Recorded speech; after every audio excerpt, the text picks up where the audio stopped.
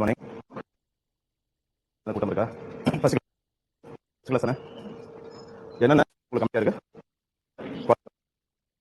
History complete ஆச்சா? Modern history சுதந்திரம் வாங்கியாச்சு. ஓகே. அப்புறம் ஜாகிரபி ஸ்டேட்ஸ் போயிருக்கல? சரி, ஓகே.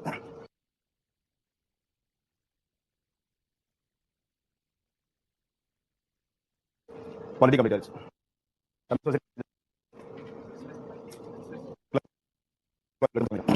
என்ன எடுக்கலையா? சரி.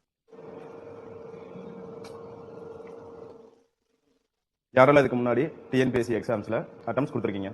குரூப் 1, 2, 4 இல்லை பிஏஓ அந்த மாதிரி ஏதாவது ஒரு எக்ஸாம்? ஓகே. யாரெல்லாம் குரூப் 1 அட்டம்ஸ் கொடுத்துருக்கீங்க? குரூப் 1, குரூப் 2 எந்த வருஷம்? Last 4 PAO? சரி, ஓகே. உட்காந்து கேட்க மாட்டீங்களா? ஆன்லைன் ஸ்டூடெண்ட்ஸ் ஓகேவா?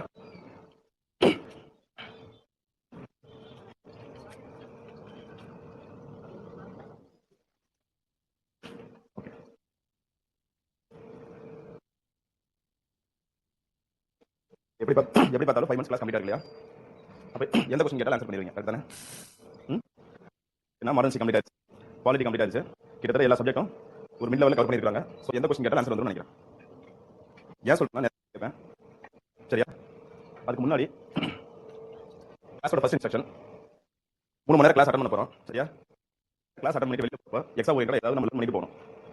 ஸோ கிளாஸில் கொஞ்சம் அட்டென்டிவ் வருங்க. ஃபோன் கால்ஸ் வந்துச்சுன்னா தாராளமாக வெளியே எடுத்து பேசலாம். இல்லை ஏதாவது ஒரு டைம் சிரிக்கிறீங்க அப்படின்னா ஓகே. பட் இதே ரெக்கார்ட் பண்ணி கிளாஸ் எடுக்கிற என்னவோ இல்லை கூடவே உட்காந்துருக்க சக மாணவர்களை டிஸ்டர்ப் பண்ணுற யாராவது ஏதாவது பண்ணீங்கன்னா கண்டிப்பாக வெளில அனுப்பிச்சிருவேன். ஸோ நோ செகண்ட் தான், கண்டிப்பாக வெளில அனுப்பிச்சிருவேன். சரி, ஒன்ஸ் வெளியில் அனுப்பிச்சேன் அப்படின்னா என்னோட சப்ஜெக்ட் முடிய வர கண்டிப்பாக நான் யார் வெளியில் உள்ள அலோவ் பண்ணவே மாட்டேன். அது யார் வந்து சொன்னாலும் சரி, ஐ ரிப்பீட், யார் வந்து சொன்னாலும் கண்டிப்பாக அலோவ் பண்ண மாட்டேன், சரியா? ஒன்ஸ் வெளியே போனால் முடிஞ்சு போச்சு. அதுக்கப்புறம் நீங்கள் ரெக்கார்ட் கிளாஸ் எடுக்கிறதா உண்டு, ஓகேவா? ஸோ கொஞ்சம் அட்டென்டிவ் வருங்க. அப்போ பேசவே கூடாது அப்படின்னு சொல்லி கேட்டிங்கன்னா கண்டிப்பாக 3 நேரம் நம்ம மிஷின் கிடையாது, கிளாஸில் உட்கார போகிறோம். அப்படி இருக்கிறப்போ இன்ட்ராக்ஷன்ஸ். ஸோ நம்ம கிளாஸ் டிஸ்கஸ் பண்ணும்போது யாருக்காவது டவுட் வந்தால் தாராளமாக என்ன ஸ்டாப் பண்ணலாம். இல்லை ஏதாவது புரியல அப்படின்னா உடனே ஸ்டாப் பண்ணி என்ன புரியலைங்க சொல்லுங்க. ஏன்னா டெவலப்மெண்ட் பொறுத்த வரைக்கும் ஒரு இடத்துல ஒன்று புரியாமல் விட்டு வந்துட்டீங்க அப்படின்னா கடைசி வரைக்கும் அதோட இம்பாக்ட் உங்களுக்கு இருந்துகிட்டே இருக்கும். ஏன்னா சிலபஸ் எப்படி டிசைன் பண்ணியிருக்காங்க, சரியா? சரியா? ரொம்ப நாளைக்கு அப்புறம் உங்கள் பேட்சில் தான் மேல் ஸ்டூடெண்ட்ஸ் அதிகமாக பார்க்குறேன். எஸ், பிசிஎம் பேட்ச் நீங்கள்? ஓகே. சோசியோ எக்கனாமிக்ஸ் எடுத்துருப்பாங்க இல்லையா? ஸ்டார்ட் பண்ணலையா? ஓகே. சிலபஸில் அது ஒரு கதையும் பேசுவோம். சரி, இன்னைக்கு ஃபஸ்ட் கிளாஸில் யாரெல்லாம் சிலபஸ் பார்த்து வந்தீங்க? சரி, இதை விடுங்க. பொதுவாக நமக்கு டிஎன்பிஎஸ்சியில் சிலபஸ் கொடுக்குறாங்க இல்லையா? எந்த ஒரு எக்ஸாம் நம்ம எழுதுறோம் அப்படின்னா அதுக்கு சிலபஸ் கொடுக்குறாங்க. யாரெல்லாம் சிலபஸ் பார்த்தீங்க? ஒருத்தர் கூட வரலையா? சரி, யாரெல்லாம் ப்ரீவியஸ் கொஸ்டின் பேப்பரை டெவலப் பண்ணி அட்லீஸ்ட் ஒரு டீ பண்ணி பார்த்துருக்கீங்க? கொஸ்டின்ஸ் எப்படி கேட்குறாங்க? ஓகே. யாரெல்லாம் படிக்க ஸ்டார்ட் பண்ணீங்க? வெயிட் பண்ணுறோமா என்ன?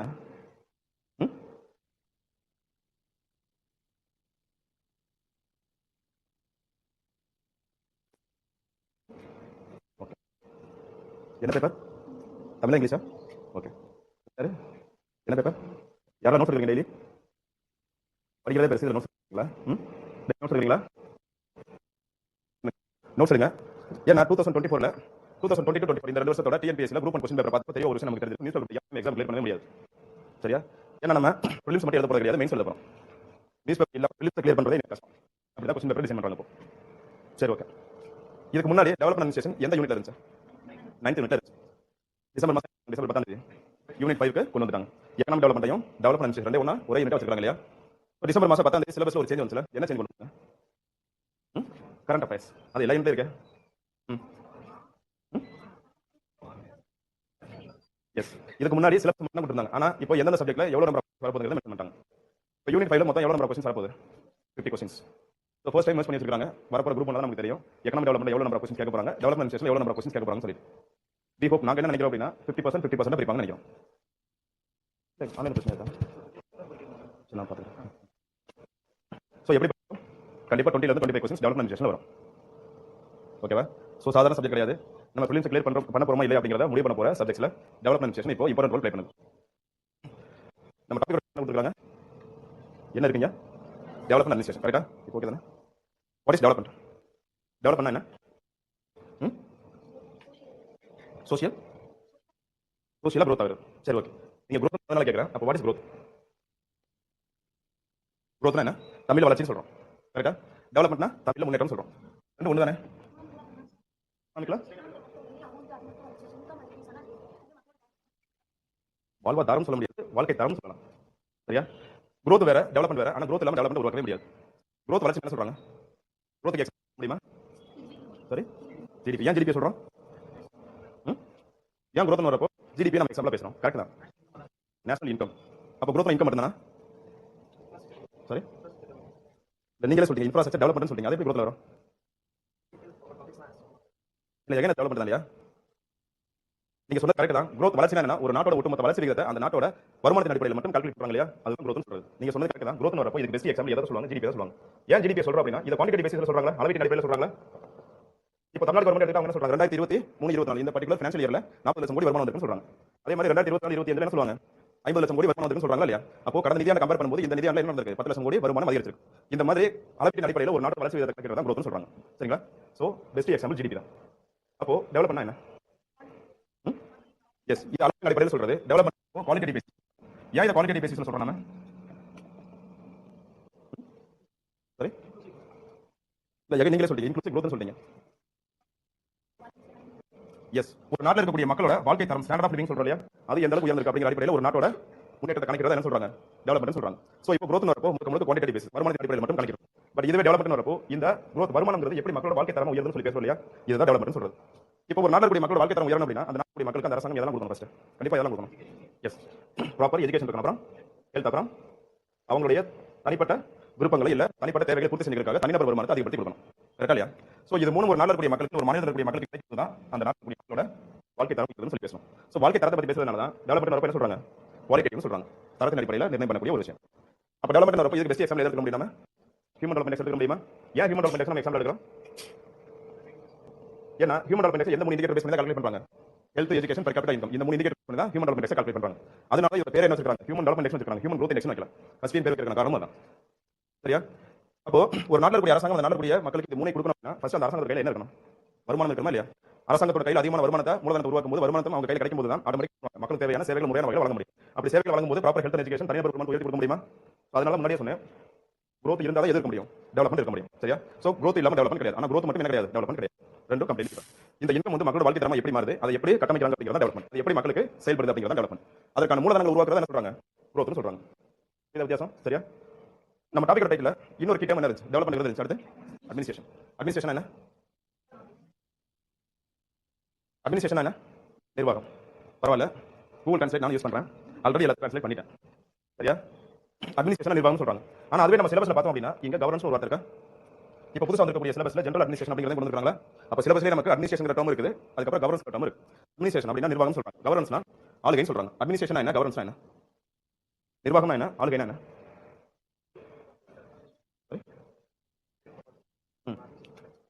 எக்ஸிகியூஷன் அட்மினிஸ்ட்ரேஷன் சொல்றீங்க, நிர்வாகம் சொல்றீங்க. ஓகே, அப்போ கவர்னன்ஸ் கவர்னன்ஸ்னா கவர்னன்ஸ் என்ன?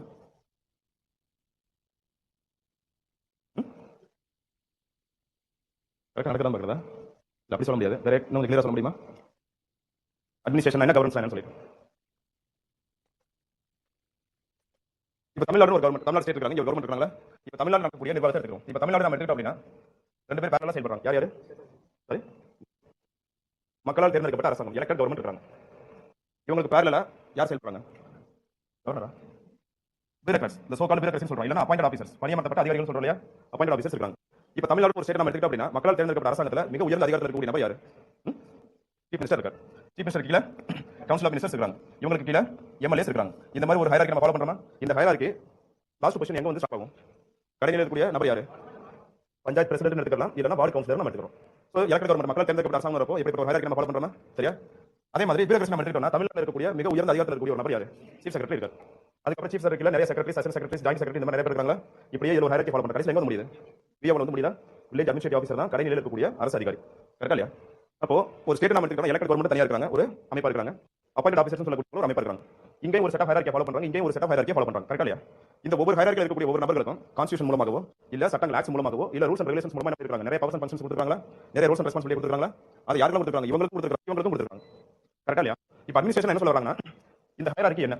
இந்த ஹைரார்கில எந்த நிலையில யார் யார் இருக்காங்க? அவங்களுக்கு என்ன பவர்ஸ் அண்ட் ஃபங்க்ஷன்ஸ் இருக்குன்னு சொல்லி நம்ம படிக்கிறோம் இல்லையா, இதுதான் அட்மினிஸ்ட்ரேஷன் சொல்றது. சரியா? இப்போ இவங்களோட வேலை என்ன, பியூரோக்ராட்ஸோட வேலை என்ன, இவங்களோட வேலை என்ன, எக்ஸிகியூஷன். சாரி, இவங்க என்ன பண்றாங்க, இல்ல எலக்ட்ரல் கவர்மெண்ட் என்ன பண்றாங்க, ஆக்ட் உருவாக்குறாங்க. இவங்க என்ன பண்றாங்க, அதை இம்ப்ளிமெண்ட் பண்றாங்களா. இவங்களோட வேலை என்ன நம்ம எடுத்துக்கிட்டோம் அப்படின்னா, சட்டங்கள் உருவாக்குறாங்க, பாலிசிஸ் கொள்கைகள் கொண்டு வராங்களா, அதுக்கப்புறம் என்ன பண்றாங்க, ஸ்கீம்ஸ் கொண்டு வராங்களா இல்லையா, இதை உருவாக்குறது இவங்களோட வேலை. கரெக்டா? ஆனா இந்த கிரவுண்ட் லெவல்ல மக்களுக்கு கொண்டு வந்து செயல்படுத்தக்கூடிய நபர் யாரு, அரசு அதிகாரிகள் சொல்றோம் இல்லையா. இவங்க ரெண்டு பேரும் பேரலா செயல்படுறாங்களா, சரியா? இந்த ரெண்டு சிஸ்டம் எப்படி தான் ரெண்டு ஹைரார்கி பேரலா செயல்படுறாங்களா இல்லையா. சோ இவங்களுக்கு இந்த ஹைரார்கி செட்டப் என்ன, யாருக்கு என்ன பவர்ஸ் அண்ட் ஃபங்க்ஷன்ஸ் இருக்கு, இவங்க என்ன மாதிரியான வேலைகள் செய்றாங்க, இவங்களோட ஃபங்க்ஷன்ஸ் என்ன, இவங்களோட ஃபங்க்ஷன்ஸ் என்ன, ரெண்டு பேரும் எந்த அளவுக்கு ஒரு ஒத்துழைப்போட செயல்படுறாங்க, கோஆர்டினேட்டரா செயல்படுறாங்க அப்படின்னு சொல்லிட்டு இந்த ஒட்டுமொத்த சிஸ்டத்தை படிக்கிறது அட்மினிஸ்ட்ரேஷன் சொல்றது. இப்போ நம்ம சிலபஸ்ல கொடுத்துறாங்க இல்லையா, பப்ளிக் அட்மினிஸ்ட்ரேஷன் டாபிக் இல்லையா, இந்த டாபிக் நம்ம என்ன பண்ணுவோம்னா இந்த விங்க நம்ம கவர் பண்ண மாட்டோம். ஏன்னா இது ஆல்ரெடி உங்களுக்கு பாலிட்டில கவர் பண்ணிருப்பாங்க, ஸ்டேட் கவர்மெண்ட் கவர் பண்ணிருக்காங்களா. சரி, நாம என்ன பண்ண போறோம்னா இதை மட்டும் கவர் பண்ணுவோம். அட்மினிஸ்ட்ரேஷன் வரப்போ இந்த விங்க எப்படி செயல்படுறாங்கன்னு சொல்லி கவர் பண்ணுவோம். சரி, ஓகே. சோ இது மூணு இவங்க கொண்டு வராங்க, இவங்க செயல்படுத்துறாங்க, இது அட்மினிஸ்ட்ரேஷன் சொல்லி பேசணும். அப்போ கவர்னன்ஸ்னா என்ன, ஆளுகை என்ன, கவர்னன்ஸ் எப்படி எப்படி கொண்டு வந்தாங்க கிட்டத்தட்ட அப்படின்னா, இப்போ எலக்ட்ரல் கவர்மெண்ட் இது உருவாக்குறாங்கன்னு சொல்லி பேசணும், பியூரோக்ராட்ஸ் வந்து இதை செயல்படுத்துறாங்கன்னு சொல்லி பேசணும். ஃபர்ஸ்ட் இது மூணையும் உருவாக்கணும் அப்படின்னா மக்கள்கிட்ட என்ன சிக்கல் இருக்குங்கிறது அரசாங்கம் புரிஞ்சுக்கணும், உங்களுக்கு என்ன தேவைகள் இருக்குங்கிறது அரசாங்கம் உள்வாங்க, என்ன மாதிரியான நடைமுறைகள் சமூகத்தில் இருக்கு அப்படிங்கிறத ஃபர்ஸ்ட் வந்து உள்வாங்க. சோ ஃபர்ஸ்ட் மக்கள்கிட்ட இன்டராக்ட் பண்றாங்க, மக்கள் இன்டராக்ட் பண்றது யாரு, பியூரோக்ராட்ஸ். இவங்க மக்கள்கிட்ட நிறைய என்ன பண்றாங்க, நிறைய கன்சல்டேஷன் பண்றாங்களா, அதன் மூலமா மக்களுக்கு என்ன பிரச்சனைகள் இருக்கு, என்ன தேவைகள் இருக்கு அப்படிங்கிறது உள்வாங்குறாங்களா, அதை இவங்களுக்கு இன்ஃபார்ம் பண்றாங்களா, ரிப்போர்ட் சப்மிட் பண்றாங்களா, இவங்க இது உருவாக்குறாங்களா, இதை உருவாக்கி இவங்க மறுபடியும் எங்க செயல்படுறாங்க, மக்களுக்கு அதை செயல்படுறாங்க இல்லையா. சோ இது எப்படி செயல்படுறாங்க, ஃபர்ஸ்ட் இன்புட்டை எப்படி மக்கள் இருந்து வாங்குறாங்க, மக்களுக்கு என்ன ப்ராப்ளம்ஸ் இருக்கு, என்ன தேவை இருக்கு, இன்புட்டை எப்படி உள்ள வாங்குறாங்க, அதுக்கப்புறம் அப்படி செயல்படுத்தும் போது மக்களுக்கு தேவையான பப்ளிக் சர்வீஸ் டெலிவரி, மக்களுக்கு தேவைப்படக்கூடிய பொது சேவைகள் முறையான வகையில் எப்படி செயல்படுது, இல்ல அந்த பொது சேவைகளை கொண்டு வந்து செயல்படுத்தும் போது அதுல என்ன சிக்கல்கள் இருக்கு, அந்த சிக்கல்களை எப்படி சரி செய்றாங்க, தட் மீன்ஸ் கிரீவன்ஸ் ரெட்ரஸல் சொல்லுவோம். அந்த சிக்கல்களை எப்படி சரி செஞ்சு மக்களுக்கு இது எல்லாத்தையும் முறையான வகையில் கொண்டு வந்து செயல்படுத்தும் போது மக்களுக்கு தேவையான சேவைகளை முறையான வகையில் எப்படி வழங்குறாங்க, அப்படி வழங்குறதுனால எந்த அளவுக்கு ஒரு மாநிலத்தில் சமூக பொருளாதார மாற்றம் நடக்குது அப்படிங்கிற இந்த பாட்டு இல்லையா, இதுதான் இது கவர்னன்ஸ் சொல்றது. புரியுதானே சொல்றேன், சரியா? சோ கவர்னன்ஸ் இல்லாம அட்மினிஸ்ட்ரேஷன் கிடையாது. அட்மினிஸ்ட்ரேஷன் மட்டும் ஒரு ஸ்டேட் இருந்தா வேலைக்காது, கவர்னன்ஸ் முறையாக செயல்படும். இந்த கவர்னன்ஸ் சொல்றோம் இல்லையா, இதை வந்து இன்ஃபர்மேஷன் கம்யூனிகேஷன் டெக்னாலஜி யூஸ் பண்ணி ஆன்லைன்ல கொடுக்குறாங்க, இதான் நம்ம என்ன சொல்றோம், இ கவர்னன்ஸ், மின்னணுன்னு சொல்றோம். அதனால தான் நமக்கு டாபிக்ல இ கவர்னன்ஸ் ஒரு சிலபஸ்ல இ கவர்னன்ஸ் ஒரு டாபிக் நம்ம மென்ஷன் பண்ணி வச்சிருக்காங்க. இப்போ புரியுதா அட்மினிஸ்ட்ரேஷன் அண்ட் கவர்னன்ஸ் என்ன ரெண்டு வித்தியாசம் புரியுதா, எங்க டவுட் இருக்காதா?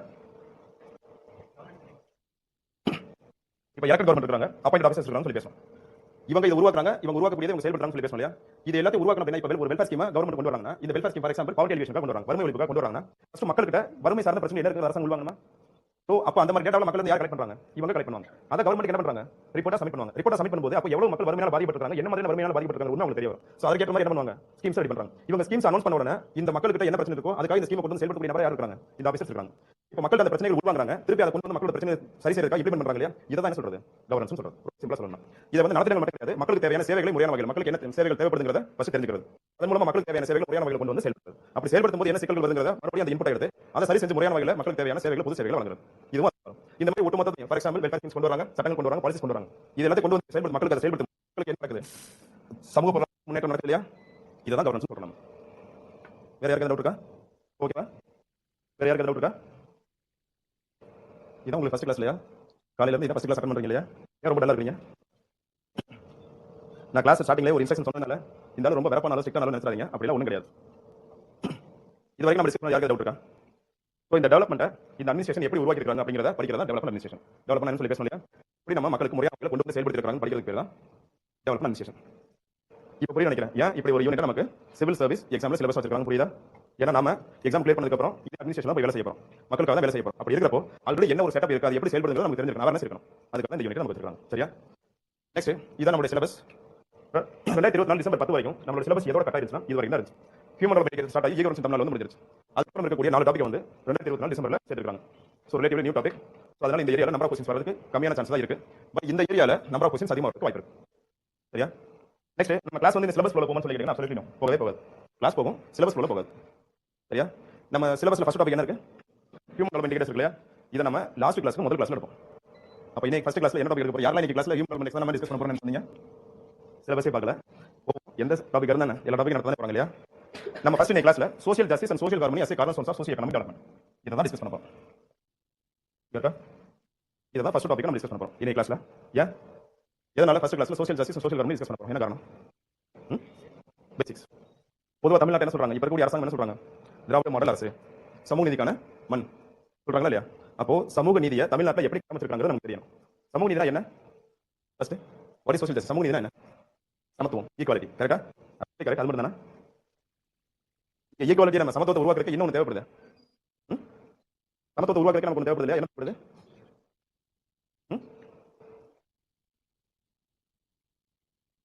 இந்த ஃபர்ஸ்ட் 2 லைன்ல இருக்காங்கல்ல, இவங்க தவிர மத்த எல்லாரும் எப்படி இருக்கீங்க தெரியுமா?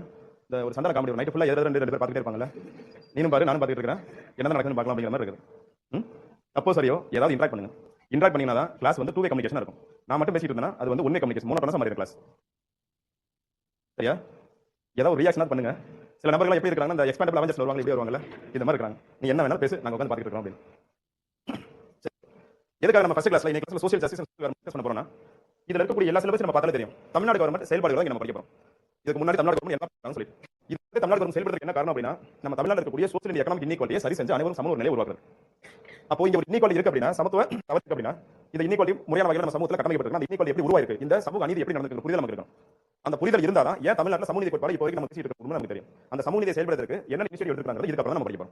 ஸோ இதுல இருக்கக்கூடிய எந்த ஒரு டாபிக்கோட மையப்புள்ளி நம்ம எடுத்தோம் அப்படின்னா, இல்ல எந்த டாபிக் நம்ம எடுத்தாலும் கடைசியில் முடியுமா சோஷியல் ஜஸ்டிஸ் வந்து இந்த எல்லா தமிழ்நாடு கவர்மெண்ட் எடுக்கக்கூடிய ஒட்டுமொத்த இனிஷியேட்டிவும் சோசியோ எகனாமிக் டெவலப்மெண்ட் தான் முடியும். அந்த சோசியோ எகனாமிக் டெவலப்மெண்ட் தான் நம்ம என்ன சொல்றோம், சோஷியல் ஜஸ்டிஸ், அனைவருக்கும் சமமான சமூக மற்றும் பொருளாதார முன்னேற்றம் சொல்றோம். சரியா? சோ அப்போ சமூக நீதி என்ன நடந்திருக்கு, இந்த சமூக நீதிக்கான காரணம் என்ன, இந்த அந்த காரணத்தினால சமூகத்தில் என்ன மாற்றம் நடந்திருக்கு, எந்த அளவுக்கு சமூகத்தில் ஒரு மிகப்பெரிய ஏற்றத்தாழ்வு உருவாயிருக்கு, சரி செய்யறதுக்கு ரீசென்ட் டைம்ஸ்ல தமிழ்நாடு கவர்மெண்ட் செயல்பாடுகள் எப்படி இருக்குது ஓவரால் டிஸ்கஸ் பண்ணிட்டு அதுக்கப்புறம் அதை டாபிக் நம்ம போலாம்.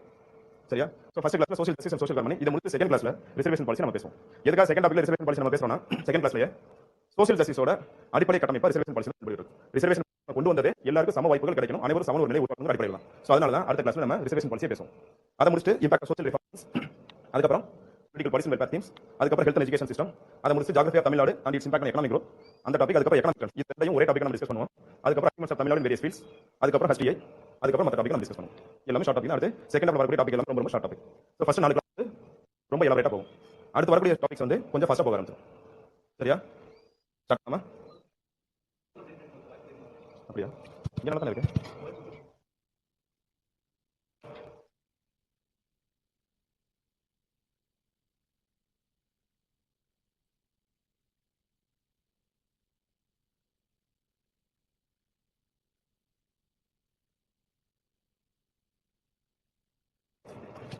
ஓகே, செக் பண்ணலாம்.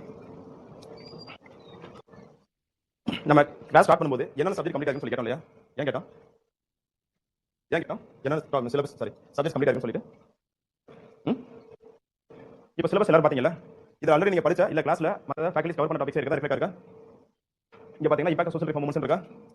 அதுக்கப்புறம் பாலிட்டி இருக்கா, ரிசர்வேஷன் பாலிசி பேசிருப்பாங்க. ஆர்டிகல் 15 16ல மண்டல் கமிஷன் பேசிருப்பாங்க, இந்திரா கேஸ் பேசிருப்பாங்க. கரெக்ட்டா? அதே தான் இங்க இருக்கா, ரிசர்வேஷன் பாலிசி, ரேஷனல் பிகிங் ரிசர்வேஷன் பாலிசி இருக்கா? அதுக்கப்புறம் நீங்க பிசிஎம் பேட்ச் வரப்போ கரண்ட் சோசியோ எகனாமிக் இஷ்யூஸ் இருப்பாங்க, அதுல ஸ்கீம்ஸ் பத்தி பேசுவாங்க. இங்கே பொலிட்டிக்கல் பாலிசி வெல்ஃபேர் ஸ்கீம்ஸ் இருக்கா? அதுக்கப்புறம் ஜியோகிராஃபி இருக்கிறப்ப தமிழ்நாடு ஜியோகிராஃபி உங்களுக்கு இருப்பாங்க. ஆனா இங்கே ஜியோகிராஃபி தமிழ்நாடு இருக்கா இல்லையா? அப்ப history, geography, economics, even economics வரப்போ எகனாமிக் ட்ரெண்ட்ஸ் இருக்கு. இங்க இம்பாக்ட் ஆன் எகனாமிக் growth இருக்கு. ஆல்ரெடி உங்களுக்கு எகனாமிக்ஸ்ல கவர் பண்ணுவாங்கல. சோ ஹிஸ்டரி, ஜியோகிராஃபி, எகனாமிக்ஸ் பாலிட்டில ஆல்ரெடி உங்களுக்கு கவர் பண்ணக்கூடிய அதே சிலபஸ் இங்க வச்சிருக்காங்க. கரெக்ட்டா இல்லையா? அப்ப சிலபஸ் ரிப்பீட் ஆகல? ரிப்பீட் ஆகல இல்லையா? நோ, ரிப்பீட் ஆகல. இல்ல இப்ப ஜியோகிராஃபி வரப்போ தமிழ்நாடு ஜியோகிராஃபி இருப்பாங்கல, பாலிட்டி வரப்போ ஸ்டேட் கவர்மெண்ட் எடுத்தாங்க, தமிழ்நாடு கவர்மெண்ட் இருப்பாங்க இல்லையா? எகனாமி வரப்போ தமிழ்நாடு எகனாமி டெவலப்மெண்ட் எடுக்கறாங்க, ஹிஸ்டரி வரப்போ தமிழ்நாடு ஹிஸ்டரி எடுக்கறாங்க இல்லையா? இல்ல அதான் எப்படி கேக்குறேன். கரெக்ட்டா நீங்க சொல்றது அது எப்படி தான் கேக்குறேன். ரொம்ப பக்கத்துல வந்துட்டீங்க. இப்போ இம்பாக்ட் சோஷியல் ரிஃபார்ம் மூவ்மென்ட்ஸ் எடுக்கிறோம். உங்களுக்கு மாடர்ன் ஹிஸ்டரியில சோசியோ ரிலிஜியஸ் ரிஃபார்ம் மூவ்மென்ட்ஸ் எடுப்பாங்க. ஆனா அங்க எதை மட்டும் எடுத்தாங்க? இது வரைக்கும் நடந்ததா? சரி, ஓகே. இப்போ நடந்துட்டு தான் இருக்கு சோஷியல் ரிஃபார்ம். சரியா? சரி, ஓகே. என்னன்னா எந்தெந்த காலகட்டத்தில் யார் யார் சோஷியல் ரிஃபார்ம்ஸ் இருந்தாங்க, எதை சப்போர்ட் பண்ணாங்க, எதை அப்போஸ் பண்ணாங்க, என்ன இயக்கங்கள் கொண்டு வந்தாங்க, என்ன மூவ்மென்ட் போராட்டங்கள் நடத்துனாங்க, இதை பத்தி மட்டும் தான் உங்களுக்கு எடுத்திருப்பாங்க. அப்படி அந்த மாதிரி அவங்க சமூக சீர்திருத்த இயக்கங்கள் நடத்துறதுனால என்ன மாதிரியான சமூக ரீதியான பொருளாதார ரீதியான தாக்கங்கள் நடந்திருக்கு அப்படிங்கிற இம்பாக்ட் எடுத்தாங்க. அந்த மாதிரி சமூக சீர்திருத்த இயக்கங்கள் தமிழ்நாட்டில் நடந்ததுனால என்ன மாதிரியான சமூக பொருளாதார மாற்றம் தமிழ்நாட்டில் நடந்திருக்கு, மக்களுக்கு சமூக பொருளாதார முன்னேற்றம் எப்படி மாறி இருக்கு, எந்த அளவுக்கு உயர்ந்திருக்காங்க எடுத்தாங்களா? சோ பேசிக்ஸ் அங்க கவர் பண்ணிட்டாங்க. நாம சோசியோ எகனாமிக் டெவலப்மென்ட் அதிகமான கவனத்தை செலுத்துவாங்க. சரியா? சோஷியல் ரிஃபார்ம் மூவ்மென்ட் ஒரு ரெஃபரன்ஸ் மட்டும் நம்ம எடுத்து பேசுவோம். நெக்ஸ்ட் ரிசர்வேஷன் பாலிசி வரப்போ உங்களுக்கு பாலிட்டில பணம் ரிலேட்டட் மட்டும் டச் பண்ணிருப்பாங்க. பட் நம்ம இங்க வந்து ஹிஸ்டாரிக்கல் பேக்ரவுண்ட் என்ன, அதுக்கான அடிப்படை எப்படி உருவாச்சு, important constitution provisions movement constitution என்ன இருக்கு, இம்பார்ட்டன்ட் கேசஸ் கான்ஸ்டிடியூஷன் கேசஸ் என்ன நடந்திருக்கு, சுப்ரீம் கோர்ட் என்ன ஜட்மென்ட் கொடுத்திருக்காங்க, ஈவன் யூனியன் கவர்மெண்டோட ரிசர்வேஷன் பாலிசி எப்படி கட்டமைச்சிருக்காங்க, தமிழ்நாடு கவர்மெண்ட் ரிசர்வேஷன் பாலிசி எப்படி கட்டமைச்சிருக்காங்க, இதுல இருக்கக்கூடிய சிக்கல்கள் என்ன, எப்படி ஓவர்கம் பண்ணிருக்கோம், இப்போ கரண்ட் டைம்ஸ்ல இருக்கக்கூடிய ப்ராப்ளம்ஸ் என்ன எல்லாத்தையும் நம்ம பேசுவோம். இது எதுவுமே பாலிட்டில உங்களுக்கு பேசிக்க மாட்டாங்க. கரெக்ட்டா? அதே மாதிரி இங்க ஜியோகிராஃபி ஆஃப் தமிழ்நாடு இருக்கா, ஜியோகிராஃபியோட பேசிக்ஸ் அவங்க எடுத்துவாங்க. நாம இங்க என்ன பண்ணுவோம் அப்படின்னா தமிழ்நாட்டில் என்ன மாதிரியான கனிம மற்றும் கனிமம் அல்லாத வளங்கள் இருக்கு, என்ன வளங்கள் இருக்கு, அதை வச்சு என்ன மாதிரியான ஒரு தொழில்துறை கட்டமைப்பை நம்ம உருவாக்கி இருக்கோம், அதன் மூலமாக எப்படிப்பட்ட ஒரு பொருளாதார மாற்றத்தை நம்ம உருவாக்கி இருக்கோம், பொருளாதார வளர்ச்சி அடைஞ்சிருக்கோம். அதே நம்ம இங்க எகனாமிக்ஸ்ல எப்படி படிப்போம்னா கடந்த காலகட்டங்களில் நம்மளோட பொருளாதார தமிழ்நாட்டோட பொருளாதார எப்படி இருக்கு, இப்போ நம்ம எப்படி இருக்கோம், ஃபியூச்சர்ல எப்படி இருக்க போறோம், இதான் எகனாமிக்ஸ்ல பேச போறோம். அங்க உங்களுக்கு எக்கனாமிக்ஸ் வரப்போ பேசிக் கான்செப்ட் எல்லாத்தையும் கவர் பண்ணிருப்பாங்க. பட் இதை வந்து கவர் பண்ணிருக்க மாட்டாங்க. அதை நம்ம இங்கே கவர் பண்ணுவோம். சரியா? இப்படி தான் எல்லா சப்ஜெக்ட்டுமே கவர் ஆகும். ஸோ அங்கே படிக்கிறதுக்கு இங்கே படிக்கிறது நிறைய வித்தியாசம் இருக்கு. அங்கே என்ன உங்களுக்கு பேசிக்ஸ் மட்டும் கவர் பண்ணி கொடுத்துருவாங்க. நம்ம என்ன பண்ணுவோம் அப்படின்னா அந்த அடிப்படையை வச்சு எப்படிப்பட்ட ஒரு சமூக பொருளாதார மாற்றத்தை தமிழ்நாட்டில் உருவாக்கி வச்சிருக்காங்க அப்படிங்கிற செகண்ட் ஹாஃப் மட்டும் இங்கே படிப்போம். ஸோ டெவலப்மெண்ட் ஸ்டேஷனுக்கும் மற்ற சப்ஜெக்ட் கூடிய வித்தியாசமே இதுதான். ஸோ நிறைய பேர் என்ன தவறான ஒரு புரிதல் இருக்காங்கன்னா ஒவ்வொரு சப்ஜெக்ட் படிச்சு முடிச்சு இங்கே வரும்போது இது தமிழ் ஸ்பெசிஃபிக் மட்டும் படிக்கிறோம். கரெக்டாக தமிழ் ஸ்பெசிஃபிக் படிக்கிறோம் இல்லைன்னு சொல்லல. ஆனா அதே சப்ஜெக்ட்ல இதுக்கு முன்னாடி நம்ம ஹிஸ்டரி ஜாகிரபி எல்லாமே படிக்கல, தமிழ் ஸ்பெசிஃபிக் படிப்போம் இல்லையா? அப்ப இதுக்கு மத்திய வித்தியாசம் நம்ம புரிஞ்சுக்கணும் இல்லையா? சரியா? ஸோ நம்ம கிளாஸ் மோஸ்ட்லி எதை டார்கெட் பண்ணி போவோம் அப்படின்னா சோசியல் ஜஸ்டிஸ், அதுக்கப்புறம் சோசியோ எக்கனாமிக் டெவலப்மெண்ட், இதை டார்கெட் பண்ணி தான் போவோம். சரியா? யாருக்கெல்லாம் கண்டென்ட் சிலபஸ்ல வேணும்? சாரி, தமிழ்ல வேணும் கண்டென்ட், பியூர் தமிழ்ல. சரி, ஓகே. எல்லாமே டிரான்ஸ்லேட் கண்டென்ட் இருக்கு. சரியா? நெக்ஸ்ட் 2024 குரூப் 1 பிரிலிம்ஸ்ல நம்ம பிபிடில கிளாஸ்ல டிஸ்கஸ் பண்றோம் இல்லையா? இதுல இருந்து மட்டும் டைரக்டா 16 क्वेश्चन வந்திருக்கு. பிபிடில இருந்து மட்டும் 16 क्वेश्चन டைரக்டா வந்திருக்கு. நம்ம கிளாஸ்ல டிஸ்கஸ் பண்ணும்போது சில விஷயங்கள் நம்ம எலாபரேட்டா பேசுவோம். அந்த மாதிரி ஏரியால இருந்து 2 क्वेश्चन இன்டைரக்டா கேட்டாங்க. சோ டோட்டலா நம்ம கால்குலேட் பண்ணோம் அப்படினா 12 क्वेश्चन வந்திருக்கு. இத நான் என்னோட தற்பெருமைக்காக சொல்லல. எக்ஸாம் அட்டெண்ட் பண்ணும்போது எனக்கு ஆச்சரியமா தான் இருந்துச்சு. எஸ். நம்ம பிபிடில நான் மட்டும் கிடையாது, எந்த ஃபேக்கல்டி எடுத்துக்கிட்டாலும் क्वेश्चंस எப்படி வருது, எந்த ஏரியால இருந்து வருது, ஏன் அந்த ஏரியால இருந்து வருதுங்கறத கேர்ஃபுல் அனலைசிஸ் பண்ணி தான் உங்களுக்கு கண்டென்ட் ப்ரொடியூஸ் பண்றாங்க. சோ ரொம்ப கேர்ஃபுல்லான கண்டென்ட் நம்ம ப்ரொடியூஸ் பண்ணிருக்கோம். ஏன் இத சொல்றேன்னா பிபிடியை கொஞ்சம் எஃபெக்டிவா யூஸ் பண்ணிக்கோங்க. சரியா? மேபி அடுத்து வரக்கூடிய எக்ஸாம்ஸ்ல நம்பர் ஆஃப் क्वेश्चंस இன்னும் இன்கிரீஸ் ஆகலாம். சரியா? பட் அதிகமான क्वेश्चंस எந்த டாபிக்ல இருந்து கேட்டிருக்காங்க? பொலிட்டிக்கல் பாலிசி வெல்ஃபேர் ஸ்கீம்ஸ்ல தான் கேட்டாங்க. 4 क्वेश्चन கேட்டாங்க. ஒவ்வொரு டாபிக் முடியறப்போ உங்களுக்கு பிபிடியா பிடிஎஃப் உங்க ஸ்டூடண்ட்ஸ் குரூப்ல ஷேர் பண்ணிடுவாங்க. சோ மேக்ஸிமம் அதை யூட்டிலைஸ் பண்ணிக்கோங்க. சரியா? நெக்ஸ்ட் பிபிடில இருக்கக்கூடிய கண்டென்ட் எதையுமே நீங்க எழுத வேண்டாம். பிபிடில இருக்கக்கூடிய கண்டென்ட் எந்த கண்டென்ட் நான் நோட் பண்ண சொல்றேனோ அதை மட்டும் நீங்க நோட் பண்ணிட்டா போதும். இல்ல பிபிடில இல்லாத பல விஷயங்கள் நம்ம பேசுறப்போ நிறைய டேட்டா நம்ம சொல்லுவோம். இல்ல நிறைய விஷயங்களை பத்தி நம்ம டிஸ்கஸ் பண்றப்போ அதை மட்டும் நீங்க நோட் பண்ணிட்டா போதும். ஏன்னா உங்களுக்கு ஒரு டாபிக் முடியறப்போ இந்த பிபிடி அப்படி நம்ம கிளாஸ்ல டிஸ்கஸ் பண்ற அதே பிபிடியை பிடிஎஃப் உங்களுக்கு ஷேர் பண்ணிடுவாங்க. சோ காப்பி பண்றதுல எந்த யூஸ் கிடையாது. கிளாஸ் கவனிச்சா போதும். சரியா?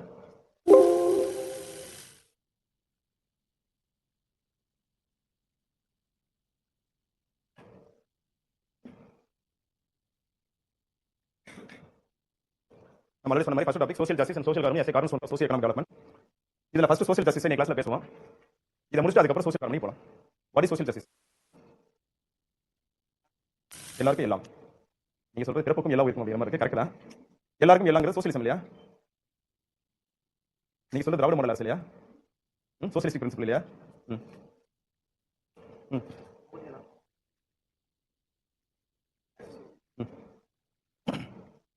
இன்னும் கொஞ்சம் தெளிவா சொன்னீங்க. அது கரெக்ட் தான்.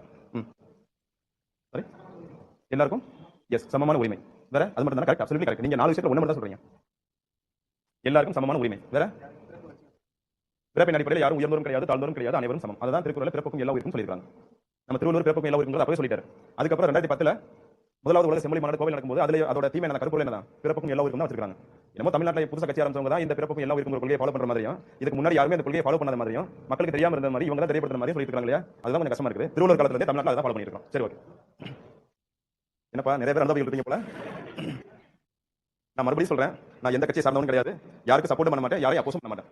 என்ன பொறுத்த வரைக்கும் அஸ் கவர்மெண்ட் சர்வெண்ட் நம்ம கவர்மெண்ட் அட்மினிஸ்ட்ரேஷன்ல ஒர்க் பண்ண போறோம்னா மக்களோட நலன் அல்டிமேட்டா நமக்கு முக்கியம். யாரு நம்ம தமிழ்நாட்டை ஆட்சி செய்றாங்க அப்படிங்கிறது நமக்கு முக்கியம் கிடையாது. மக்களுக்கு என்ன நடக்குது, மக்களோட பிரச்சனைகளை எப்படி சரி செய்றாங்க அப்படிங்கிறது முக்கியம். யார் வேணா வந்து போட்டு அதை பத்தி நமக்கு பிரச்சனை கிடையாது. சரியா? தம்பி பெரிய அளவு இருப்ப போல. சரி, ஓகே. சோஷியல் ஜஸ்டிஸ் அப்படின்னா எஸ் அப்சல்யூட்லி இத தான் எதிர்பார்த்தேன். சோஷியல் ஜஸ்டிஸ்னா பொதுவா நிறைய பேர் என்ன நினைச்சிட்டு இருக்காங்க, ஈக்குவாலிட்டி மட்டும் நினைச்சிட்டு இருக்காங்க, சமத்துவம் மட்டும் நினைக்கிறாங்க. கிடையாது. ஈக்குவிட்டி சமூக சமபங்கு பிளஸ் ஈக்குவாலிட்டி சமத்துவம் ரெண்டு ஒண்ணு சேர்ந்தது சோஷியல் ஜஸ்டிஸ். ஏன்னா ஒரு சமூகத்துல ஏற்றத்தாழ்வு இருக்கும்போது அனைவரும் சமங்கிற ஒரு ஈக்குவாலிட்டி சமத்துவத்தை நம்ம கட்டமைக்கணும் அப்படின்னா அந்த ஏற்றத்தாழ்வு ஃபர்ஸ்ட் நம்ம சரி செய்யணும். இந்த ஏற்றத்தாழ்வு நம்ம சரி செய்யணும் அப்படின்னா எந்தெந்த சமூகத்துக்கு அவங்களுக்கு கிடைக்க வேண்டிய சமூக பங்குகள் கிடைக்காம இருக்கும், சம பங்குகள் கிடைக்காம இருக்கும், அந்த ஈக்குவிட்டி அவங்களுக்கு ஃபர்ஸ்ட் கையில கொடுக்கணும் இல்லையா? அந்த ஈக்குவிட்டி தான் என்ன சொன்னீங்க? ரைட்ஸ் சொன்னீங்க. ரைட்ஸ் உரிமைகள், ரிசோர்சஸ் வளங்கள், ஆப்பர்ச்சுனிட்டிஸ் வாய்ப்புகள் மற்றும் வேல்யூஸ் மதிப்பு மரியாதைன்னு சொல்றோம் இல்லையா? இது நாலு ஒண்ணு சேர்ந்ததா ஈக்குவிட்டி. இதை எல்லாருக்கும் சமமான முறையான வகையில் நியாயமான முறையில் பகிர்ந்தளிக்கும் போது ஃபேர் அண்ட் ஈக்குவல் டிஸ்ட்ரிபியூஷன் பண்ணும்போது சமூக ரீதியாக அனைவரும் சம ஒரு நிலையை நம்ம அட்டைன் பண்ண முடியும். அந்த ஒரு இடத்துக்கு நம்ம போக முடியும். சோ சமூக நீதியோட அல்டிமேட் எய்ம் என்ன சொல்லி பார்த்தோம் அப்படின்னா ஈக்குவாலிட்டி தான். ஆனா அந்த ஈக்குவாலிட்டி நம்ம அடையறதுக்கு நமக்கு தேவைப்படுது ஈக்குவிட்டி தேவைப்படுது. சோ சோஷியல் ஜஸ்டிஸ் அப்படிங்கிறது ஈக்குவிட்டி பிளஸ் ஈக்குவாலிட்டி ரெண்டு ஒண்ணு சேர்ந்ததா. Equity plus equality. ஈக்குவிட்டினா சமூக சமபங்கு, ஈக்குவாலிட்டினா சமத்துவம். த்ரூ ஈக்குவிட்டி தான் சமபங்குகள் மூலமாக தான் நம்ம சமத்துவத்தை அடைய முடியும். ஏன் சமபங்குகள் மூலமாக தான் சமத்துவத்தை அடைய முடியும்னு சொல்றோம்னா இங்க பெரும்பாலான மக்களுக்கு ஏதோ ஒரு அடிப்படையில் அவங்களுக்கு கிடைக்க வேண்டிய சமபங்குகள் கிடைக்காம இருந்தது. எதெல்லாம் அவங்களுக்கான சமபங்குகள் கிடைக்காம இருந்துச்சுன்னா நம்ம இப்ப பேசணும். Rights, resources, opportunities and values. இது நாலுலயும் எல்லாருக்கும் சமபங்குகள் கிடைக்காம இருந்துச்சு. அப்படி கிடைக்காம இருந்ததுனால தான் எது உருவாச்சு? சோசியோ எக்கனாமிக் இன்இக்வாலிட்டி உருவாயிருந்தது. சமூக பொருளாதார ஏற்றத்தாழ்வு உருவாயிருந்தது. அப்போ இந்த சமூக பொருளாதார ஏற்றத்தாழ்வுகளை சரி செஞ்சு அனைவரும் சம ஒரு நிலையை உருவாக்கணும் அப்படின்னா அப்ப ஆப்வியஸா சமபங்குகள் இத கொடுத்தாலே போதும் இல்லையா? அதான் சொல்றேன். த்ரூ ஈக்குவிட்டி நம்ம ஈக்குவாலிட்டி அச்சீவ் பண்ண முடியும். சோ இது ரெண்டு ஒண்ணு சேர்ந்ததா சோஷியல் ஜஸ்டிஸ். ரெண்டும் சமூக நீதிங்கிற ஒரு கோட்பாடுக்கு ரெண்டு கண்ணு மாதிரி. சரியா? ஃபர்ஸ்ட் நம்ம எதுக்காக சமூக நீதிங்கிற கோட்பாடு பேசணும்? அதுக்கான அவசியம் என்ன? சமூக நீதிங்கிற ஒரு கோட்பாடு நம்ம பேசுறதுக்கான அவசியம் என்ன? சரி, கரெக்ட். அப்ப சமூக நீதி கோட்பாடு தமிழ்நாட்டில் உருவாச்சா? இல்ல அதாங்க அது கரெக்ட். பட் சமூக நீதி கோட்பாடு தமிழ்நாட்டில் உருவாச்சா? அப்போ நீங்க சொல்றத பார்த்தா சமூக நீதி வந்து தமிழ்நாட்டுல தான் உருவாச்சு, தமிழ்நாடு மட்டும் சொந்தம் சொல்ற மாதிரி கிடையாது. இது வந்து ஒரு யுனிவர்சல் கான்செப்ட். சரியா? சமூக நீதி கோட்பாடு நம்ம முதல்ல பேசினது எப்போனா 19ஆம் நூற்றாண்டுல பேசியிருக்கோம். நாம நம்ம இந்தியாவில பேசிருக்காங்க, ஒட்டுமொத்த உலகத்துல பேசிருக்காங்க. எப்ப முதல்ல இந்த ஏற்றத்தாழ்வுகள் கண்ணுக்கு தெரிய ஆரம்பிச்சோ அந்த காலகட்டத்துல இருந்து சமூக கோட்பாடு பேச ஆரம்பிச்சிருக்காங்க. 19th செஞ்சுரியில தொழில் புரட்சி நடந்த இண்டஸ்ட்ரியல் ரெவல்யூஷன் வந்ததுக்கு அப்புறம் உலக அளவுல ஒரு மிகப்பெரிய ஏற்றத்தாழ்வு உருவாக ஆரம்பிச்சு. எந்த அடிப்படையில் சொல்லி பார்த்தோம் அப்படின்னா, ஒரு குறிப்பிட்ட வர்க்கம் மட்டும் முதலாளி வர்க்கமா மாறினாங்க, பெரும்பாலான மக்கள் தொழிலாளி வர்க்கமா மாறினாங்க. சோ இந்த முதலாளி வர்க்கம் சொல்லக்கூடியவங்க சோசியலி எகனாமிக் மோஸ்ட் டாமினன்ட் பீப்பிளா மாற ஆரம்பிச்சாங்க. பட் தொழிலாளர் வர்க்கம் சொல்லக்கூடியவங்க சோசியல் அண்ட் எகனாமிக் வைஸா ரொம்ப டிப்ரஸ்ட் நலிவடைந்த பிரிவினரா மாற ஆரம்பிச்சாங்க. சோ அந்த காலகட்டத்துல இருந்த நிறைய சோசியல் திங்கர்ஸ் வந்து என்ன பண்ண ஆரம்பிச்சாங்கன்னா, இந்த ஏற்றத்தாழ்வு தவறுன்னு பேச ஆரம்பிச்சாங்க. எப்போ எந்த ஒரு தருணத்துல இடத்துல தவறுன்னு பேச ஆரம்பிச்சாங்களோ, அந்த இனிக்வாலிட்டி தவறுன்னு பேச ஆரம்பிச்சாங்களோ, அங்கதான் சோசியல் ஜஸ்டிஸ் ஒரு கான்செப்ட் உருவாகுது. அதுக்கப்புறம் இந்த சமூக நீதி கோட்பாடு ரொம்ப வெளிப்படையா பேச ஆரம்பிச்சாங்க 20ஆம் நூற்றாண்டுல. 1928 கிரேட் எகனாமிக் டிப்ரஷன் வந்துச்சா, எகனாமிக்ஸ் கிளாஸ் சொல்லிருப்பாங்க, உலக பெரும் பொருளாதார மந்தநிலை உருவாச்சு. அந்த உலக பொருளாதார மந்தநிலை உருவாகும் போது ஒரு உலக அளவுல ஒரு மிகப்பெரிய எகனாமிக் மெல்டவுன் நடக்குது அப்படின்னா அது எல்லா தரப்பு மக்களையும் பாதிக்கணும் இல்லையா? ஆனா இந்த உலகத்துல என்ன ஒரு வித்தியாசத்தை பார்க்க முடிஞ்சுன்னா, முதலாளி வர்க்கத்தை இந்த பொருளாதார மந்தநிலை எந்த ஒரு வகையிலும் பாதிப்பு உள்ளாக்கல. அப்படி ஒரு விஷயம் நடந்ததாக அவங்களுக்கு தெரியாத அளவுக்கு இருந்தாங்க. ஆனா இதுலவே பெரிய அளவுல பாதிக்கப்பட்ட யாருன்னு சொல்லி பார்த்தோம் அப்படின்னா, சமூக ரீதியாகவும் பொருளாதார ரீதியாக பின்தங்கி இருந்தாங்க இல்லையா, அந்த மக்கள் பெரிய அளவுல பாதிப்பு உள்ளானாங்க. சோ இந்த காலகட்டத்துல முதல்ல நிறைய பேர் வந்து சோசியல் எகனாமிக் இனீக்வாலிட்டி நம்ம சரி செய்யணும், அதுக்காக சமூக நீதிங்கிற ஒரு கோட்பாடு, சமத்துவ கோட்பாடு நமக்கு தேவைப்படுதுன்னு சொல்லிட்டு வெளிப்படையா பேச ஆரம்பிச்சாங்க. அதுக்கப்புறம் இரண்டாவது உலக போர் முடிஞ்சதுக்கு அப்புறம் யுனைடெட் நேஷன் ஆர்கனைசேஷன் கொண்டு வந்தாங்கல்ல, அந்த ஆர்கனைசேஷன் கொண்டு வந்ததுக்கு அப்புறம் யுனைடெட் நேஷன்ஸ்ல universal declaration of human rights கொண்டு வந்தாங்க. அதுக்கப்புறம் யுனைடெட் நேஷன் சார்ட்டர் கொண்டு வந்தாங்க. இந்த ரெண்டுலயும் இந்த உலகத்துல இருக்கக்கூடிய அனைத்து மக்களுக்கும் சமமான மனித உரிமைகள் கிடைக்கணும் அப்படிங்கிற ஒரு வெளிப்படையை உருவாக்குனாங்க. அடிப்படையை உருவாக்குனாங்க. இதை உருவாக்குனதுக்கு அப்புறம் தான் உலக அளவில் இருக்கக்கூடிய நிறைய திங்கர்ஸ், சோசியல் திங்கர்ஸ் சொல்றோம் இல்லையா, மாடர்ன் திங்கர்ஸ் சொல்றோம் இல்லையா, சிந்தனையாளர்கள் சொல்றோம், அவங்க வந்து நிறைய சமூக நீதி கோட்பாடுகளை உருவாக்க ஆரம்பிச்சாங்க. அப்படி வந்த ஒரு கோட்பாடு தான் தியரி ஆஃப் ஜஸ்டிஸ். நீதி கோட்பாடுன்னு சொல்றோம், தியரி ஆஃப் ஜஸ்டிஸ். தமிழ்ல நீதி கோட்பாடுன்னு சொல்லுவாங்க. ரொம்ப ரொம்ப ஒரு முக்கியமான தியரி. இந்த தியரியை யார் ப்ரொபோஸ் பண்ணாங்கன்னு சொல்லி பார்த்தோம் அப்படின்னா, ஜான் ரால்ஸ் அப்படிங்கிற ஒரு நபர். ஜான் ரால்ஸ் ஒரு நபர் தான் இந்த தியரியை ப்ரொபோஸ் பண்ணிருக்காங்க, நீதி கோட்பாடுன்னு சொல்லி. அப்ப இவரது மட்டும் தான் இந்த தியரி கொண்டு வந்தாரு சொல்லி கேட்டா, நிறைய சோசியல் திங்கர், சமூக சிந்தனையாளர்கள் நிறைய தியரிஸ் கொண்டு வந்திருக்காங்க. ஆனா அதுல ரொம்ப ரொம்ப முக்கியமான ஒரு தியரியை எதை கன்சிடர் பண்றாங்கன்னா, இந்த தியரி ஆஃப் ஜஸ்டிஸ் கன்சிடர் பண்றாங்க. இந்த தியரியை நம்ம சோசியல் ஜஸ்டிஸ் கிளாஸ்ல பேசுவோம். ஈவன் நம்மளோட டெக்ஸ்ட் புக்ல இது மென்ஷன் இருக்கு. 11th standard political science book இருக்குல்ல, அதுல சாப்டர் நம்பர் 13 சோசியல் ஜஸ்டிஸ் அப்படிங்கிற டாபிக்ல ஜான் ரால்ஸோட தியரி ஆஃப் ஜஸ்டிஸ் டீடைலா பேசிருக்காங்க. ஈவன் நம்ம அந்த கிளாஸ்ல பேசுவோம். இந்த மாதிரி நிறைய சமூக சிந்தனையாளர்கள் வந்து நிறைய தியரிஸ் உருவாக்குனாங்க, கோட்பாடுகள் உருவாக்குனாங்க. எல்லாரும் கடைசில எந்த ஒரு மையப்புள்ளியில வந்து நின்றாங்க அப்படின்னா, பாசிட்டிவ் டிஸ்கிரிமினேஷன் வந்து நின்றாங்க. பாசிட்டிவ் டிஸ்கிரிமினேஷன், எதிர்மறை பாகுபாடு வந்து நின்றாங்க. சாரி, நேர்மறை பாகுபாடு வந்து நின்றாங்க. இப்போ ஜான் ரால்ஸ் மாதிரி நிறைய பேர் நிறைய தியரி கோட்பாடுகள் கொண்டு வராங்க. இந்த கோட்பாடுகளை கொண்டு வந்து அவங்க கன்க்ளூட் பண்ணும்போது என்ன சொல்றாங்க அப்படின்னா, இந்த சமூக பொருளாதார ஏற்றத்தாழ்வுகளை சரி செய்யணும் அப்படின்னா ஒரு அரசாங்கம் தான் விரைந்து செயல்படணும், அந்த நாட்டுடைய அரசாங்கம் தான் செயல்படணும். அந்த அரசாங்கம் எந்த அடிப்படையில் செயல்படணும் சொன்னாங்க, பாசிட்டிவ் டிஸ்கிரிமினேஷன், நேர்மறை பாகுபாடு அடிப்படையில் செயல்படுங்கிறத சொன்னாங்க. இந்த நேர்மறை பாகுபாடு அடிப்படையில் அரசாங்கம் செயல்படக்கூடிய செயல்முறைகளை நம்ம என்ன சொல்றோம், அஃபர்மேட்டிவ் ஆக்ஷன் சொல்றோம். அஃபர்மேட்டிவ் ஆக்ஷன் சொல்றோம். பாசிட்டிவ் டிஸ்கிரிமினேஷன் என்ன, அஃபர்மேட்டிவ் ஆக்ஷன். அஃபர்மேட்டிவ் ஆக்ஷன் தமிழ்ல என்ன சொல்றாங்கன்னா உறுதியான நடவடிக்கை, உறுதிப்படுத்தும் நடவடிக்கைன்னு சொல்றாங்க. ஒவ்வொரு நாட்டில் இருக்கக்கூடிய ஏற்றத்தாழ்வுகளை சரி செய்யணும் அப்படின்னா அதுக்கு அந்த நாட்டில் அரசாங்கம் தான் முன் வரணும். அந்த அரசாங்கம் எதன் அடிப்படையில் செயல்படணும் சொல்றாங்கன்னா, பாசிட்டிவ் டிஸ்கிரிமினேஷன், நேர்மறை பாகுபாட்டின் அடிப்படையில் செயல்படணும். அப்படி நேர்மறை பாகுபாட்டின் அடிப்படையில் செயல்படுறதுக்காக அவங்க நிறைய கவர்மெண்ட் ஆர்டர்ஸை உருவாக்கணும். அந்த செயல்பாட்டு முறை என்ன சொல்றாங்கன்னா, அஃபர்மேட்டிவ் ஆக்ஷன், உறுதியான நடவடிக்கை, உறுதிப்படுத்தும் நடவடிக்கைன்னு சொல்றாங்க. ஃபர்ஸ்ட் நேர்மறை பாகுபாடு, பாசிட்டிவ் டிஸ்கிரிமினேஷன் என்ன? சரி, அப்ப நெகட்டிவ் டிஸ்கிரிமினேஷன். இப்போ பாசிட்டிவ் டிஸ்கிரிமினேஷன் இருக்குன்னா ஆப்வியஸா இதுக்கு நேர் எதிரில் இருக்கணும், நெகட்டிவ் டிஸ்கிரிமினேஷன் இருக்கணும் இல்லையா?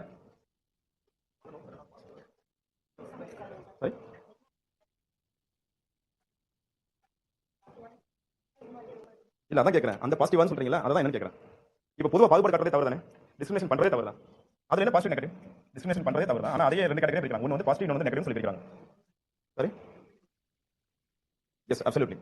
சமூக சமபங்குகளை செயல்படுத்துறதுக்காக நடக்கக்கூடிய பாகுபாடுகள் என்ன சொல்றாங்க, பாசிட்டிவ் டிஸ்கிரிமினேஷன் சொல்றாங்க. Absolutely correct. அப்ப நெகட்டிவ் டிஸ்கிரிமினேஷன் அப்படி சொல்ல முடியாது. அப்புறம் எஸ் எக்ஸாம்பிள் அதான் நம்ம இன்னும் கரெக்டா சொல்றீங்க, இன்னும் தெளிவா சொன்னா நெகட்டிவ் டிஸ்கிரிமினேஷன் என்ன சொல்றாங்கன்னா, ஒருத்தவங்க இன்னொரு சமூக சார்ந்தவங்களை அப்ரஸ் பண்றது. இல்ல அதுக்கு பேர் தான் என்ன, எஸ் அன்டச்சபிலிட்டி எடுத்துக்கலாமா? So negative discrimination best example untouchability தான் எடுக்க முடியும். இப்போ இந்த பாசிட்டிவ் டிஸ்கிரிமினேஷன் அப்படிங்கிற கோட்பாடு ஈவன் சுப்ரீம் கோர்ட்டே பல கேசஸ்ல மென்ஷன் பண்ணிருக்காங்க. ரெண்டு கேசஸ் ரொம்ப முக்கியமான கேஸ். ஒன்னு வந்து என்ன, இந்திராசனி கேஸ், 1990 நடந்த இந்திராசனி கேஸ். அதுக்கப்புறம் 2006 நடந்த நாகராஜன் கேஸ். இந்த ரெண்டு கேஸ்ல சுப்ரீம் கோர்ட் இந்த பாசிட்டிவ் டிஸ்கிரிமினேஷன் பேசிருக்காங்க. ஃபர்ஸ்ட் பாசிட்டிவ் டிஸ்கிரிமினேஷன் சொல்லி பேசுவோம்.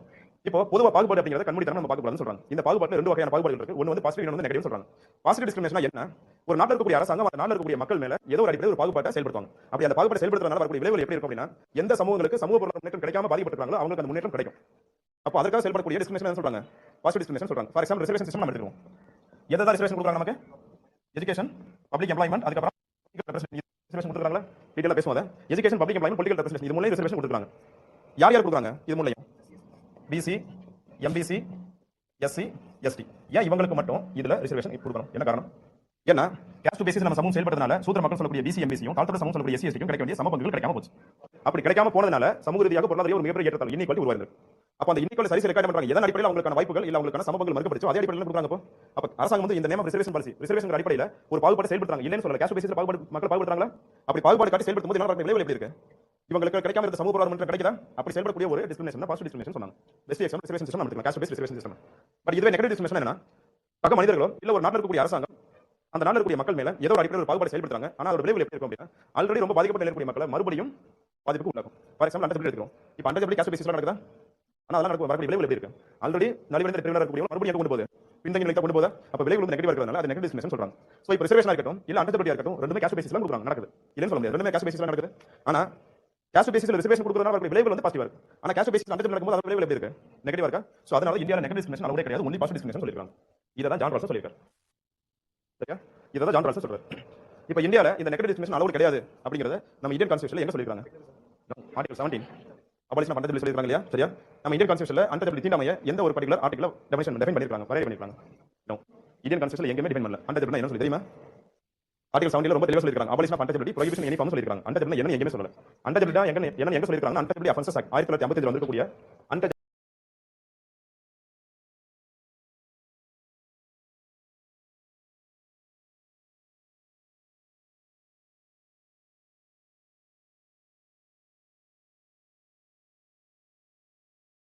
அஃபென்சஸ் ஆக்ட் இதெல்லாம் சொல்லிருக்காங்க.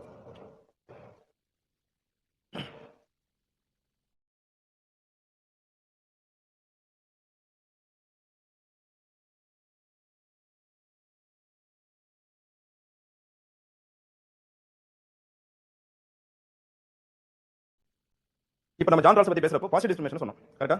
அவரும் அத செயல்படுத்தணும் சொன்னாருன்னு சொல்லி பேசுனீங்க. இப்போ புரியுதா பாசிட்டிவ் டிஸ்கிரிமினேஷன் என்ன சொல்லிட்டு? அப்போ இந்த பாசிட்டிவ் டிஸ்கிரிமினேஷன் செயல்படுத்துறதுக்காக அரசாங்கம் எந்த நடவடிக்கை எடுக்கணும் இல்ல எந்த வழிமுறை கையாளணும்னு சொன்னாங்க? Affirmative action. உறுதியான நடவடிக்கை இல்ல உறுதிப்படுத்தும் நடவடிக்கைன்னு சொல்லுவாங்க. Affirmative action. அப்படின்னா என்னன்னா, இப்போ இவங்க எல்லாருக்கும் காஸ்ட் பேசிஸ்ல ரிசர்வேஷன் செயல்படுத்துறாங்கன்னு சொல்லி பேசணும். இவங்க எல்லாருக்கும் இது மூணுலயும் ரிசர்வேஷன் கொண்டு வந்து செயல்படுத்துறதுக்காக அரசாங்கம் வெளியிடக்கூடிய அரசாணைகள் கவர்மெண்ட் அரசு இல்லையா? அதான் சொல்றாங்க அஃபர்மேட்டிவ் ஆக்ஷன் சொல்றாங்க. புரியுதா சொல்றேன்? பண்ண முடியுதா? இது வரைக்கும் யாருக்கு டவுட் இருக்கா? சமூக நீதியோட அடிப்படையை இப்படித்தான் நமக்கு முதல்ல ஆபீசியலா செயல்படுத்தி கொண்டு வந்திருக்காங்க. நெக்ஸ்ட் நம்ம இந்த டாபிக் ஸ்டார்ட் பண்றதுக்கு முன்னாடி பேசணும் சோஷியல் ஜஸ்டிஸ் அப்படிங்கிறது ரெண்டு காம்பனன்ட் ஒண்ணா சேர்ந்து சொல்லி பேசணும். ஒன்னு வந்து ஈக்விட்டி, இன்னொன்னு வந்து ஈக்குவாலிட்டி. த்ரூ ஈக்விட்டி தான் நம்ம என்ன பண்ண முடியும்னு சொல்லி பேசணும். ஈக்விட்டி அச்சீவ் பண்ண முடியும்னு சொல்லி பேசணும் இல்லையா? நெக்ஸ்ட் இவ்வளவு நேரம் நம்ம பேசுறோம் இந்தியாவை மென்ஷன் பண்ணி பேசணும் மோஸ்ட்லி. அப்ப இந்தியால மட்டும் தான் சோஷியல் எகனாமிக் இன்இக்வாலிட்டி இருக்கா? உலக நாடுகள் பெரும்பாலான நாடுகள்ல இந்த மாதிரி இன்இக்வாலிட்டி இருக்கு. ஆனா இந்தியால இருக்கக்கூடிய இன்இக்வாலிட்டிக்கும் உலகத்துல பல நாடுகள் இருக்கக்கூடிய இன்இக்வாலிட்டி என்ன வித்தியாசம் இருக்கு? இப்போ இந்தியால காஸ்ட் பேசிஸ்ல, யூரோப்புக்கு போனா ரேசியல் பேசிஸ்ல, இனத்தின் அடிப்படையில், அமெரிக்காவுக்கு போனா அங்கே இனத்தின் அடிப்படையில் பிளாக் வெர்சஸ் ஒயிட் இருக்கு. அப்போ எல்லாமே இந்த மாதிரி ஒரு அடையாளத்தை வச்சு தான் டிஸ்கிரிமினேஷன் நடக்குது. ஆனா நான் கேட்கறது இந்த அடையாளத்தின் அடிப்படையில் நடக்கிற டிஸ்கிரிமினேஷன் கேட்கல.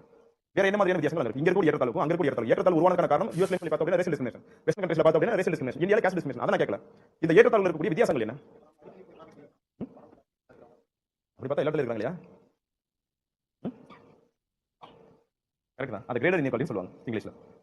பேசுவோம். இப்போ உலக நாடுகள் நம்ம வெஸ்டர்ன் கண்ட்ரீஸ் எடுத்துக்கிட்டோம்னா அங்க இருக்கக்கூடிய சோசியோ எகனாமிக் இன்இக்வாலிட்டி வந்து ஒரு சமூகத்தை எப்படி தான் கட்டமைக்கணும்ங்கற ஒரு இன்டென்ஷன் கூட அந்த சமூகத்தை அவங்க கட்டமைக்கல. ஒரு போக்குல பல விஷயங்கள் செயல்பாடு இருந்திருக்கு. அதன் மூலமாக அவங்க அறியாமல் ஒரு மிகப்பெரிய இன்இக்வாலிட்டி உருவாயிருக்கு. ஆனா இந்தியன் வரப்போ நம்ம சமூகத்தை எப்படி கட்டமைக்கணும்னு சொல்லிட்டு வெல் பிளான்ட் ஸ்ட்ரக்சரைஸா அது பண்ணிருக்காங்க. வெல் கிராஃப்ட்னு சொல்லுவாங்க. வெல் பிளான்ட் வெல் கிராஃப்ட்னு சொல்லுவாங்க. சோ இந்தியால இருக்கக்கூடிய சமூகத்தை எந்த அடிப்படையில் கட்டமைக்கணும்ங்கறத எந்த கோட்பாட்டுல கொண்டு வந்திருக்காங்கன்னா வர்ணாசிரம தர்மம். இன்னைக்கு இவங்க தான் நம்ம அதிகமா என்ன பண்ண போறோம்? கிரிட்டிசைஸ் பண்ண போறோம். சரியா? வர்ணாசிரம தர்மம் அப்படிங்கிற ஒரு கோட்பாடு உருவாக்கி இருக்காங்க. அதன் அடிப்படையில் ஒரு சமூகத்தை இப்படி தான் உருவாக்கணும் கட்டமைக்கிற ஒரு அடிப்படையில் அதை செயல்படுத்திருக்காங்க. அப்படி செயல்படுறதுனால தான் இப்போ வரைக்கும் யாராலும் சரி செய்ய முடியாத அளவுக்கு ஒரு மிகப்பெரிய ஒரு சமூக மாற்றத்தை நம்ம சமூகத்தில் உருவாக்கி வச்சிருக்கு. சோ வர்ணாசிரம தர்ம கோட்பாடு என்ன? அது எப்படி உருவாச்சு, எப்படி செயல்படுத்திருக்காங்க சொல்லி பேசுவோம். சரியா? கீழ இருக்கக்கூடிய ஃபேக்சுவல் இன்ஃபர்மேஷன் நேத்து தான் February 20 international day of social justice. Factual information maybe question கேட்கறதுக்கு வாய்ப்பு இருக்கு.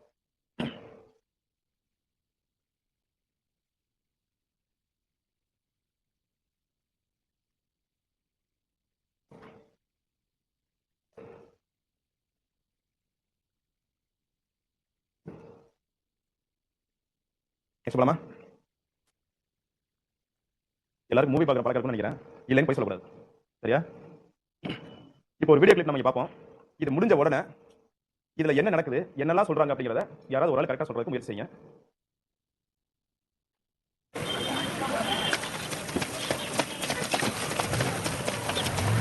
என்ன கிணறு இஷ்யூ சார்? மேல் ஜாதிக்காரங்க தெருவில் இருக்கிறதுல காலனி பஸ் குடிக்க தண்ணி எடுத்தாங்க. ஏன் அந்த கிணத்துல குடிக்கூடாதா? குடிக்கூடாது சார். தீட்டு தீட்டுனா தீட்டுனா சார் அது தீட்டுனா தீட்டு தானே சார்?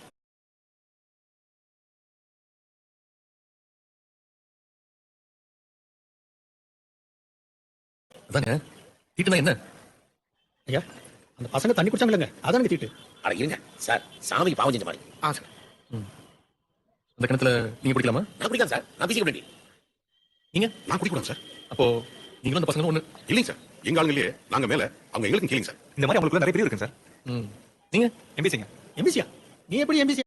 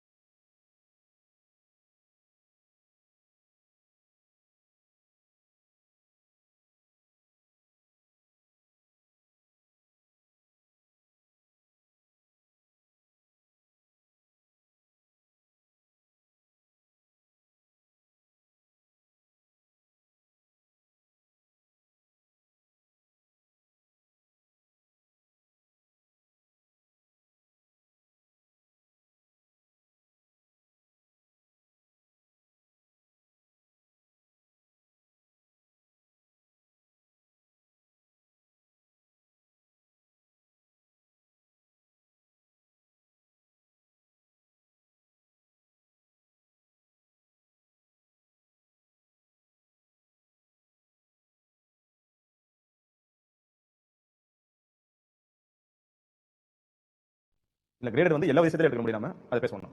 வேற யாரை ஏதாவது கண்டுபிடிக்க முடியுமா?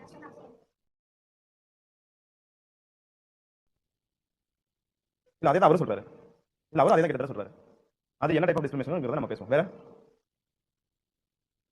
இப்ப தமிழ்ல தானே ப்ளே ஆச்சு. எஸ் பொதுவா சொல்லுவாங்கல்ல, இப்போ நான் இங்க யாரோ ஒருத்தவங்க சவுண்ட் கிடைச்சு எனக்கு, நான் யாருன்னு பார்க்கல. இப்போ யார் யாருக்கு ரிசர்வேஷன் கொடுத்துருக்காங்கன்னு சொல்லி நம்ம ஃபர்ஸ்ட் பேசணும் இல்லையா? டக்குன்னு எஸ்சி தான் வந்துச்சு. நோட் பண்ணீங்களா? தவறா? நான் உங்களை தவற சொல்லல. ஒட்டுமொத்தமா சமூகத்தில் என்ன பார்வை இருக்குன்னா ரிசர்வேஷனால எஸ்சி மட்டும் தான் அப்படியே ஒரு பார்வை இருக்கு. இந்தியால மிக உயர்ந்த அதிகாரத்தில் இருக்கக்கூடிய சமூகத்துல இருந்து ஆதிக்க சமூகத்துல இருந்து கடைநிலையில தாழ்த்தப்பட்ட சமூகம் இருக்கக்கூடிய எல்லாருமே ரிசர்வேஷன் இருக்கு. எந்த சமூக சார்ந்தவங்க எனக்கு ரிசர்வேஷன் இல்லைன்னு சொல்லவே முடியாது இந்தியால. அப்படி சொல்றாங்கன்னா ரிசர்வேஷன் என்னன்னு தெரியல அர்த்தம். எல்லாத்தையும் டீடைலா ரிசர்வேஷன் பரிசுல பேசுவோம். சரி ஓகே. இப்போ அவர் தம்பி சொன்ன மாதிரி தான் பொதுவாக சொல்றாங்களே, அதான் எஸ்சி எஸ்டிக்கு பல வருஷம் ரிசர்வேஷன் கிடைச்சிருக்கு, அவங்க முன்னேறி இடத்துக்கு வந்துட்டாங்கல்ல, அப்புறம் எதுக்கு மறுபடியும் அவங்க ரிசர்வேஷன் மாதிரியான ஒரு கேள்வி இப்போ வந்துட்டு இருக்கா? சரியா? இப்போ என்னதான் அரசு அதிகாரம் மூலமா அரசாங்கம் வந்து ரிசர்வேஷன் பாதிக்கப்பட்ட மக்களுக்கு ரிசர்வேஷன் கொடுத்து அவங்களுக்கு ஒரு அதிகார இடத்துக்கு கொண்டு வந்தாலும் இந்த சமூகம் இன்னும் அவங்க எப்படி தான் பாக்குது? அந்த அதிகாரத்தின் பார்வையில பார்க்கல, எந்த அடிப்படையில தான் பாக்குது? சமூகத்தின் அடிப்படையில தான் பாக்குது. அப்ப இன்னும் சமூகம் மட்டும் நடக்கவே இல்லை. அது ரொம்ப தெளிவா சொல்றாங்க இதுல. சரியா? ஏன்னா இந்த மூவில நார்மல் இன்ஸ்பெக்டர் இருக்கக்கூடிய ஒரு நபர் வந்து சோசியல் டாமினேட் சாதிக்க வர்க்க சமூகத்துல இருந்து வந்திருக்கக்கூடிய ஒரு நபரை காமிச்சிருப்பாங்க. ஈவன் தான் அவர் வெறும் இன்ஸ்பெக்டரா இருந்தாலும் அவருக்கு மேல இருக்கக்கூடிய ஏஎஸ்பி அவரே இந்த சமூகம் எப்படி தான் பாக்குது? இன்ஸ்பெக்டருக்கு கீழ தான் பாக்குது. ஆக்சுவலா ஒட்டுமொத்த அதிகாரத்துல பார்த்தோம் அப்படின்னா ஏஎஸ்பிக்கு அதிகமான பவர் இருக்கு. அதிகாரம் இருக்கிறது அவர்தான். அப்போ அவருக்கு தான் ஃபர்ஸ்ட் மரியாதை அதிகமா எல்லாரும் மரியாதை கொடுக்கணும். அவருக்கு முதல்ல, அதுக்கப்புறம் கீழ இருக்கக்கூடியவங்களுக்கு எப்படி என்ன நடக்கணுமோ நடக்கணும். ஆனா இங்க நடக்குது சமூகத்தின் அடிப்படையில் ஈவன் ஒரு கான்ஸ்டபிளா இருந்தாலும் சோசியல் டாமினேட் வந்து வந்திருக்கனா அதுக்கு உச்சபட்ச மரியாதை உங்களுக்கு கிடைக்கும். பட் இதுவே ஒரு ஐபிஎஸ் ஆஃபீஸர் ஒரு டிஸ்ட்ரிக்ட்ல எஸ்பி இல்ல டிஎஸ்பி வந்து டிஎஸ்பி இருந்தாலும் அவங்க தாழ்த்தப்பட்ட சமூகத்துல வந்தாங்கன்னா அவங்க இந்த சமூகம் இன்னும் எப்படி தான் பாக்குது? இன்னும் இழிவா தான் பாத்துட்டு இருக்கு. இந்தியால இது ரியாலிட்டியில நடந்துட்டே இருக்கு. பல மாநிலங்கள்ல நடக்குது. ஈவன் சவுத் இந்தியாலே பல மாநிலங்கள் நடந்துட்டு இருக்கு. நார்த் இந்தியால சில மாநிலங்கள் இருக்கு. அந்த மாநிலத்துல ரொம்ப ஓப்பனாவே சொல்றாங்க, ஒப்பன் ஆபீசர் சொல்றாங்க, ஒரு கலெக்டர் ஆபீஸ் இல்லையா, அந்த கலெக்டர் ஆபீஸ்ல இந்த அசிஸ்டன்ட் லெவல்ல ஒரு சோசியல் டாமினேட் சார்ந்த ஒரு நபர் இருக்காரு. அவருக்கு கிடைக்கக்கூடிய உச்சபட்ச மரியாதை கூட அந்த டிஸ்ட்ரிக்ட் கலெக்டருக்கு கிடைக்க மாட்டேங்குது. ஆபீஸ்ல கூட டிஸ்ட்ரிக்ட் கலெக்டர், ஏன்னா அந்த டிஸ்ட்ரிக்ட் கலெக்டர் வந்து சோசியல் டிப்ரெஸ் கம்யூனிட்டில இருக்காரு. அப்போ ஐஏஎஸ் ஆபீசரா இருந்தாலும் இல்ல நார்மலா ஒரு பியூனுக்கு ஒரு அசிஸ்டன்ட் கிடைக்கக்கூடிய மரியாதை கூட ஒரு ஐஏஎஸ் ஆபீசர் கிடைக்க மாட்டேங்குது. அப்ப அதிகாரம் அவங்க கையில கொடுத்து என்ன யூஸ்? அதான் ரொம்ப தெளிவா சொல்றாங்க. ஒண்ணு வேற வேற என்ன சொல்றீங்க?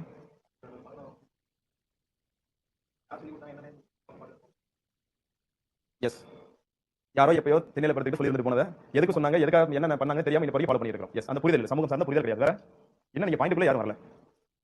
வேற என்ன நடக்குதுங்க? இல்ல நீங்க இந்த சீனை மட்டும் வச்சு பேசுறீங்க. சமூகத்துக்குள்ள வாங்க. அந்த சமூகத்தோட பார்வை கேட்கறேன். இந்த சீன்ல சமூகத்தோட பார்வை ரொம்ப தெளிவா காமிச்சிருக்காங்க. ஃபர்ஸ்ட் என்ன அப்படின்னா இந்த வர்ணாசிரம தர்மம் காஸ்ட் டிஸ்கிரிமினேஷன் காஸ்ட் சிஸ்டம் எந்த ரிலிஜியன்ல உருவாகி ரொம்ப தெளிவா சொல்றாங்க. நோட் பண்ணீங்களா? என்ன சொல்ல வராங்க? இப்போ இந்துஸ்ல இருந்து தான் மற்ற ரிலிஜன் கன்வெர்ட் ஆயிருக்காங்க. இந்துஸ்ல தான் இந்த வர்ணாசிரம முறை ஒன்று ஃபாலோ ஆயிருக்கு. அப்படி இருக்கப்போ இப்போ நல்லா நோட் பண்ணி பாத்தீங்கன்னா தெரியும். இப்போ இந்தியால இந்துஸ்லம் இருக்கு, கிறிஸ்டியானிட்டி இருக்கு, இஸ்லாம் இருக்கு. இப்போ மற்ற நாடுகள் போய் பார்த்தோம் அப்படின்னா கிறிஸ்டியானிட்டி இருக்கு, இஸ்லாம் இருக்கு. அந்த கிறிஸ்டியானிட்டில இஸ்லாமிய கேஸ்ட் பார்க்க முடியாது. நீங்க ஒன்லி ரிலிஜன் மட்டும் தான் பார்க்க முடியும். அதுக்குள்ள வேணா செக்ட் இருப்பாங்க, புரோட்டஸ்டன்ட், கேத்தலிக்ஸ், அதுக்கப்புறம் சியாஸ் அண்ட் சன்னிஸ்னா அவங்களுக்குள்ள அந்த ரிலிஜன் சார்ந்த டிஃபரன்சியேஷன் இருக்குன்னு சொல்லலாம். ஆனா அங்க கேஸ்ட் மாதிரியான ஒரு விஷயத்தை பார்க்க முடியாது. கேஸ்டோ இனத்தின் அடிப்படையில் பிரிவினை இருக்கிறத பார்க்க முடியாது. ஆனா இந்தியால பாத்தீங்க அப்படின்னா ஈவன் கிறிஸ்டியன் கம்யூனிட்டி இருந்தாலும் இஸ்லாம் கம்யூனிட்டி இருந்தாலும் அவங்களுக்குள்ள கேஸ்ட் நம்ம பார்க்க முடியும். ஏன்னா ஒட்டுமொத்தமா இவங்க இந்துசம்ல இருந்தவங்க பிற்காலத்துல கன்வெர்ட் ஆயிருக்காங்க, பல தலைமுறைக்கு முன்னாடி கன்வெர்ட் ஆயிருக்காங்க. சோ இந்துசம்ல அதே கேஸ்ட் சிஸ்டம் அங்கே அடாப்ட் பண்ணிருக்காங்க. இப்போ வரைக்கும் நம்ம கேஸ்ட் சிஸ்டம் அழிக்க முடியாத காரணம் ரீசனே அதான். ஈவன் தோ இப்போ நான் இந்துசத்துல இருக்கேன், இங்க எனக்கு டிஸ்கிரிமினேஷன் நடக்குது, இதுல இருந்து தப்பிக்கிறதுக்கு கிறிஸ்டியானிட்டி கன்வெர்ட் ஆகுதுன்னு சொல்லுவோம். அப்போ எனக்கு அங்க டிஸ்கிரிமினேஷன் நடக்க கூடாது, ஆனா அங்கே டிஸ்கிரிமினேஷன் நடக்குது. அப்ப நான் இந்துசத்துல இருந்தானே கிறிஸ்டியானிட்டில இருந்தானே அப்ப மதம் மாறதுக்கான அந்த சுதந்திரமே உங்களுக்கு கிடைக்காம போதா? மதம் மாறும்போது அந்த டிஸ்கிரிமினேஷன்ல இருந்து உங்களுக்கு ஒரு சுதந்திரமே கிடைக்க மாட்டேங்குதா? இப்போ ஃபர்ஸ்ட் இதுல என்ன சொல்றாங்க, இந்த வர்ணாசிரம முறைங்கிறது காஸ்ட் சிஸ்டம்ங்கிறது ஹிந்துசம் ரிலிஜன்ல இருந்து உருவாயிருக்கு. ரொம்ப கிளியரா சொல்றாங்க. ரெண்டாவது என்ன, we are male dominant society.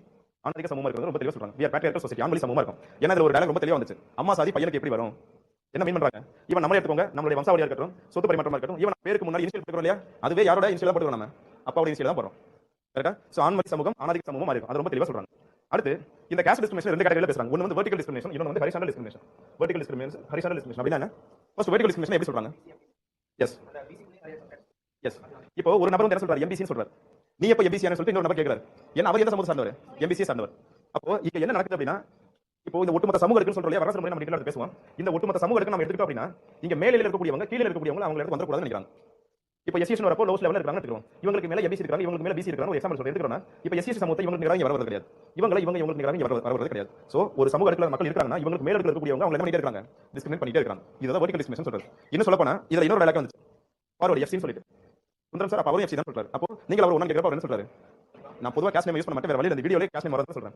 Sundaram sir வந்து பிராமணன், அவர் நம்ம எல்லாருக்கும் டாப்னு சொல்றாரு இல்லையா? அப்ப இந்த ஒட்டுமொத்த சமூக அடுக்குல நம்ம எடுத்துக்கிட்டோம் அப்படின்னா மிக உயர்ந்த அதிகார இடத்துல யாரா இருக்காங்க, சோசியல் டாமினேஷன் சொல்ல முடியும். அவங்களுக்கு கீழ ஒவ்வொரு சமூக அடுக்குல இருக்காங்க. இந்த ஒவ்வொரு சமூக அடுக்குல இருக்கக்கூடியவங்க அவங்களுக்கு கீழ இருக்கக்கூடியவங்க என்ன பண்ணிட்டு இருக்காங்க, டிஸ்கிரிமினேட் பண்ணிட்டு இருக்காங்க. இதுதான் வெர்டிகல் டிஸ்கிரிமினேஷன் சொல்றது.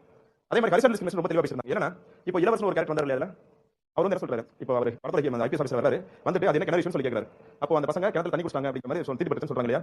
அப்போ அவர் இலவச பார்த்து கேட்கறாரு, உள்ள இருக்க பசங்க நீங்களும் ஒண்ணு சொல்லி கேட்கறாரு. அதுக்கு என்ன சொல்றாரு, அவங்க எங்களை பேசுறாங்க, நாங்க மேல அவங்க எங்களுக்கு கீழே சொல்றாரு. அப்படின்னா என்ன அர்த்தம், ஒவ்வொரு சமூகத்துல இருக்கக்கூடிய மக்கள் இருக்காங்க இல்லையா அவங்களுக்குள்ளே டிஸ்கிரிமினேட் பண்ணிக்கிறாங்க. இப்போ நம்ம ஃபர்ஸ்ட் பேசுனது என்ன அப்படின்னா இந்த முதல் இடத்துல இருக்கக்கூடியவங்க இவங்களுக்கு கீழ இருக்கக்கூடியவங்க என்ன பண்றாங்க டிஸ்மிஸ் பண்றாங்க.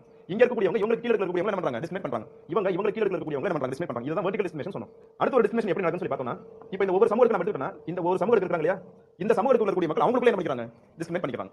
ஃபார் எக்ஸாம்பிள் இவங்க தான் ஷெட்யூல் காஸ்ட் நம்ம எடுத்துக்கணும். அன்டச்சபிள் காஸ்ட் சொல்றாங்க இல்லையா ஷெட்யூல் காஸ்ட் எடுத்துக்கணும். இப்போ மேல இருக்கக்கூடிய எல்லாரும் சேர்ந்து இவங்க என்ன பண்றாங்க டிஸ்மிஸ் பண்றாங்க. ஆல்ரெடி அவங்க ஒரு மிகப்பெரிய அப்ரஷனுக்கு உள்ளாயிருக்காங்க. அப்போ இந்த அப்ரஷன் ஏன் இன்னும் சரி செய்ய முடியாத நிலையில இருக்குன்னா இவங்களுக்குள்ள என்ன பண்ணிக்கிறாங்க உயர்ந்த தகுந்த ஒரு பிரிவினை உருவாக்கி அவங்களுக்கு டிஸ்மிஸ் பண்ணிக்கிறாங்க. இப்போ மேல இருக்கக்கூடியவங்க இவங்க டிஸ்மிஸ் பண்றாங்க அப்படின்னா இவங்களை எதிர்த்து மேல இவங்க டிஸ்மிஸ் பண்றவங்க இவங்க எந்த கேள்வி கேட்கணும் அப்படின்னா இவங்க எல்லாரும் ஃபர்ஸ்ட் என்ன ஆகணும் ஒண்ணா கன்சல்டேட் ஆகணும். ஆனா அவங்களுக்குள்ள என்ன நடக்குது இந்த மாதிரி ஒவ்வொரு சமூகத்துக்குள்ளே பிரச்சனை இருக்கிறதுனால மேல இருக்கக்கூடியவங்க கேள்வி கேட்க முடியாத ஒரு சூழல் உருவாயிருக்கு. அப்போ இந்த தாழ்த்தப்பட்ட சமூகத்துக்குள்ள மட்டும் இந்த ஹரிசாண்டல் டிஸ்மிஷன் இருக்கா சார் சொல்லி கேட்டீங்கன்னா கிடையாது. இது வந்து எல்லா சமூகத்துலயும் இருக்கு. ஃபார் எக்ஸாம்பிள் இப்போ முதல் இருக்கக்கூடிய சோசியல் கம்யூனிகேஷன் பிராமின் சமூகத்தை எடுத்துக்கோம். அவங்களுக்குள்ளே என்ன இருக்கு வேற்றுமைகள் இருக்கா இல்லையா வடகலை தென்கலை ஒரு குரூப் வந்து நாங்க பெரியவா கிளைம் பண்றாங்கன்னா இன்னொரு குரூப் மகா பெரியவா அப்படி கிளைம் பண்றாங்க. சைவம் பையனும் வித்தியாசம் இருக்கா அதுல எது உயர்ந்துங்கிற ஒரு வித்தியாசத்தை உருவாக்குறாங்க அதுல அவங்களுக்குள்ள பிரச்சனை உருவாகுதா. அதே மாதிரி ஃபார் எக்ஸாம்பிள் பிசி எடுத்துக்கிட்டோம்னா தமிழ்நாட்டில் பிசி எப்படி பிரிச்சிருக்காங்க பிசி எம்பிசி பிரிச்சிருக்காங்க. இப்போ ஒட்டுமொத்தமா இவங்க எல்லாரும் பிசி இருந்தவங்க தான். பிசினா பொதுவாக பிற்படுத்தப்பட்ட வகுப்பினர் அவங்களுக்குள்ள வித்தியாசம் இருக்கா பிசினா பிற்படுத்தப்பட்ட வகுப்பினர் எம்பிசினா மிகவும் பிற்படுத்தப்பட்ட வகுப்பினர் இவங்களுக்குள்ள இருக்கக்கூடிய வித்தியாசத்தை சரி செய்ய பிசி எம்பிசி சரி தனித்தனியாக பிரிச்சிருக்காங்க. அதே மாதிரி தான் ஒவ்வொரு இங்க இருக்கக்கூடிய ஷெட்யூல் காஸ்ட்ல எல்லா இடத்துலயும் நடக்குது. சோ இந்த ஒவ்வொரு சமூகத்துக்குள்ள இருக்கக்கூடிய மக்கள் அவங்களுக்குள்ள டிஸ்கிரிமினேஷன் பண்ணிக்கிறாங்க இல்லையா இதை என்ன சொல்றாங்க ஹரிசாண்டல் டிஸ்கிரிமினேஷன் சொல்றாங்க. அதே ரொம்ப தெளிவா பேசிருக்காங்க. இப்போ வரைக்கும் இந்த காஸ்ட் பேசிஸ் நடக்கக்கூடிய டிஸ்கிரிமினேஷனை சரி செஞ்சு அனைவரும் சமூக நிலை உருவாக்க முடியாததுக்கு முதல் காரணம் என்னன்னா இந்த ஹரிசாண்டல் டிஸ்கிரிமினேஷன் தான். சோ பாதிக்கப்பட்ட மக்கள் இவங்களா ஒன்னு சேர்ந்த சேர வரைக்கும் மேல இருக்கவங்க கேள்வி கேட்க முடியாது. ஆனா இவங்களுக்குள்ள ஒன்னு சேர முடியாத அளவுக்கு என்ன பண்ணிக்கிறாங்க டிஸ்கிரிமினேட் பண்ணிக்கிறாங்களா பிரச்சனை அங்க தான் இருக்கு. ஸோ ஃபர்ஸ்ட் ஹரிசாண்டல் டிஸ்கிரிமினேஷன் சரியாகணும் அதுக்கப்புறம் வெர்டிகல் டிஸ்கிரிமினேஷன் சரி பண்ண முடியும். இதான் ரொம்ப தெளிவா அதில் சொல்ல வராங்க. சரியா இதுதான் அந்த வர்ணாசிரம முறை. இதை டிஸ்கஸ் பண்றதுக்கு முன்னாடி எல்லாரும் அட்லீஸ்ட் நியூஸ்ல பார்த்திருப்போம் இல்ல நியூஸ் பேப்பர்ல படிச்சிருப்போம் இல்லைன்னா உங்களுக்கு தமிழ் சொசைட்டி ஹெரிடேஜ் கல்ச்சர் கண்டிப்பா இருப்பாங்க. கீழடி அகழ்வாராய்ச்சி பத்தி நம்ம கேள்விப்பட்டோம் இல்லையா கீழடியில் இருந்த மக்களோட சமூக அமைப்பு எப்படி இருந்துச்சு.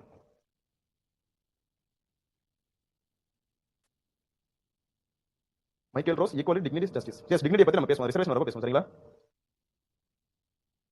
மாதவன் சொல்லியிருக்காரு தீட்டு இஸ் ஒன் ஆஃப் தி வர்ணாசிரமம். வர்ணாசிரமம் இருக்கிறதுனால தான் தீட்டு வந்திருக்கு சரிங்களா. அதை செயல்படுத்துற ஒரு விதம் தான் தீட்டு சரிங்களா. மாதவன் அவ்வளவு டீப்பா நமக்கு வேண்டாம். தியாஸ் அண்ட் சனீஸ் வரைக்கும் நமக்கு தெரிஞ்சா போதும் இஸ்லாம்ல இருக்கக்கூடிய செக்ட் சரிங்களா. லபை ரத்துவா நமக்கு வேண்டாம் சரிங்களா. அது வந்து சோசியாலஜி ஆப்ஷன் படிக்கிறவங்க படிக்கிற ஏரியா அது. நம்ம குரூப் 1 குரூப் எக்ஸாமுக்கு அந்த அளவுக்கு டீப்பா வேண்டாம்.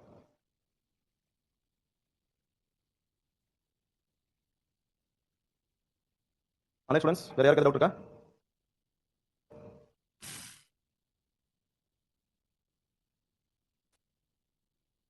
மாதவன் நம்ம அடுத்த ஏரியா அங்க தான் போறோம். ஃபர்ஸ்ட் இந்த டாபிக் முடிச்சிருவோம். Social justice and social welfare complete பண்ணிடுவோம் சரியா. கம்ப்ளீட் பண்ணிட்டு நம்ம ரிசர்வேஷன் பத்தி எக்கனாமிக் லிபரேஷன் பத்தி டீடைலா பேசுவோம். எல்லாரும் ரிசர்வேஷன் ரொம்ப ஆவலா எதிர்பார்க்கறீங்கன்னு நினைக்கிறேன். சரி ஓகே. அனைத்து ஸ்டூடண்ட்ஸ் வேற யாருக்கு டவுட் இருக்கா. மைக்கேல் ரோஸ் ரம்யா சரி ஓகே. இப்போ கீழடி அகழ்வாராய்ச்சியில் நிறைய விஷயங்கள் கண்டுபிடிச்சிருக்காங்க நமக்கு தெரியும். அதுல சமூகம் சார்ந்த விஷயம் எல்லாம் கண்டுபிடிச்சிருக்காங்க. இந்த சோ கால்ட் சோசியல் ஸ்ட்ரக்சர் இல்லனா சோசியல் சிஸ்டம் சமூக அமைப்பு எப்படி இருந்திருக்கு கீழடியில் வாழ்ந்த மக்கள் எப்படிப்பட்ட சமூகமா இருந்திருக்காங்க. சரி ஒரு நிமிஷம் சொல்லுங்க. அர்பன் சிவிலைசேஷன் வேற ஓகே வேற நான் கேட்கறது சமூகத்தோட தன்மை அமைப்பு எப்படி இருக்குன்னு கேட்கறேன். அவங்க எப்படி வாழ்ந்தாங்கன்னு கேட்கல எப்படிப்பட்ட சமூகமா இருந்தாங்கன்னு சொல்லி கேட்கறேன். இல்ல என்ன பொருட்கள் கண்டுபிடிச்சாங்கன்னு கேட்கல. சோசியல் சிஸ்டம் சமூகத்தோட தன்மை அமைப்பு எப்படி இருக்குன்னு கேட்கறேன். எப்படிப்பட்ட சமூகமா செயல்பட்டாங்கன்னு கேட்கறேன். கீழடியில் வாழ்ந்த மக்களுக்கு சாதி கிடையாது. கேஸ்ட் இருந்திருக்கான எந்த ஒரு எவிடன்ஸ் இப்போ வரைக்கும் கிடைக்கல. 9வது கட்ட அகழ்வாராய்ச்சி போயிட்டு இருக்குது. இது வரைக்கும் முடிஞ்சிருக்கக்கூடிய அகழ்வாராய்ச்சி படி நம்ம பார்த்தோம் அப்படின்னா அங்க சாதி இருந்ததுக்கான கேஸ்ட் சிஸ்டம் ஃபாலோ பண்ணதுக்கான எந்த எவிடன்ஸும் கிடையாது. So we are casteless. Next தெய்வ வழிபாடு இருந்திருக்கு முன்னோர் வழிபாடு இருந்திருக்கு மூதாதையர்கள் சொல்றோம் அவங்க வழிபாடு இருந்திருக்கு. ஆனா எந்த ஒரு ரிலிஜனை பிராக்டிஸ் பண்ணதுக்கான எவிடன்ஸ் இப்போ வரைக்கும் கிடைக்கல. So there was no religion எந்த ஒரு ரிலிஜன் கிடையாது. நெக்ஸ்ட் ஜெண்டர் பேசிஸ்ல பாலினரி அடிப்படையில் பார்த்தோம் அப்படின்னா ஆண்களும் பெண்களும் சமமாக நடத்தப்பட்டிருக்காங்க. ஜெண்டர் ஈக்குவல் சொசைட்டியா இருக்காங்க. பாலினரி ரீதியாக சமத்துவ சமமா இருக்காங்க. இன்னும் சொல்லப்போனா பெண்களுக்கு கல்வி கொடுத்துருக்காங்க. கணித வரைக்கும் சொல்லி கொடுத்துருக்காங்க. செப்பேடுகள் கிடைச்சிருக்கு சரியா. சோ கீழடி அகழ்வாராய்ச்சியில் படி பார்த்தோம் அப்படின்னா சமூக தன்மை எப்படி இருக்குன்னா ஈகலிட்டேரியன் சொசைட்டி ஒரு சமத்துவ சமமா இருக்காங்க. பாலினரி ரீதியாக ஒரு சமத்துவ சமமா இருக்காங்க. சமூக ரீதியாக சமத்துவ சமமா இருக்காங்க. ஏன்னா கேஸ்ட் கிடையாது ரிலிஜன் கிடையாது மதம் கிடையாது. அவங்களோட வம்சம் தானே நம்ம அவங்களோட வம்சாவளி தான் நம்ம இல்லையா. நம்மளுடைய முன்னோர்கள் தான் அவங்க கீழடி வாழ்ந்த மக்கள். இப்ப இருக்கக்கூடிய கண்டெம்பரரி சொசைட்டி நவீன சமூகம் எப்படிப்பட்ட சமூகமா இருக்காங்க. நிறைய சமூக சாதிகள் இருக்கா நிறைய சாதி பிரிவுகள் இருக்கு. அந்த சாதிகளுக்குள்ளே சாதி உட்பிரிவுகள் இருக்கா சப்காஸ்ட் இருக்கு. நிறைய கேஸ்ட் வந்துருச்சு. அந்த கேஸ்ட்குள்ளே சப்காஸ்ட் நிறைய இருக்கா நிறைய ரிலிஜன் வந்துருச்சு. அந்த ரிலிஜனுக்குள்ளே செக்ட் நிறைய இருக்கா இருக்கா இல்லையா. ஃபார் எக்ஸாம்பிள் இந்துஸ் எடுத்துக்கிட்டோம் அப்படின்னா சைவ மைனம்ங்கிற செக்ட் இருக்கு. அதே மாதிரி இஸ்லாம் எடுத்துக்கிட்டோம் சியாசன் சனீஸ்னு சொல்றாங்க. கிறிஸ்டியானிட்டி நம்ம எடுத்துக்கிட்டோம் அப்படின்னா புரோட்டஸ்டன்ட் கேத்தலிக்னு சொல்றாங்க. அதுக்கப்புறம் புத்திசம் எடுத்துக்கிட்டோம் அப்படின்னா மகாயானா ஹீனாயனா வஜ்ராயனா தேரவாடான்னு சொல்லிட்டு நிறைய செக்ட் இருக்கு. அதுக்கப்புறம் ஜெயினிசம் எடுத்துக்கிட்டோம் திகாம்பரா வேதம்பராஸ் இருக்காங்களா இல்லையா. சோ நிறைய ரிலிஜன் வந்துருச்சு. அந்த ரிலிஜனுக்குள்ளே நிறைய பிரிவினைகள் இருக்கு. நெக்ஸ்ட் நம்ம எப்படி சமூகம் மாறிட்டப்போ ஆண்வழி சமூகம் அநாதிக சமூகம் மாறிட்டோமா உண்மையோட சொன்ன நம்ம பேருக்கு இனிஷியலா யாரோட பேர் தான் போட்டுக்கிறோம் சொல்லி பேசணும் சரியா. அப்போ கீழடியில் வாழ்ந்த மக்கள் எப்படிப்பட்ட சமூகமா இருக்காங்க சாதியற்ற மக்கள் சமத்துவ சமூகமா இருக்காங்க. பாலின ரீதியாக சமத்துவ சமூகமா இருக்காங்க. ஆனா அவங்களோட வம்சாவளி தான் நம்ம அவங்கள ஃபாலோ பண்ணி நம்ம வந்திருக்கோம். இப்போ இருக்கக்கூடிய நம்மளுடைய நவீன சமூகம் அப்படியே அவங்களுக்கு கீழடியில் வாழ்ந்த மக்களுக்கு நேர எதிராக இருக்கிறோமா. நிறைய சாதிகள் இருக்கு சாதி உட்பிரிவுகள் இருக்கு நிறைய மதங்கள் இருக்கு மதங்களுக்கு உட்பிரிவுகள் இருக்கு. அதே நேரத்தில் ஆண்வழி சமூகம் அநாதிக சமூகம் மாறிடும். இந்த மாற்றம் எங்க இருந்து வந்துச்சு எதனால வந்துச்சு எப்ப வந்துச்சு அதுக்கான காரணம் என்ன. எல்லாத்துக்கும் அடியன் தான் காரணம் வர்ணாசிரம முறை தான் காரணம் சரியா. இந்த வர்ணாசிரம முறை என்ன எப்படி உருவாச்சு எந்த காலகட்டத்தில் உருவாச்சு எப்படி தமிழ் சொசைட்டில வந்துச்சு. இல்ல இந்த வர்ணாசிரம முறைங்கிறது எப்படி உருவாச்சு? முதல்ல எந்த காலகட்டத்துல யாரை உருவாக்கப்பட்டுச்சு, எப்படி உருவாக ஆரம்பிச்சுச்சு? இல்ல இன்னும் கொஞ்சம் தெளிவா சொன்னீங்கன்னா நல்லா இருக்கும். சரி, நோ வேதிக் சிஸ்டம், வேதிக் சொசைட்டி ஸ்டார்ட் ஆயிடுச்சு. சரியா? இந்த சிவிலைசேஷன் நம்ம கேள்விப்பட்டோம். சிந்து சமவெளி நாகரிகம். அந்த நாகரிகம் வீழ்ச்சி அடைஞ்சதுக்கு அப்புறம் கைபர் பாலன் கணவாய் வழியாக, கைபர் பாலன் பாஸ் வழியா சென்ட்ரல் ஏசியா, மத்திய ஆசிய பகுதியில இருந்து ஆரியன்ஸ் படையெடுத்து வந்தாங்க. இப்ப ஹிஸ்டரி நம்ம யாரெல்லாம் இதை நோட் பண்ணிருக்கீங்க, நம்ம ஸ்கூல் டைம்ல இருந்து படிச்சிட்டு இருக்கோம். இது வரைக்கும் அந்த வித்தியாசத்தை யாரெல்லாம் உணர்ந்திருக்கீங்க தெரியல. ஒரு வித்தியாசம் எனக்கு நல்லா தெரிஞ்சு. ஈவன் ஒரு டிபேட் சொல்ல கூட அதை பத்தி பேசியிருந்தாங்க. இப்ப ரீசெண்டா பேசியிருந்தாங்க. என்னன்னா ஹிஸ்டரி புக் நம்ம எடுத்து பார்த்தோம்னா ஆரியர்கள் வருகைன்னு இருக்கும். ஆனா இதுவே முகலாயர்களின் படையெடுப்புன்னு இருக்கும். நோட் பண்ணிருக்கீங்களா? ஹிஸ்டரியா எப்படி கன்செப்ட் பண்ணிருக்காங்கிறது புரியுதா? ஆரியர்கள் வருகை, ஆனா முகலாயர்களின் படையெடுப்பு. ஏன்னா ஆரியர்கள் வந்து நம்ம இங்க வாழ்ந்துட்டு இருந்த மக்கள் வந்து வெத்தலை பாக்கு வச்சு எங்க நாட்டுல வந்து செட்டில் சொன்ன மாதிரி அவங்க வருகை புரிந்த மாதிரியும், பட் இதுவே முகலாயர்கள் இந்தியா அழிக்கணும் படையெடுத்து வந்த மாதிரி ஹிஸ்டரியா அந்த ஒரு டைட்டில் மென்ஷன் பண்ணிருப்பாங்க. நிறைய இடங்கள் நோட் பண்ணிருக்கீங்களா? நான் யாரையும் தவறா சொல்லல. ஹிஸ்டரி எழுதுறவங்களே அப்படி தான் பண்ணி வச்சிருக்காங்க. இந்தியா ரூல் பண்ணவங்க நான் தவறா சொல்லல. சரி, ஓகே. இப்ப கைபர் பாலன் பாஸ் வழியா வந்தாங்க. வந்ததுக்கு அப்புறம் முதல்ல எந்த பகுதி ரீச் ஆனாங்கன்னா பஞ்சாப், ஹரியானா பிளைன்ஸ் சொல்றோம் இல்லையா, அந்த பகுதிக்கு தான் ரீச் ஆனாங்க. அங்க ரீச் ஆகும்போது அங்க அதிகமான காடுகள் இருந்துச்சு. அந்த காடுகளை கிளியர் பண்ணிட்டு விவசாயம் செய்ய ஆரம்பிச்சாங்க. ஏன்னா அந்த பகுதியில் அதிகமான ஆறுகள் ஓடுது. சோ நீர்ப்பாசன வசதி இருக்கு. அங்க இருக்கக்கூடிய மண் வந்து அலுவல் சாயில் டைப் வந்து அலுவல் சாயில். சோ விவசாய முறைக்கு உகந்த சாயில் சொல்லிட்டு விவசாயம் செய்ய ஆரம்பிச்சாங்க. சோ இப்போ விவசாயம் செய்ய ஆரம்பிக்கிறதுக்கு முன்னாடி அவங்க எப்படிப்பட்ட சமூகம் இருந்தாங்கன்னா தே வேர் நொமாடிக் சொசைட்டி. நொமாடிக் சொசைட்டினா நாடோடிகள். ஒரு இடத்துல குடியேறவே மாட்டாங்க, செட்டில் ஆகவே மாட்டாங்க. அடுத்து குடிபெயர்ந்து போயிட்டே இருப்பாங்க. பெர்மனன்ட் செட்டில்மென்ட் எதுவுமே இருக்காது. ஆனா இப்போ பஞ்சாப் ஹரியானா பிளைன்ல வந்து அவங்க விவசாயம் செய்ய ஆரம்பிக்கிறாங்க அப்படின்னா சப்போஸ் நெல்லை விதைக்கிறாங்கன்னு வச்சுக்கோங்க, அது விளைஞ்சு அறுவடை பண்றதுக்கு அட்லீஸ்ட் ஒரு 4 months ஆகும். சோ அவங்க ஒரு இடத்துல செட்டில் ஆக வேண்டிய சூழல் உருவாக்கப்படுச்சு. ஒரு இடத்துல பெர்மனன்ட் செட்டில் ஆக ஆரம்பிச்சாங்க. இந்தியாவுல வந்ததுக்கு அப்புறம் அவங்க பெர்மனன்ட் சொசைட்டி செட்டில் ஆன சொசைட்டி மாற ஆரம்பிச்சாங்க. இப்போ அவங்க நாடோடிகள் இருக்கிற வரைக்கும் பிரச்சனை கிடையாது. ஆனா ஒரு இடத்துல செட்டில் ஆக ஆரம்பிக்கிறாங்கன்னா அவங்களோட தேவைகள் அதிகமா இருக்குமா? சரியா? அந்த அவங்களோட தேவைகளை பூர்த்தி செய்யறதுக்காக ஒவ்வொரு நபரும் ஒவ்வொரு பொருட்களை செய்ய ஆரம்பிச்சாங்க, ஒரு தொழிலை செய்ய ஆரம்பிச்சாங்க. சோ இந்த ஒரு காலத்துல நம்ம என்ன சொல்றோம் அப்படின்னா வேத காலம் சொல்றோம். சோ யார் எந்த தொழிலை செய்றாங்களோ இல்ல எந்த பொருள் செய்றாங்களோ இல்ல எந்த தொழிலை செய்றாங்களோ அந்த தொழில் அடிப்படையில எந்த சமூகத்துக்குள்ள வருவாங்கன்னு சொல்லிட்டு முதல் இந்த சமூக அடுக்குகளை உருவாக்குனாங்க. சரியா? இந்த வேத காலத்துல இந்த சமூக அடுக்குகளை உருவாக்கணும்னு சொல்லி பேசணும். யார் எந்த தொழிலை செய்றாங்க தொழில் அடிப்படையில் சமூக அடுக்குகளை உருவாக்கணும்னு சொல்லி பேசணும். அப்படி உருவாக்கும் போது வேத காலத்துல ஃபர்ஸ்ட் இந்த 4 அடுக்கு மட்டும் தான் இருக்கு. பிற்கால வேத காலத்துல தான் 5வது அடுக்கு கொண்டு வந்து சேர்த்துறாங்க. சோ அப்போ வேத காலத்துல இந்த வர்ணாசிரம முறையை கட்டமைக்கும் போது இப்ப இருக்கிற மாதிரி பாகுபாடு உடைய ஒரு கட்டமைப்பு உருவாச்சு, டிஸ்கிரிமினேட் பிராக்டிஸ் உருவாச்சுன்னு சொல்லி கேட்டா கிடையாது. வேத காலத்துல எப்படி பண்ணிருக்காங்க, யார் எந்த தொழில் செய்றாங்க தொழில் அடிப்படையில் எந்த சமூகத்துக்குள்ள வருவாங்க மட்டும் தான் வரையறை பண்ணிருக்காங்க. அவங்களுக்குள்ள எந்த ஒரு ஏற்றத்தாழ்வுமே கிடையாது. சரியா? ஆனா இது எப்ப ஏற்றத்தாழ்வுல ஒரு பிராக்டிஸ் மாறி இருக்குன்னா டிஸ்கிரிமினேட் பிராக்டிஸ் மாறி இருக்குன்னா போஸ்ட் வேதிக் டைம்ல தான். டிஸ்கிரிமினேட் பிராக்டிஸ் மாறும்போது தான் இவங்களை கொண்டு வந்து இங்க சேர்த்துறாங்க. 5வது அடுக்காக கொண்டு வந்து சேர்த்துறாங்க. சரியா? சோ இப்படி வர்ணாசிரம முறை உருவாயிருக்கு. வேத காலத்துல உருவாக்கப்பட்டு பாகுபாடு உடைய ஒரு அமைப்பு எப்ப மாறுனா போஸ்ட் வேதிக் டைம்ஸ்ல பிற்கால வேத காலத்துல மாறி இருக்கு. அப்போ எங்க உருவாச்சுறது நமக்கு தெரிஞ்சு போச்சு. எங்க உருவாக்கு? வட இந்தியால உருவாயிருக்கு. ஆனா கீழே வந்த மக்கள் தமிழ் சமூக மக்கள் தென்னிந்தியால இருந்திருக்காங்க. இங்க எப்படி வந்துச்சு இந்த வர்ணாசிரம முறை? அங்க இருந்தா இங்க பரவி இருக்கு இல்லையா? எப்படி எந்த காலகட்டத்துல? 6ஆம் நூற்றாண்டுக்கு அப்புறம். சரியா? 5ஆம் நூற்றாண்டு முடியும் போது 6ஆம் நூற்றாண்டு டிரான்சிஷன் பீரியட் ஒட்டுமொத்தமா 7ஆம் நூற்றாண்டு எடுத்துக்கலாம்.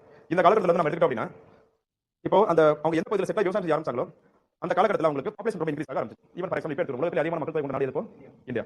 இந்தியாவில் இருக்கக்கூடிய ஒட்டுமொத்த மக்கள் தொகையில கிட்டத்தட்ட 50% ஆஃப் த பாப்புலேஷன் எந்த ஸ்டேட் மட்டும் தான் இருக்காங்க? உத்தரப்பிரதேஷ், பீகார். ஏன் இப்போ வரைக்கும் உத்தரப்பிரதேஷ், பீகார் மட்டும் அதிகமான மக்கள் தொகை இருக்குது?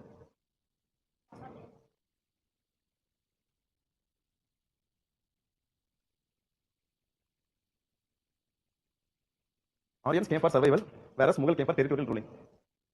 இந்தியாவை யாருமே ரூல் பண்ணுற இன்டென்ஷன் வரவே இல்லை மேடம். சரிங்களா? ஈவன் பிரிட்டிஷ் அதே தான் ட்ரேட் பண்றதுக்காக மட்டும் தான் வந்தாங்க. ஈவன் முகலாயர்கள் வந்து ட்ரேடிங் தான் வந்திருக்காங்க. சரிங்களா? இங்க இருக்கக்கூடிய கண்டிஷன் பார்த்து தான் ரூல் எஸ்டாப்ளிஷ் ஆயிருக்கு. ஈவன் பிரிட்டிஷ் அதே தான் பண்ணாங்க. ஈவன் ஆரியன்ஸ் வந்து ஏன் ட்ரேட் பண்ணல? அந்த காலகட்டத்தில் ட்ரேட் வந்து பெரிய அளவு கிடையாது இல்லையா? அந்த காலகட்டத்தில் ஹண்டர் கேதரிங் சொசைட்டியா இருந்து அப்பதான் ஓரளவுக்கு ஒரு நொமாடிக் சொசைட்டியா இருந்து செட்டிலர் சொசைட்டியா மாறாங்க. அப்படி இருக்கிறப்போ டெரிட்டோரியல் கிங்டம் பத்தி டெரிட்டோரியல் ரூலிங் பத்தி உங்களுக்கு என்ன தெரியாது அந்த காலகட்டத்தில். சோ அது வந்து நம்ம சர்வைவல் அடிப்படையில் எடுக்க முடியாது இல்லையா? இந்தியாவை யாருமே ரூல் பண்ணணும் அப்படிங்கிற இன்டென்ஷன்ல வரவே இல்லை. வந்து இங்க இருக்கக்கூடிய வெல்த் பிளண்டர் பண்ணணும், இங்க வந்து இருக்கக்கூடிய வெல்த் ட்ரேட் பண்ணணும் சொல்லி தான் வந்திருக்காங்க. இங்க இருக்கக்கூடிய கண்டிஷன்ஸ் பார்த்துட்டு ஓகே இந்தியாவை நம்ம என்ன பண்ணலாம் டேக் ஓவர் பண்ணிக்கலாம் சொல்லி தான் ஆட்சி அமைச்சிருக்காங்க. மிடிவல் டைம்ல இருந்து இது வரைக்கும் அப்படி தான் நடந்திருக்கு.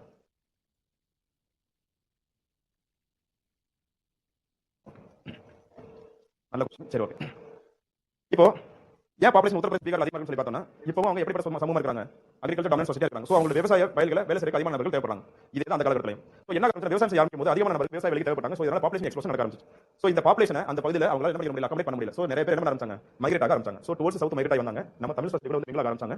இங்க இருக்கக்கூடிய அரசர்கள் அவங்க கொண்டு வரக்கூடிய பிராக்டிசஸ் ஃபாலோ பண்ண ஆரம்பிச்சாங்க. அரசரை ஃபாலோ பண்ணும்போது மக்கள் வேற வழி இல்லாத ஏத்துக்கிட்டு தான் ஆகணும். சோ இப்படி தான் நம்ம தமிழ் சமூகத்துக்குள்ள வர்ணாசிரம முறை செயல்பட்டு வந்திருக்கு. சோ அது தொடர்ந்து பல தலைமுறைகள் கிட்டத்தட்ட ஒரு 1300 to 500 இயர்ஸ் நம்ம செயல்படுத்தினால இன்னொரு நிலைமை உருவாச்சு. ஒரு மிகப்பெரிய சமூக பொருளாதார ஏற்றத்தாழ்வு உருவாயிருக்கு. இப்படி தான் இந்த வர்ணாசிரம முறை நம்ம சமூகத்துக்குள்ள வந்திருக்கு. இந்த வர்ணாசிரம முறைனா என்ன, இதை எப்படி செயல்படுத்திருக்காங்க, அப்படி செயல்படுறதுனால என்ன சமூக மாற்றங்கள் நடந்திருக்கு அப்படிங்கறத ஒரு 10 நிமிஷம் பிரேக் எடுத்து பேசுவோமா? இது வரைக்கும் நம்ம டிஸ்கஸ் பண்ணது யாருக்கு டவுட் இருக்கா?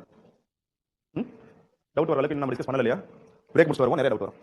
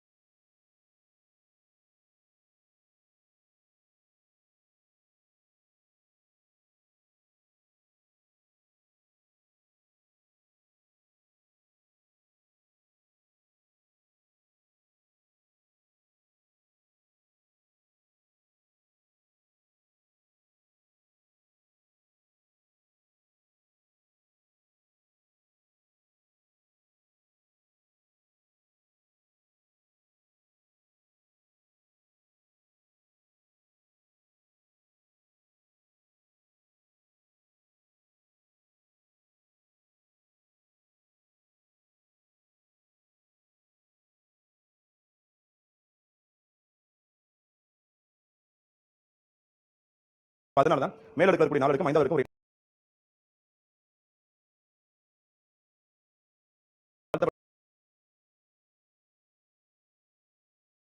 உரிமையாளர்கள் இருந்திருக்காங்க. அப்படி இல்லைன்னா ஒரு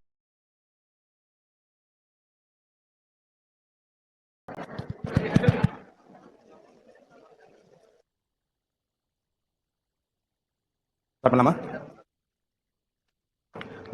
நெக்ஸ்ட் வர்ணா சிஸ்டம். நம்ம முன்னாடி பேசணும் இல்லையா, வர்ணா சிஸ்டம்ங்கிறத எந்த அடிப்படையில் கட்டமைச்சாங்கன்னு சொல்லி பேசணும். யார் எந்த தொழிலை செய்றாங்க அப்படிங்கிற தொழில் அடிப்படையில் சொல்லி பேசணும் இல்லையா. இப்போ மொத்தம் 5 அடுக்கு இருக்கு. முதல் அடுக்குல பிராமி சமூகத்தை சார்ந்தவங்க இருக்காங்க. இவங்க எப்படிப்பட்ட தொழில் செஞ்சிருக்காங்க? வேதங்களை படிச்சுட்டு மந்திரங்கள் ஓதி கோவில் கருவறைகள் வந்து பூஜை செய்யக்கூடிய அர்ச்சகர்கள் தொழில் செஞ்சிருக்காங்க. சரியா? அவங்களுக்கு அடுத்த இரண்டாவது அடுக்குல யார் இருக்காங்கன்னா சத்திரியாஸ் இருக்காங்க. இவங்க வந்து போர் வீரர்கள் இருக்காங்க. அப்படி இல்லைன்னா அரசர்கள் இருக்காங்க. நெக்ஸ்ட் மூன்றாவது அடுக்குல வைசிய கம்யூனிட்டி. இவங்க வந்து பெரும் நில உரிமையாளர்கள் இருக்காங்க. அப்படி இல்லைன்னா ஒரு இடத்துல இருந்து இன்னொரு இடத்துக்கு குடிபெயர்ந்து வணிகம் செய்யக்கூடிய வணிகர்கள் மர்ச்சன்ட் கம்யூனிட்டி இருக்காங்க. அவங்களுக்கு 4வது அடுக்குல சூத்திர சமூகம் சொல்லக்கூடியவங்க. இவங்க எப்படிப்பட்ட தொழில் செஞ்சிருக்காங்க? சாதாரண பொதுமக்களா இருக்காங்க. அப்படி இல்லைன்னா விவசாயம் செய்யக்கூடிய விவசாய தினக்கூலிகளா இருக்காங்க. இதை தாண்டியும் மேல இருக்கக்கூடிய 3 நபர்களுக்கும் சேவை செய்யக்கூடிய சேவர்களா இருக்காங்க. சர்வன்ஸ் இருக்காங்க. 5வது அடுக்குல யார் இருக்காங்கன்னு சொல்லி பார்த்தோம் அப்படின்னா தாழ்த்தப்பட்ட சமூகம் சொல்லக்கூடிய சமூகம் இருக்காங்க. இவங்க செய்யக்கூடிய தொழில் எப்படி இருக்கு? துப்புரவு தொழில், சுத்தம் செய்யக்கூடிய தொழிலை செஞ்சிருக்காங்க. இப்போ மேல அடுக்குல பாத்தீங்கன்னா 4 அடுக்கு இருக்கு. 5வது அடுக்கு இல்லையா, இது ரெண்டுக்கும் இடையில ஒரு கேப் இருக்கா, இடைவெளி இருக்கா? What is it mean? அது என்ன சொல்லுது? எஸ், என்னன்னா இந்த மேல் அடுக்குல இருக்கக்கூடிய 4 அடுக்கு கூட சேர அளவுக்கு அவங்களுக்கு தகுதி கிடையாது, சேர முடியாத ஒரு சூழல் தான் இருக்காங்க அப்படிங்கிற ஒரு உண்மையை சொல்றாங்க. சோ அதனால தான் மேல் அடுக்குல இருக்கக்கூடிய 4 அடுக்கு 5வது அடுக்கு ஒரு இடைவெளியை நம்ம பார்க்க முடியும். ஸோ தொழில் அடிப்படையில் யார் எந்த சமூகத்துக்குள்ள வருவாங்க மட்டும் வச்சிருக்காங்க. நெக்ஸ்ட் இந்த வர்ணாசிரம முறையை எப்படி செயல்படுத்திருக்காங்கன்னு சொல்லி பார்த்தோம் அப்படின்னா ஃபர்ஸ்ட் கர்மா தர்மா பிரின்சிபல். கர்மா தர்மா பிரின்சிபல் அப்படின்னா என்ன? கர்மா தர்மா பிரின்சிபல் செயல்படுத்திருக்காங்க அப்படின்னா என்ன? இந்த வர்ணாசிரம முறையை இப்படி கட்டமைச்சு செயல்படுத்தும்போது என்ன சொல்லியிருக்காங்கன்னா, இந்த மேல் அடுக்குல இருக்கக்கூடிய சமூகம் இருக்காங்க இல்லையா, இவங்க தவிர கீழே இருக்கக்கூடிய எல்லாரும் எப்படிப்பட்ட சமூகமா இருக்காங்க? பாவம் செய்த சமூகமா இருக்காங்க. கர்மம்னா வினை இல்லையா? ஸோ இவங்க வந்து பாவம் செய்யக்கூடிய தொழில் செய்யறாங்க, பாவப்பட்ட சமூகமா இருக்காங்க. ஸோ இவங்க அந்த பாவத்தை போக்கணும் அப்படின்னா அவங்க என்ன பண்ணணும்? தர்மங்கள் பண்ணணும்.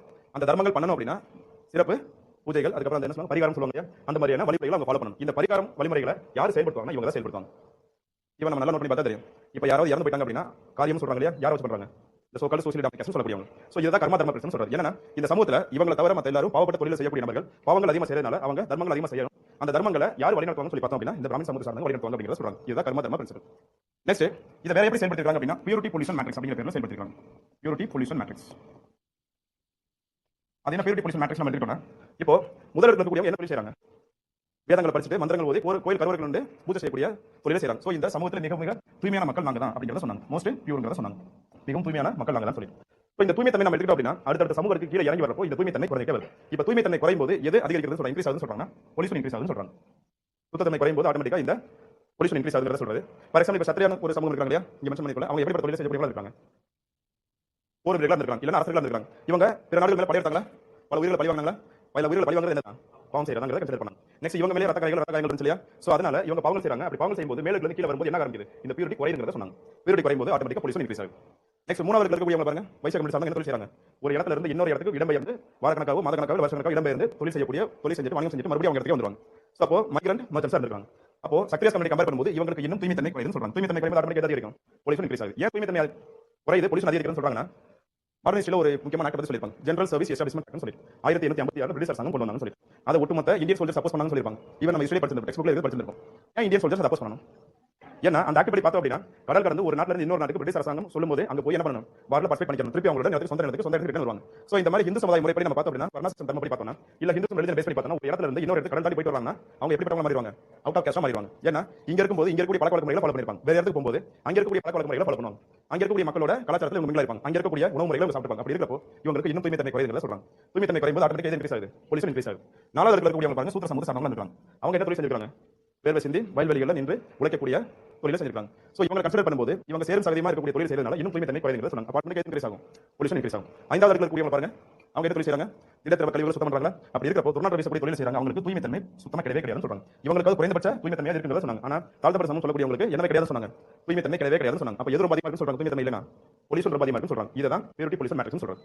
தொழில் அடிப்படையில் அந்த தொழிலோட சுத்தத்தன்மையை பொறுத்து என்ன தொழில் செய்றாங்கற பொறுத்து தூய்மை அதிகரிக்குதா குறையுதாங்கிறத சொல்றாங்க. இதான் பியூரிட்டி பொல்யூஷன் மேட்ரிக்ஸ். மூணாவது என்ன சொல்லி பார்த்தோம்னா திவ்யா யக்னா பிரின்சிபல். யக்னா சிறப்பு யாக பூஜைகள் அர்த்தம். திவ்யா மறுபிறவி அர்த்தம். இப்போ இந்த சமூகத்துல ஒரு நபர் பிறக்கிறாருன்னு வச்சுக்கோ, அவருக்கு பிறவி அடிப்படையில் என்ன உரிமை கிடைச்சது? சாக்ரல் புனித நூல் அதிகாரம் உரிமை கிடைச்சா? சரியா? இந்த முதல் இருக்கக்கூடிய சமூகத்துல ஒரு நபர் பிறக்கிறாருன்னா அவருக்கு அடிப்படையே இந்த சாக்ரல் சொல்லக்கூடிய புனித நூல் அதிகாரம் உரிமை கிடைச்சது. தனிப்பட்ட முறையில் அடையாளப்படுத்தப்பட்டாங்க. ஆனா அந்த உரிமை கீழே இருக்கக்கூடியவங்களுக்கு இருந்துன்னு சொல்லி கேட்டா கிடையாது. ஆனா இந்த சத்திரியா வைசிய சமூகத்தை சார்ந்தவங்க இருக்காங்க இல்லையா, இவங்க இந்த சமூகத்தில் இருக்கக்கூடிய நபர் ஒரு குறிப்பிட்ட காலகட்டம் வரைக்கும் வளர்ந்ததுக்கு அப்புறம் அவங்க என்ன பண்ணலாம், இந்த சிறப்பு யாக பூஜைகள் நடத்தலாம். அப்படி சிறப்பு யாக பூஜைகள் நடத்தும்போது இவங்களுக்கு மாதிரி இவங்களுக்கும் என்ன உரிமை கிடைச்சது, அந்த சாக்ரட் நடைபெற உரிமை கிடைச்சது. அதுதான் நம்ம திவ்யா மறுபிறவின்னு சொல்றோம். சரியா, திவ்யா மறுபிறவி நம்ம சொல்றோம். அப்போ சத்திரியா கம்யூனிட்டிக்கும் வைசிய கம்யூனிட்டிக்கும் இந்த உரிமை கிடைச்சதுக்கு அப்புறம் அவங்க இவங்களுக்கு நிகராக வர முடியுதுன்னு சொல்லி கேட்ட கிடையாது. உரிமை மட்டும் தான் கிடைச்சது, இவங்களுக்கு நிகராக அவங்களால வரவே முடியல. ஈவன் ஏன்ஷியன்ட் ஹிஸ்டரியில பல இடங்கள் நம்ம படிச்சிருப்போம். அந்த காலகட்டத்தில் பார்த்தோம் அப்படின்னா நிறைய ரூலர்ஸ் வந்து என்ன ஒரு ஸ்டேட்டஸ் கிளைம் பண்ணிருப்பாங்க, we are the true Brahmins claim பண்ணிருப்பாங்க சத்திரிய சமூகத்தை சார்ந்தவங்க. பட் இதை வந்து இந்த சோக்கல் சோசியல் டாமினேஷன் சொல்லக்கூடிய அப்போஸ் பண்ணிருப்பாங்க. இதனாலேயே ஒரு முதல் போர் உருவாயிருக்குமா, ஏன்ஷியன்ட் ஸ்டார்ட் ஆச்சா, பண்டைய கால வரலாறு. இவன் சாத்தவானஸ் இதை பிராக்டிஸ் பண்ணிருப்பாங்க. சாத்தவானஸ்ல இருக்கக்கூடிய ரூலர்ஸ் என்ன சொல்லிருப்பாங்க, we are the true Brahmins சொல்லிருப்பாங்க. அவங்க மட்டும் நிறைய பேர் கிளைம் பண்ணிருப்பாங்க. பட் இதை வந்து இந்த சோக்கல் சோசியல் டாமினேஷன் சப்போர்ட் பண்ணும்போது ரெண்டு பேர் கையில கான்ஃபிளிக்ட் உருவாக ஆரம்பிச்சிருக்கும், பிரச்சனைகள் உருவாக ஆரம்பிச்சிருக்கும். அப்போ சத்திரிய கம்யூனிட்டி வைசிய கம்யூனிட்டி அந்த சாக்ரட் அனைவருக்கும் உரிமை கிடைச்சிடும், இவங்களுக்கு ஈக்குவலா அவங்களால என்ன பண்ண முடியல, இந்த சமூகம் ஏற்றுக்கொள்ளவில்லை. அதான் உண்மை. இதுதான் திவிஜா யக்னா பிரின்சிபல். அதான் நம்ம மென்ஷன் பண்ணிருக்கோம். மேல இருக்க இந்த திவிஜா யக்னா பிரின்சிபல் நீங்க மென்ஷன் பண்ணல, வேணா நோட் பண்ணிக்கோங்க. நெக்ஸ்ட் வேற எப்படி எல்லாம் இந்த வர்ணாசிரம முறை செயல்படும் போது ஒரு குறிப்பிட்ட சமூகம் வந்து மோஸ்ட் டாமினேட்டா மாறினாங்க, இல்ல பெரும்பாலான மக்கள் பாதிக்கப்பட்டாங்கன்னு சொல்லி பார்த்தோம் அப்படின்னா, இந்த ஒட்டுமொத்த சமூகம் இருக்குல்ல, இந்த சமூகத்தை சார்ந்தவங்க இருக்காங்க இல்லையா, சோக்கல் சோசியல் டாமினன்ட் காஸ்ட், இவங்க என்ன பண்ணாங்கன்னா ஒரு சமூகத்தில் இருக்கக்கூடிய ஒட்டுமொத்த உரிமைகள், வளங்கள், வாய்ப்புகள் மற்றும் மதிப்புணர்ச்சி, மரியாதை உணர்வு சொல்ற values, rights, resources, opportunities, values, இது நாளையும் அதிகமான உரிமை இவங்க தான் கொண்டாடுறாங்க. அதிகமான உரிமை இவங்க தான் கிடைச்சு. அப்ப கீழ இருக்கக்கூடியவங்களுக்கு கிடைச்சதுன்னு சொல்லி கேட்டா கிடைச்சு, ஆனா இவங்களை கம்பேர் பண்ணும்போது இவங்களுக்கு குறைவா கிடைச்சு, இவங்களை கம்பேர் பண்ணும்போது இவங்களுக்கு குறைவா கிடைச்சு, இவங்களை கம்பேர் பண்ணும்போது இவங்களுக்கு குறைந்தபட்சம் தான் கிடைச்சு, இவங்களுக்கு எதுவுமே கிடைக்கல. உரிமைகள், வளங்கள், வாய்ப்புகள் மற்றும் மரியாதை உணர்வு மேலடுக்கில் இருக்கக்கூடிய முதலடுக்கில் இருக்கக்கூடிய நபர்களுக்கு அதிகமாக கிடைச்சிருக்கு, கீழ அடுத்த சமூகத்துக்கு நம்ம இறங்கி வர அது குறைஞ்சிட்டே வந்திருக்கு. கடைசியில இது நாளும் யாருக்கு சுத்தமா கிடைக்கவே இல்லைன்னு சொல்லி பார்த்தோம் அப்படின்னா, குறைந்தபட்சம் கிடைச்சது சூத்திர சமூகத்துக்கு. சுத்தமா கிடைக்காத சமூகம் யாருன்னு சொல்லி பார்த்தோம் அப்படின்னா, இந்த தாழ்த்தப்பட்ட சமூகம் சொல்லக்கூடியவங்களுக்கு இது எதுவுமே கிடைக்கல. சரியா, இப்போ இந்த உரிமைகள், வளங்கள், வாய்ப்புகள் மற்றும் மரியாதை உணர்வு சொல்லி பேசல, இது எல்லாத்தையும் இந்த சொசைட்டி தான் இவங்களுக்கு கொடுக்குதா, சமூகத்தில் இருக்கக்கூடியவங்க தான் உங்களுக்கு கொடுக்குறாங்களா? சரியா, சமூகத்தில் இருக்கக்கூடிய இதனால தான் உரிமை கொண்டாடுறாங்களா, உரிமை கொண்டாடுறாங்களா? அப்படி இருக்கிறப்போ ஒரு சமூகம் இவங்களுக்கு இது எல்லாத்தையும் கொடுக்குது அப்படின்னா இவங்க என்ன பண்ணணும், சமூகத்துக்காக சில கடமைகள் செய்யணும் இல்லையா, கடமைகள் செய்யணுமா இல்லையா? ஆனா இவங்க எந்த ஒரு ஸ்டேட்டஸ் கிளைம் பண்ணாங்கன்னா எங்களுக்கு இந்த சமூகம் சார்ந்த கடமைகள் எதுவுமே கிடையாதுன்னு சொன்னாங்க. எங்களுடைய பிரதான கடமை என்ன, மந்திரங்கள் ஓதி கோவிலில் இருக்கக்கூடிய கடவுளுக்கு பூஜை செய்வது மட்டும் தான் எங்களுடைய தலையாய கடமைகள் சொன்னாங்க. இதை தாண்டி சமூகத்துக்கு நாங்கள் ஆற்ற வேண்டிய கடமைகள் எதுவுமே கிடையாதுங்கிற ஒரு விஷயத்தை ப்ரோபோஸ் பண்ணி செயல்படுத்திருக்காங்க. அப்போ இந்த நாளுமே அடுத்த சமூக இடத்துல இருக்கக்கூடிய இறங்கி வர குறைஞ்சிட்டே வந்து குறைந்தபட்சம் இவங்களுக்கு எதுவுமே கிடைக்கும்னு சொல்லி பேசணும். அப்போ இவங்களுக்கு டியூட்டியே கிடையாது, இந்த சமூக சார்ந்த கடமைகள் எதுவுமே கிடையாதுன்னு சொல்றாங்க. ஆனா இந்த டியூட்டி வரப்போ கீழ அடுத்த சமூகத்துக்கு இறங்கி வர இது இன்க்ரீஸ் ஆகிட்டே வந்துச்சு. அப்போ இதை எப்படி செயல்படுத்திருக்காங்க, இந்த ரைட்ஸ், ரிசோர்சஸ், ஆப்பர்ச்சுனிட்டி வேல்யூஸ் எடுத்துக்கிட்டோம் அப்படின்னா மேலடுக்குல இருந்து கீழ இறங்க இது கிடைக்கிறதோட அளவு குறைஞ்சிட்டே வந்து கரெக்ட்டா. ஆனா அதே நேரத்துல இந்த டியூட்டி எடுத்துக்கிட்டோம் இவங்களுக்கு டியூட்டியே கிடையாது, சமூக சார்ந்த கடமைகள் எதுவுமே கிடையாது. ஆனா அடுத்த சமூகத்துல இறங்கி வர என்ன நடந்திருக்கு, சமூக சார்ந்த கடமைகள் ஒவ்வொரு சமூகத்துக்கு அதிகரிச்சுட்டே வந்திருக்கு. சோ இவங்களுக்கு சமூக சார்ந்த கடமைகள் இருந்திருக்கு, அதிகமா இருந்திருக்கு, இவங்களுக்கு கடமைகள் மட்டும் தான் இருந்திருக்கு, எது கிடையாது, இதனால கிடைக்கவே இல்லை. புரியுதா என்ன சொல்றாங்க, புரியுதா? சரியா, so rights, resources, opportunity values இதனால நம்ம எடுத்துக்கணும் கீழ இறங்கி வர அது கிடைக்கக்கூடிய அளவு மக்களுக்கு அடுத்த சமூகத்தில் இருக்கக்கூடிய மக்களுக்கு குறைஞ்சிட்டே வருது.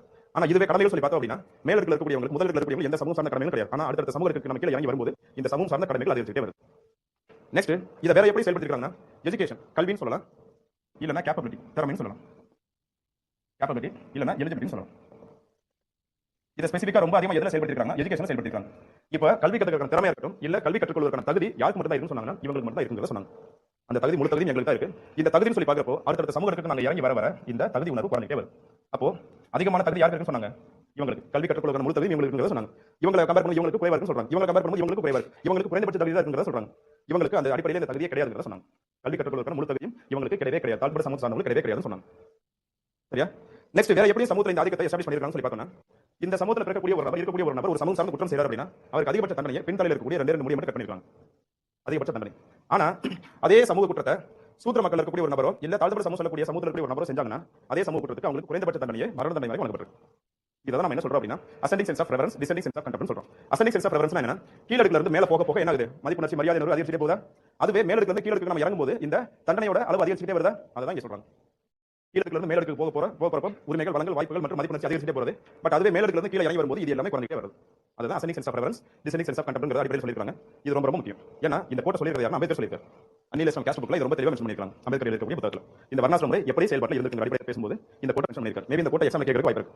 ஏன்னா 2024 அம்பேத்கர் பத்தி ஒரு மிகப்பெரிய சர்ச்சை நடந்துச்சு இந்தியால. சரியா, நெக்ஸ்ட் இங்க டாப்னு சொல்லிருக்கோம், பாட்டம் சொல்லிருக்கோம் இல்லையா, என்ன சொல்றாங்கன்னா இது முன்னாடி நம்ம பேசினதான் இந்த மேல இருக்கக்கூடியவங்க இது எல்லாமே அதிகமா கிடைக்குதா, அதான் சொல்றாங்க. இது நாளைக்கு தான் என்டர்டைன்மெண்ட் சொல்றாங்க. ஆனா இவங்களுக்கு டியூட்டியே கிடையாது. கரெக்டா, அதான் மென்ஷன் பண்ணிருக்கோம். டாப் மோஸ்ட் லேயர்ல இருக்கக்கூடியவங்களுக்கு அதிகமான என்டர்டைன்மெண்ட் கிடைச்சு. இந்த என்டர்டைன்மெண்ட் எதுனா அந்த உரிமைகள், வளங்கள், வாய்ப்புகள் மற்றும் மதிப்புணர்ச்சி. ஆனா இவங்களுக்கு சமூக சார்ந்த கடமைகள் எதுவுமே கிடையாது.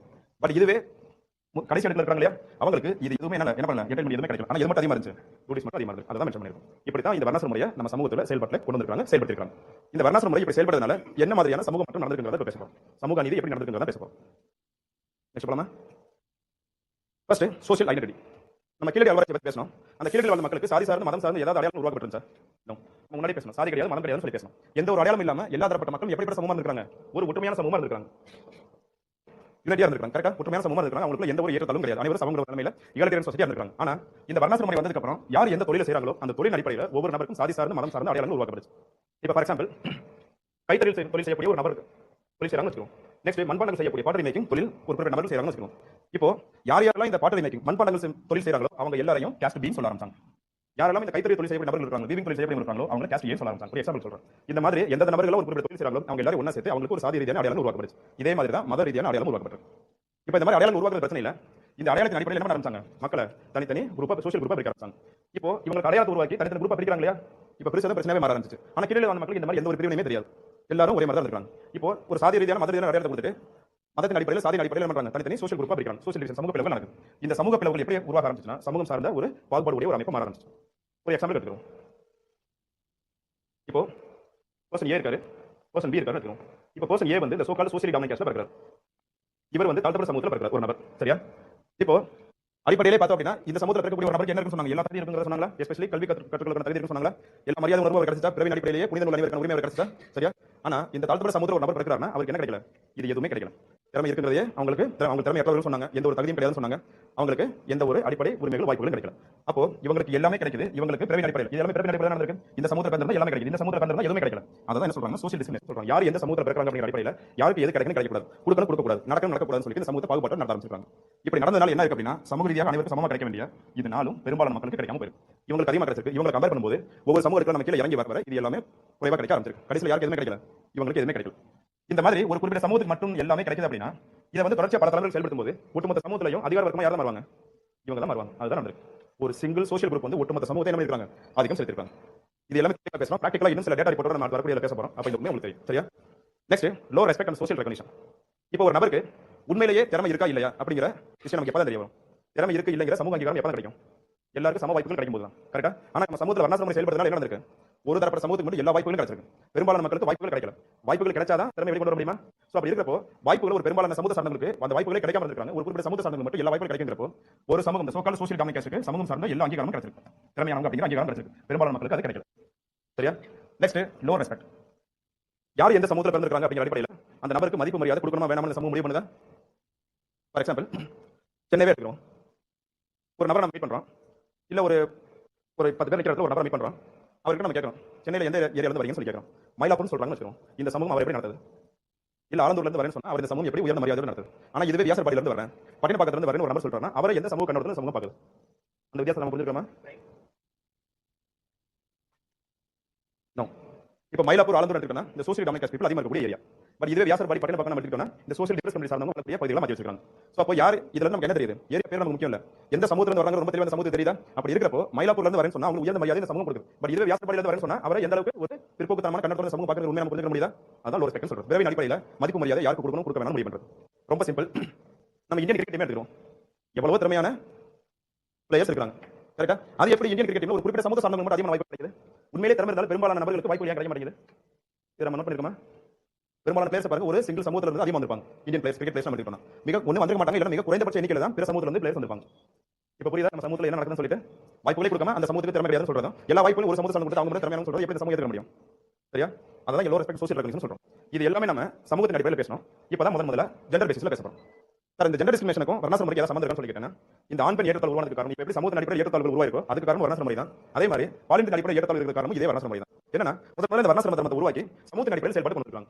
அது சமூகத்தில் ஒரு சீரான அளவில் செயல்பட ஆரம்பிச்சதுக்கு அப்புறம் அதே டாமினன்ஸ் அதே டிஸ்கிரிமினேஷன் ஜெண்டர் பேசிஸ்ல செயல்பட்டு கொண்டு இருக்காங்க. எப்படிப்பட்ட ஒரு அமைப்பு உருவாக்கி இருக்காங்கன்னா ஆண்கள் இந்த சமூகத்தில் மிகவும் உயர்ந்த பாலினம், பெண்கள் வந்து அவங்களுக்கு சபார்டினேட்னு சொல்லி எப்படிப்பட்ட ஒரு அடிப்படை உருவாக்குனாங்கன்னா physically mentally emotionally men are superior women are inferior அப்படிங்கிற ஒரு சோஷியல் ஆட்டிட்யூட் உருவாக்க ஆரம்பிச்சாங்க.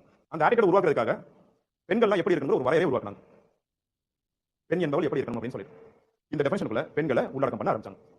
ஃபார் எக்ஸாம்பிள் நம்ம வீட்டிலே பார்த்துக்கிறோம். பொதுவாக பொதுவெளிகளே சொல்லுவாங்க பொண்ணு மாதிரி நடந்துக்க, பொண்ணு மாதிரி பேசு, பொண்ணு மாதிரி ட்ரெஸ் பண்ணு சொல்லுவாங்க.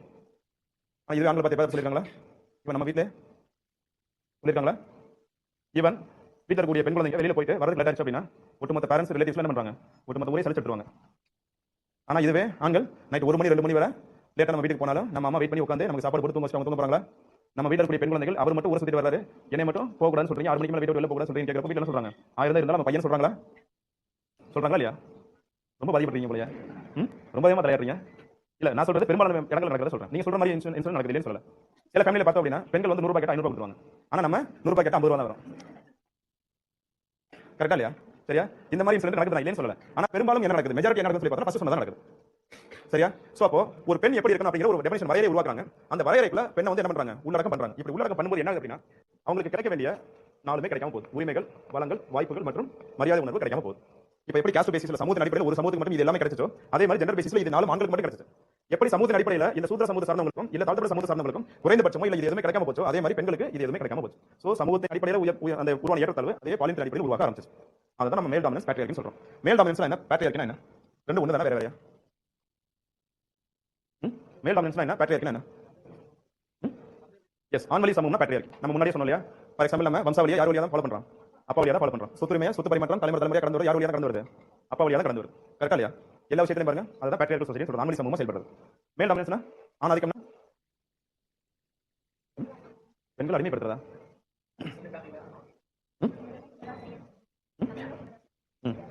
இல்ல இப்ப நிறைய ஆண்கள் சமைக்கிறாங்க. சரியா? யாரெல்லாம் ஒரு நிமிஷம், யாரெல்லாம் உங்களோட ஸ்பீச்சை கவனிச்சிருக்கீங்க? டாக்டர் ஷாலினி ஒரு அம்மா இருக்காங்க. அவங்க ரீசெண்டா டாக்ஸிக் ஃபெமினிசத்தை பத்தி பேசியிருந்தாங்க. பார்த்துருப்பீங்கன்னு நினைக்கிறேன். ஸோ மஸ்குலினிசம்ன்றது சொசைட்டி எங்க டிரான்சிட் ஆச்சு ஃபெமினிசத்துக்கு. இப்போ ஃபெமினிசத்துல சொசைட்டி எந்த ஒரு இடத்துக்கு நடந்துட்டு இருக்குன்னு சொல்லியிருக்காங்க, டாக்ஸிக் ஃபெமினிசத்துக்கு நடந்துருக்குன்னு சொல்லியிருக்காங்க. ஃபார் எக்ஸாம்பிள் ஒரு ஹஸ்பண்ட் வைஃப் இருக்காங்கன்னா ஹஸ்பண்டோட போனை வைஃப் எப்போ வேணாலும் எடுத்து பார்க்கலாம். ஆனா வைஃபோட போனை ஒரு நிமிஷம் கூட பார்த்துட்டு ஹஸ்பண்ட் கேட்டா நீ என்ன இவ்வளவு டாக்ஸிக்கா பிஹேவ் பண்றேன்னு சொல்லிடுவாங்க. சரியா? இவன் இதை பத்தி அவங்க பேசியிருந்தாங்க, டாக்டர் ஷாலினி பேசியிருந்தாங்க. சரி, ஓகே, அங்கெல்லாம் போக வேண்டாம், உள்ள வந்து போனாங்க. மேல் டாமினன்ஸ் என்ன, எந்த ஒரு அடிப்படையில் மக்கள் கொஞ்சம் பண்ணி பேசணும் இல்லையா? Physically, mentally, emotionally, psychologically men are superior ஒரு சோஷியல் ஆட்டிட்யூட் சொல்றோம் இல்லையா? அந்த சோஷியல் ஆட்டிட்யூட் தான் சொல்றாங்க, அந்த மனநிலை தான் சொல்றாங்க, சமூக மனநிலை தான் மேல் டாமினன்ஸ் சொல்றாங்க. ஆக்சுவலா அந்த ரியல் ரிப்போர்ட் என்ன தெரியுமா, ப்ரூவன் ரிப்போர்ட் என்ன தெரியுமா? Physically, mentally, emotionally, psychologically superior யார் தெரியுமா? விமன், நாட் மென். தெரியுமா? அது ரொம்ப சிம்பிள். ஏதாவது ஒரு சின்ன விஷயத்தை கூட மென் வந்து ஆண்கள் வந்து ரொம்ப ஈஸியா ரியாக்ட் பண்ணுவாங்க, கோபப்படுவாங்க. பண்ணிருக்கீங்களா? ஆனா பெண்கள் அப்படி கிடையாது, கோபப்படவே மாட்டாங்க. ஆனா பின்னாடி வச்சு செய்வாங்க. ஆனா ஆண்கள் உடனே கோபப்படுவாங்க. ஏன்னா ஆண்களுக்கு வந்து அந்த இன்ஃபீரியர் அந்த அந்த பய உணர்வு சொல்லுவாங்க இல்லையா? அந்த பய உணர்வு வெளியில தெரிஞ்சுக்கிறாங்க, உடனே ரியாக்ட் பண்றது, கோபப்படுறது. ஆனா பெண்கள் அப்படி கிடையாது. அதற்கான நேரம் எனக்கு வரும், கரெக்டா அந்த டைம் செட் ஆகும், அப்போ என்னங்கிறத நான் பண்ணிக்கிறேன் அப்படிங்கிற மாதிரி. மேல் dominance it's social attitude. So இது எல்லாத்தையும் நம்ம பார்க்கறப்போ சோஷியலி அண்ட் ஜெண்டர் பேசிஸ்ல ஒரு எந்த அளவுக்கு ஒரு மிகப்பெரிய இன்இக்வாலிட்டி கட்டமைச்சிருக்காங்க நமக்கு தெரியும். நெக்ஸ்ட் பொலிட்டிக்கல் ரைட்ஸ் நம்ம எடுத்துக்கிட்டாலும் இதுலயும் சோஷியலி ஜெண்டர் பேசிஸ்ல எந்த அளவுக்கு ஒரு மிகப்பெரிய வித்தியாசம் வருதுன்னு பார்க்கலாம். பெஸ்ட் எக்ஸாம்பிள் ஓட்டிங் ரைட்ஸ், வாக்குரிமை எடுத்துக்கணும். இந்தியாவிலே முதலாக வாக்குரிமையை எந்த காலகட்டத்தில் யாருக்கு மட்டும் கொடுத்தாங்க? இந்தியாவில் முதல்ல ஓட்டிங் ரைட்ஸ், வாக்குரிமை. எஸ், ப்ராப்பர்ட்டி கிளாஸ், யார்கிட்ட ப்ராப்பர்ட்டி இருக்கும் அதிகமா? That means landlords. சரியா? அதுக்கப்புறம் அரசாங்கத்துக்கு அதிகமாக வரி செலுத்தக்கூடிய நபர்கள், டாக்ஸ் பேயர்ஸ். அதுக்கப்புறம் எஜுகேட்டட் பீப்பிள், படித்த நபர்கள். இப்போ நம்ம சொன்னோம் இல்லையா, எஜுகேட்டட் பீப்பிள், டாக்ஸ் பேயர்ஸ், அதுக்கப்புறம் லேண்ட்லார்ட்ஸ் சொன்னோம் இல்லையா? இவங்க எல்லாரும் அந்த காலகட்டத்தில் யாரா இருந்திருக்காங்க? Socially dominant cost.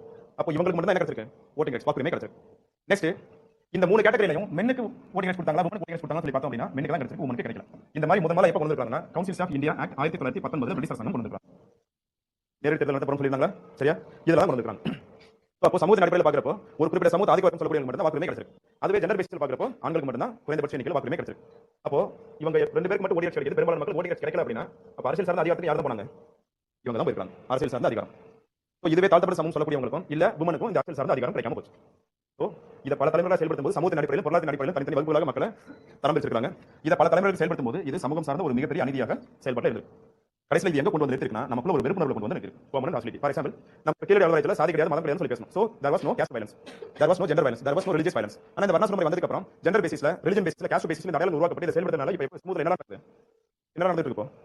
சாதி சார்ந்த முதல் போக்கு உருவாயிருக்கா, மதம் சார்ந்த முதல் போக்கு உருவாயிருக்கா, பெண்களுக்கான குடும்பங்கள் அதிகரிச்சிருக்கா? அதான் சொல்றாங்க பெர்மனன்ட் ஹாஸ்டிலிட்டி சொல்றாங்க. ஸோ நம்ம எங்க இருந்து எங்க வந்திருக்கோம்னா யுனைட்டில இருந்து ஹாஸ்டிலிட்டிக்கு மூவ் ஆயிருக்கும். ஒற்றுமையான சமூகத்துல இருந்து ஒரு விரோத போக்குள்ள சமூகம் ஆயிருக்கும். காரணம் வர்ண சிஸ்டம் தான் ரீசன். நம்ம விவேக் சார் சொல்வார்ல, எப்படி இருந்தா இப்படி ஆயிட்டு சொல்றாரு இல்லையா? எப்படி இருந்த சமூகம் எப்படி ஆயிருக்குங்கிறது புரியாத வர்ண சமூகம் வந்ததுனால. சரியா?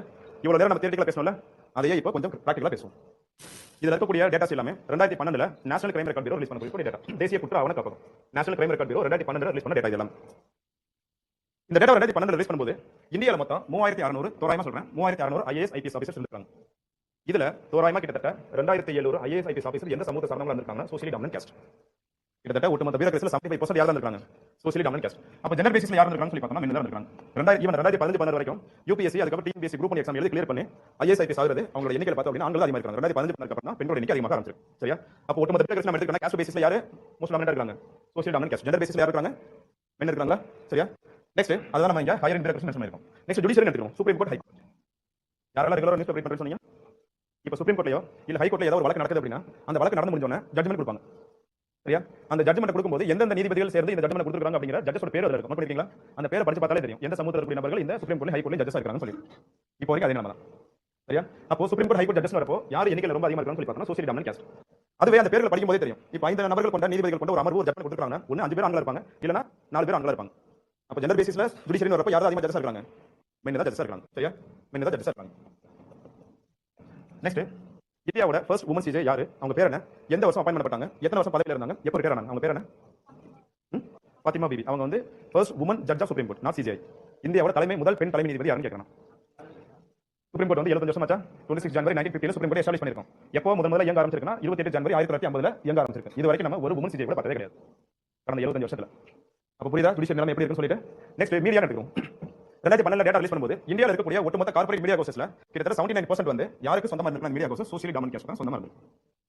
இதுல 2 ஸ்டேட் மட்டும் எக்ஸெப்ஷன். எந்த ஸ்டேட்களை பேசுவோம்?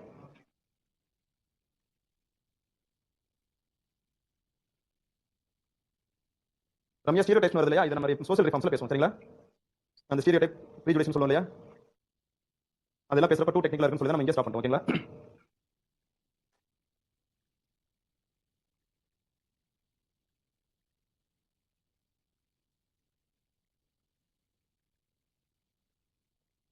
ரம்யா இருக்கீங்களா? ஓகே. கார்ப்பரேட் மீடியா கொஸ்டின் எதை சொல்றாங்கன்னா, இப்போ அந்த ஹிந்து நியூஸ் பேப்பர் இருக்கா, டைம்ஸ் ஆஃப் இந்தியா இருக்கா, இந்தியன் எக்ஸ்பிரஸ் இருக்கா, அதுக்கப்புறம் NDTV, டைம்ஸ் நவ், இந்த மாதிரி நியூஸ் சேனல்ஸ் இருக்கு இல்லையா? இதெல்லாம் ஒட்டுமொத்தமா சேர்த்து சொல்றாங்க கார்ப்பரேட் மீடியா கொஸ்டின் சொல்றாங்க.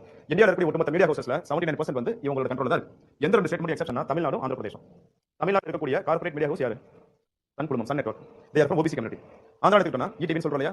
தே ஆர் ஃப்ரம் OBC கம்யூனிட்டி. இந்த 2 ஸ்டேட் தவிர மற்ற எந்த ஸ்டேட்டுக்கு போனாலும் இந்த கார்ப்பரேட் மீடியா ஹவுஸ் நம்ம எடுத்துக்கிட்டோம்னா சோசியல் டாமினன்ட் கேஸ்ட் தான் எல்லாத்துக்கும் ஓனரா இருக்காங்க. Next, primary education institutions, IIT, IIM, AIIMS இந்த மாதிரி இன்ஸ்டிடியூட் சொல்றாங்க. இங்க வேலை செய்யக்கூடிய ப்ரொஃபசர்ஸ் இருக்கட்டும், இல்ல இங்க படிக்கக்கூடிய மாணவர்கள் எண்ணிக்கை இருக்கட்டும், இதை நடைமுறையில் பார்க்கிறப்போ இந்த so called socially dominant caste சார்ந்த மாணவர்கள் தான் கிட்டத்தட்ட 73% இருக்காங்க. அப்போ ஒட்டுமொத்த அதிகாரம் வரப்போ இப்போ வீரகிருஷ்ணன் எடுத்துக்கிட்டோம் அப்படின்னா நம்ம கிளாஸோட ஸ்டார்டிங்ல பேசணும். அட்மினிஸ்ட்ரேஷன்ல ஒரு மிகப்பெரிய விங்க யார் சொல்லி பேசணும்? நிர்வாகத்தில் செயல்படக்கூடிய நபர்கள் சொல்லி வீரகிருஷ்ணன் பேசணும். இந்த வீரகிருஷ்ணன் யார் கண்ட்ரோல் இருக்கு? கிட்டத்தட்ட இந்தியாவில் இருக்கக்கூடிய ஒட்டுமொத்த வீரகிருஷ்ணன் 75% யாரா இருக்காங்க? Social dominant caste. அதை தாண்டி நீதித்துறைன்னு வந்தோம் அப்படின்னா நீதித்துறையில மோஸ்ட் டாமினன்ட் யாரா இருக்காங்க? Social dominant caste. நெக்ஸ்ட், மீடியாலயும் யாரா மோஸ்ட் டாமினன்ட் இருக்காங்க? Social dominant caste. மீடியா எடுத்துக்கிட்டோம்னா டெமோக்ரசி மக்களாட்சியில் 4வது தூண், 4th பில்லர்னு சொல்றோம். அப்ப 4வது தூண் யார் கண்ட்ரோல் இருக்கு? Social dominant caste. அப்ப ஒட்டுமொத்த இந்தியாவும் யார் கண்ட்ரோல் இருக்குங்கிறது அர்த்தம் தான் நமக்கு கிடைக்குது. So called social dominant caste. Sir இந்த அளவுக்கு அதிகாரம் செலுத்துறாங்க சார், இவங்க பாப்புலேஷன் எவ்வளவு சொல்லி பார்த்தோம்னா சென்சஸ் 2011 பேஸ் பண்ணி பார்த்தோம்னா இந்தியாவில் இருக்கக்கூடிய ஒட்டுமொத்த சோசியல் டாமினன்ட் கேஸ்டோட பாப்புலேஷன் வெறும் 3% தான். இப்போ புரியுதா எந்த அளவுக்கு ஒரு மிகப்பெரிய ஏற்றத்தாலும் நம்ம சமூகத்தில் செயல்பட்டு இருக்கிறது? புரியுதா? வெறும் 3% ஒட்டுமொத்த இந்தியாவை கண்ட்ரோல் பண்றது நம்ம கண்கூட டேட்டாவை பார்க்க முடியல. பட் இதெல்லாம் நான் பேசினா ரொம்ப பயஸ்டா பேசுற மாதிரி ஃபீல் பண்றாங்க சில பேர். எல்லாத்துக்கும் எனக்கு டேட்டா எவிடன்ஸ் இருக்கு, டேட்டா ரிப்போர்ட். இது வந்து பர்சனல் ரிப்போர்ட் இல்ல, கவர்மெண்ட் ரிப்போர்ட் எங்க இருக்கு. நீங்க எந்த டேட்டா பேச கேட்டாலும் என்னால எடுத்து உங்களுக்கு ப்ரூவ் பண்ண முடியும். சரியா? நெக்ஸ்ட், எக்கனாமிக்கலி எந்த அளவுக்கு மோஸ்ட் டாமினன்ட் இருக்கான்னு பார்ப்போம். வைஸ் சேர்மன் சொன்னா அந்த ஒட்டுமொத்த சமூகத்துல 3வது இடத்துல இருக்கான்னு சொன்னோம். இந்தியாவில் இருக்கக்கூடிய மேஜர் பிசினஸ் கார்ப்பரேஷன் நம்ம எடுத்துக்கிட்டோம் அப்படின்னா அதுல CEO இருக்கிறது எல்லாமே யாருன்னு சொல்லி பார்த்தோம்னா இந்த வைஸ் சேர்மன் தான். இவங்க எப்படி சார் சோசியல் டாமினன்ட் மாறுவாங்க கேட்டாங்க. இவங்களுக்கு எந்த ஒரு உரிமை கிடைச்சது என்ன பிரின்சிபல் ஃபாலோ பண்ணதுக்கு அப்புறம் நம்ம பேசணும் திவிஜா என்ன பிரின்சிபல் சாக்ரேட்டர் பூணூல் அணிவதற்கான உரிமை உங்களுக்கு கிடைச்சது, புனித நூல் அணிவதற்கான உரிமை கிடைச்சதுன்னு சொல்லி பேசணும். பேசணுமா இல்லையா? அப்போ இவங்க யாருக்கு நிகராக கன்சிடர் பண்ணப்பட்டாங்க? இந்த so called social dominant caste. So அப்போ சோசியலாவும் அதிகாரத்திலும் சரி இல்ல ஒட்டுமொத்த பொருளாதாரத்திலும் மிக உயர்ந்த இடத்துல யார் இருக்காங்க?